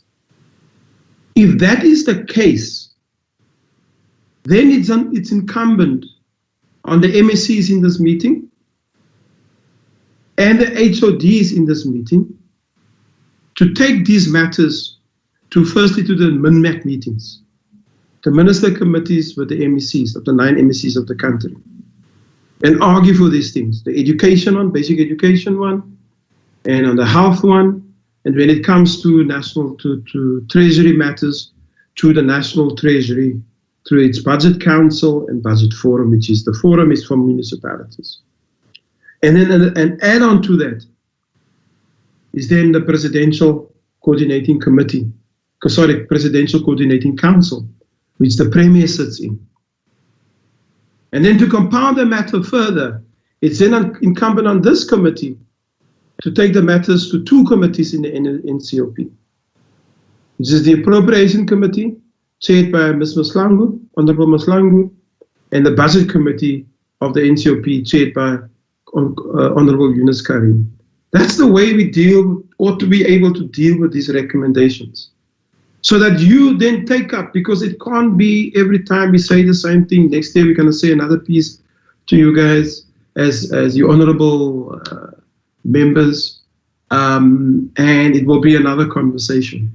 And in that conversation, there's no agency. There's no agency in terms of people taking up the issues that we raise and take it beyond the particular areas. And I want to warn, it's not a treasury issue. It's really not a national treasury issue. Because we hear year in, year out, people, the provincial department says, no, we must go get money at the provincial treasury. Then provincial treasury says, no, but we must go get money at the national treasury. The system of budgeting and financing and spending doesn't work in the way that people are being told, as if the treasury decides on everything. If you don't make a case, you can't have the monies for a particular program. So this is the type of information that we put in front of yourself to take beyond the engagements that we have with you. And that's where so one of the members says the only thing that's permanent is change. That's the change that you need to bring about. It's beyond this conversation. It can't be we agree and then we put it on the shelf, and then the citizens next year, you complain again to all of us about what's happening with the citizens and what we're not doing. The member raised the issue of fraud and corruption. This is a quick one. I don't think there's much to tell anymore. Other than to say, yes, we agree there's fraud. Yes, we agree there's corruption. In fact, at the personal level, I don't even think it's fraud and corruption. I think we're at the point of greed. But that's just our view. We need to learn to do much more in-depth forensic investigations around these things, instead of just let the media come in first and then mention their issues, even if they are right. We need to have those internal capabilities inside our departments and administration to deal with that. Chair, can I hand back over to Michael Sachs, our Deputy Chair? Thank you. From our side, so I'll thank you and hand back to the chair. Thank you. No, thank you very much, Prof. and the team. Maybe I must just check with the honorable members. I see a hand of Honorable Chair of Chairs, Honorable Buti. Thanks once again, Chairperson. Honorable Majaki will then come after. Thank you. No, thanks, Chair. Chair, I appreciate the response and all the input that are made, particularly on the part of the FFC. However, it will be a serious error for the latter speaker to miss the context of our questions. We are not asking the FFCs about our own responsibilities or things that ordinarily would be done by ourselves. Yes, it's true, we hold the executive accountable and we have successfully done that. So as the municipalities.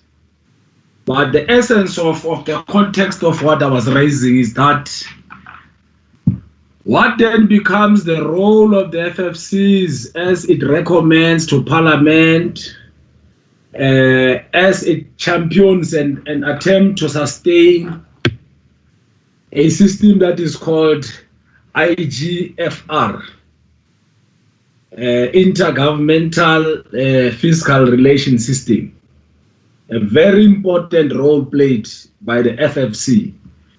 Their independent analysis and recommendations thereof plays a significant role, despite the general structure in the hierarchy that he has alluded to, where our MECs will go to MINMEC and the presidential, whether it's advisory council or the sphere where the premier sits with the president. We are asking them about their role because we've listened to their recommendations and they did not, or rather it's an omission on their part. They did not show the impact of the status quo in municipalities, and insofar as the question of ESCOM, the question of our efforts to fight corruption. How are those things impacting upon their recommendations? Because if they are silent, clearly the recommendations will not personify the reality, a true reflection of what is being done in the province. And let me tell you, with all due respect, we know the imperative role that is played by the FFC. It's not just a commission that is there for its own sake. It makes serious recommendations at all levels, right from Parliament throughout up to the legislature, even in the municipalities to a large extent.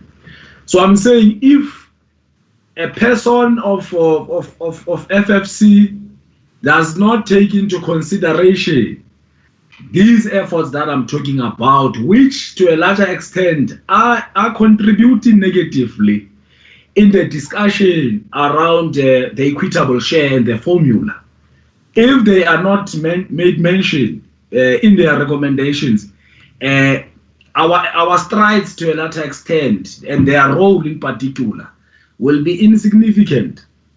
That's why I'm raising that. I'm not saying they should advise us as to how should we tackle the issue of corruption and all that, all the categories, the issue of greed and versus corruption. We are asking about their role. How best can they help us? How best can they advise and add their voice on the general echoed sentiments by the province? That's the most important aspect that you are raising. We know we have permanent delegates in the NCOP and in the NA, but we need this collective effort, this collective wisdom, with FFC included in the process, to advance the very same cause that we've been advancing. That's the context of our questions as we direct them to the FFC. But beyond that, we acknowledge the point from which we are rising from, Chairperson. Thank you very much. Thank you very much, Honorable Chair. Are you there? Oh, okay. Thank you very much. Thank you very much, Chair. I want you to take it from where my colleague have just ended. My learned Honorable Chair of Chairs. Chair, I must confess, I'm very tired, but I must indicate this. I know the attitude of the FFC. They said it in a previous meeting at the national level that they don't comment on party policies. This is with a reference when the Honorable Kaiso was presenting his party. In fact, it was a question that why you don't implement the NASREC resolutions and all of that. And the response was that no, we don't. As FFC, we don't comment on party policies. I accept that. All I'm saying is, as the commissioner there correctly says, it's a role of it's our role as legislators to correct some of the things. Not Prof. The other commissioner who spoke before Prof. I agree with him, and this is why we will always reiterate our positions, even if we can sound rhetoric up until people hear what we are saying. In everything else that have been said today, they point to one direction and one direction only. That no matter how we do things and all of that, there will always be some gaps in there and there, up until we confront something head on. And that something is this where I agree with the previous commissioner that it's our role as legislators. I think it's about time that we deal with neoliberal policies head on. It is clear now that these neoliberal policies are not working. They are not assisting us. And that's a role of us, legislators, to dismantle these current shackles of policies that are neoliberal in nature. And in doing so, Chair, it will help ourselves. We will help ourselves as legislators if we are able to dismantle these current shackles of neoliberal policies. Because everything else that has been presented here, in my view, doesn't appreciate the fact that we are in an environment where the ownership of economy is skewed. And the ownership of economy being skewed, I don't want to get deeper into it. I just want to leave it there. In an environment where the ownership of economy is skewed, you are bound to be confronted with these challenges that we are facing: poverty, inequality, and unemployment, which seeks to talk to what I've presented earlier, because none of the commissioners have commented on issues that I have said, and I respected that on the basis that in a previous meeting that's what they said. Or no, we don't comment on party policies and all of that. But it is at the center of what must happen in terms of structural adjustment. If we don't make changes in the structural adjustment, the status quo will remain the same, and then our people will become the final arbiters in terms of what must happen. Thank you very much. Okay. Now I know that you are going to spark the discussions, but it's fine. Let me allow Prof. Tadeplachi to come in. Chair, thank you very much, Chairperson. Thank you very much again to honourable members and MSCs that are still present. I think the questions that's been asked, it was like our deputy chair is saying, it's been quite wide, and as a result, we're responding in a way that it doesn't constrain on our constitutional mandate. On the other hand, we don't step outside of our constitutional mandate. There are certain things which we will be speaking about in no uncertain terms, and there are others that we need to withhold. A country's economic, any policy, a given expression of value, norms, and principles of those that govern. But those that govern were elected by the citizens of the country. That's why we have the system that we have in South Africa.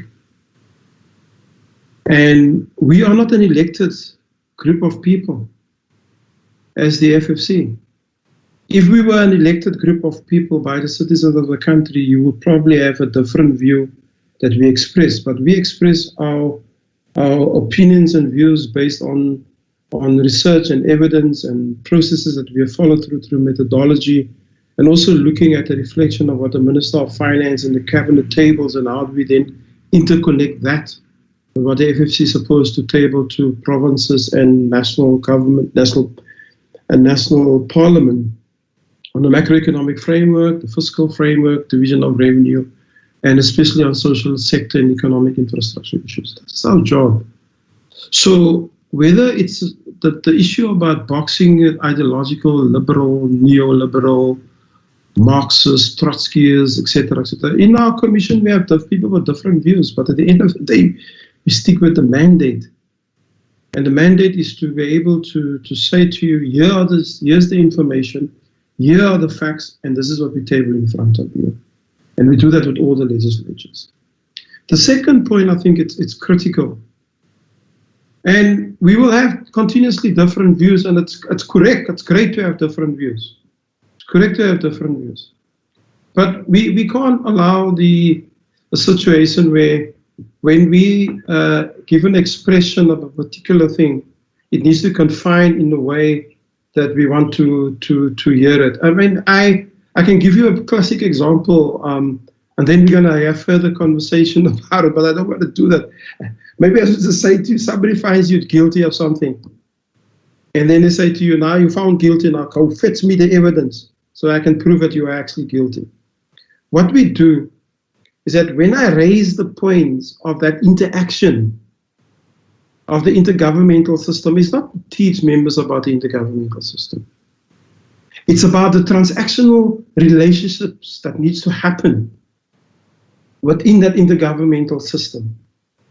And what Eddie presented to you earlier in the first part of our presentation is that we're saying to you directly and indirectly, there is something amiss in the intergovernmental system because we have a weak decentralization system in the country, especially on the basis of the fiscus and especially on the basis of policies. So what happens is national makes the policies in terms of the law, it sets the law, the legislation, and through those it sets the norms and standards. And in those norms and standards, it provides obligations on provinces and municipalities where it matters to deliver certain things.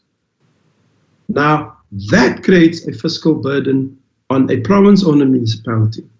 Parallel to that, because we have nationally raised taxes, nationally raised revenue, national government looks at after the division of the revenues, first for national, and then look at the province and then municipalities. They take the provincial the provincial pool and they apply the equitable share allocation on part of the equitable pool. There's a part of it which is partly national, which is the conditional grants.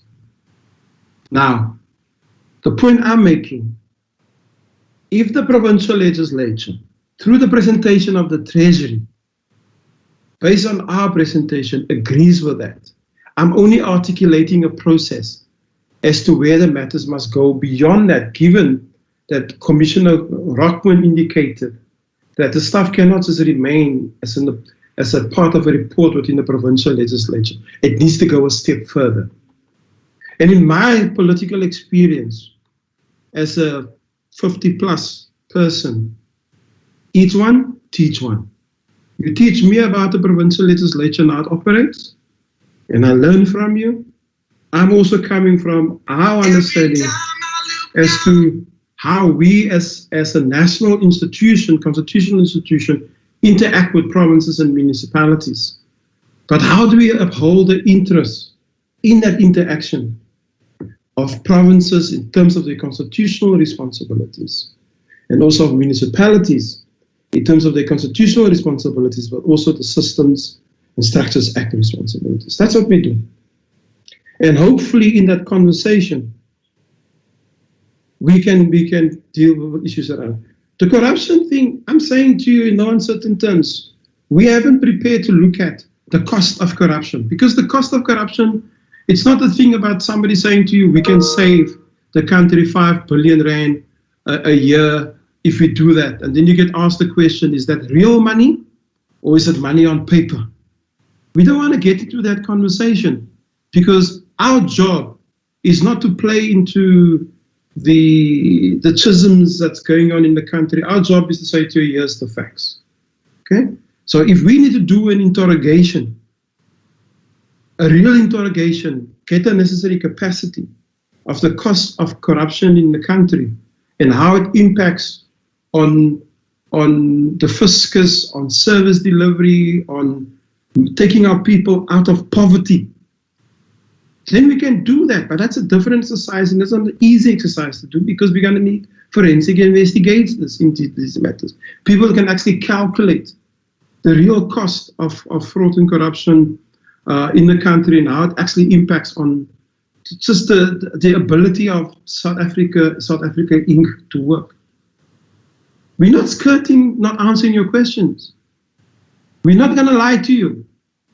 We're not going to give you codswallop or fake stuff or a political opinion about how we feel. We need to give you facts and based on evidence so that you then decide as to how you're going to use the information.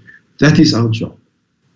And it's unfortunate if it doesn't get considered in that way, but that will be the job all the time. Hence, my suggestion is that if it's an ESCOM matter, we get some information, but you got a better way to deal with ESCOM, because you can summons ESCOM in the province, and then you can pepper them with all the questions that you wanna ask them. We can't do that. We can do that at the national and also get some information, but you got a greater a telescope, broad light that you could put on the ESCOM matter. That's what we're bringing to you. And we're saying this to every legislature, because some of the legislature are saying, but you're not answering this, and we're saying, but hold on, we don't have that information. We're not going to speculate, because the speculation creates problems for the FFC in terms of our integrity as an institution, our professional honesty towards you as provincial members of the legislature, trust that you're going to have in this institution, in its leadership and its staff, but also the relevance of the information that we bring to you. And that's the way we interact with you. So we will look at the questions that were asked. We will look at whether it fits with on Monday, because we have a meeting on Monday, because we're reflecting on all the provincial legislatures and national parliament. And then we'll see exactly which are the things that we can take up. And that's all that we're saying to you, honorable members. Thank you, Chairperson. Thank you very much, Prof. Thank you very much. Indeed, that we will definitely learn from one another, and we want to appreciate the gesture. You must never tire, Prof. Professors never tire to teach and to enlighten us, despite the issue that we are doing different works. But I really appreciate that gesture.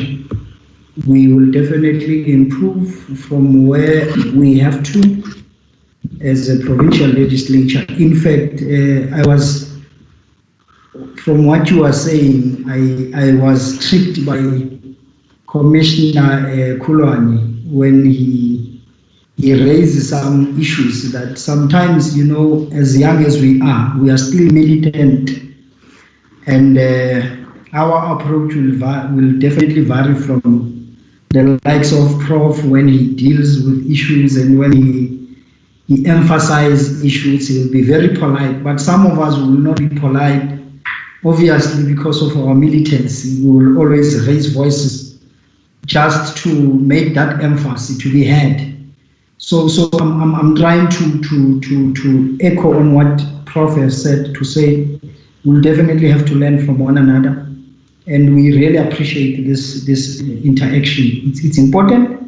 And what also the Commissioner Rockman has said, together with all other commissioners, the issue of these conditional grants, which for me, I can tell you, they can make a real difference, and they can impact seriously in our local economic development in terms of our township economy, if we can be able to have a strategy around those grants. Because sometimes when we speak, we always sideline the conditional grant. We don't talk about them. When we talk about the equitable share formula, we don't raise this issue of a conditional grants, because they are there. And at the end of the day, municipalities, departments, officials don't then actually even use 80 or 50% of those conditional grants. They are always being carried over year and year. So I know with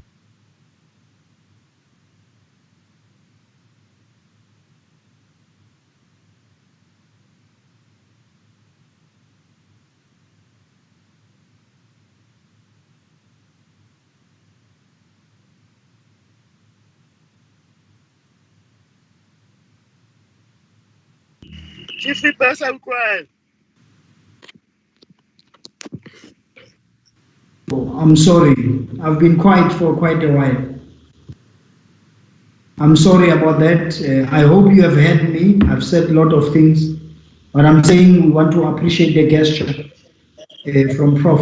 And we must never tire Prof to enlighten us, and we are aware that we'll improve as a committee also from our own work, and what also the Commissioner Meroman, she has alluded to, that we must not only look at the compliance matters. What is important is what the committee must achieve out of these discussions as a committee. It must not only end to the compliance matters. I think I've noted that and all the issues that she has raised, the issues of conditional grants, which I refer to as matters that we don't talk about. We only talk about the formula. We only talk about the equitable share formula. And this can be, we can have a strategy on how these conditional grants can make an impact into the daily lives of our municipalities in terms of the township economy, and realize how they can be ring-fenced to address those issues of the local economy, because these conditional grants are not being used. It's a fact. You can look at the report from the revenue, from the select committee. These conditional grants are not being utilized by the departments, by municipalities, but every day we cry, but the little that we have, we can't make use of it. So I'm raising this matter to say we'll definitely discuss it, we'll advocate this matter of conditional grant and the efficiency of issues that we must use. The quality data that the commissioners referred to, which I personally once had an interaction with Ntate Padi when he was still the statistic boss by then, years when I was still the mayor, and questioning the population of Maluti when I was still in Maluti. And that is a thorny issue, because it also then boils back to our own formula of equitable share. Because if we can miss that one with municipalities, municipalities must begin to have that relationship with Stats SA, with your census statistic, so that we are able to record the population correctly, because that is where we are missing this thing of the quality data that the commissioners were actually referring to. So thank you very much, FFC and the leadership of this government and the HODs. We are humbled. We must never tire to engage, Prof. I know I haven't worried you, but I'm sure I definitely going to, out of the issues that we have engaged, will also seek for advices on how we must be able to address what you have guided us for, to take these matters to the different committees will engage the leadership until all these matters can reach the attention of the presidential coordinating. So thank you very much, honorable members. I think this is actually bringing us to the end of our meeting. Before we allow the FFS to go, I just wanted to hear from the AGSA here. Were you still with us? Are you still here? Are you fine? Is there anything that you wanted to say? Yes, Chairperson, I'm still with the committee. Thank you. My input would be just that once the inputs of the FFC has been enacted, our role then becomes to audit compliance with it. Thank you. Thank you very much. Thank you very much. Next time I'm going to allow the MP chairpersons to participate into these discussions, and I was only worried. I know we have interacted with MEC Kabati to say, really and honestly, the CFO, in fact, officials of municipalities and government, the provincial government, must be able to assist us to discuss these matters. Even the Auditor General is willing to assist municipalities to correct their internal controls. They are not only there, as far as I know, as we have been engaging, working together with them, that their responsibility is to make sure that we get clean audit, we are able to adhere to the recommendations, and they are not only there just to criticize municipalities.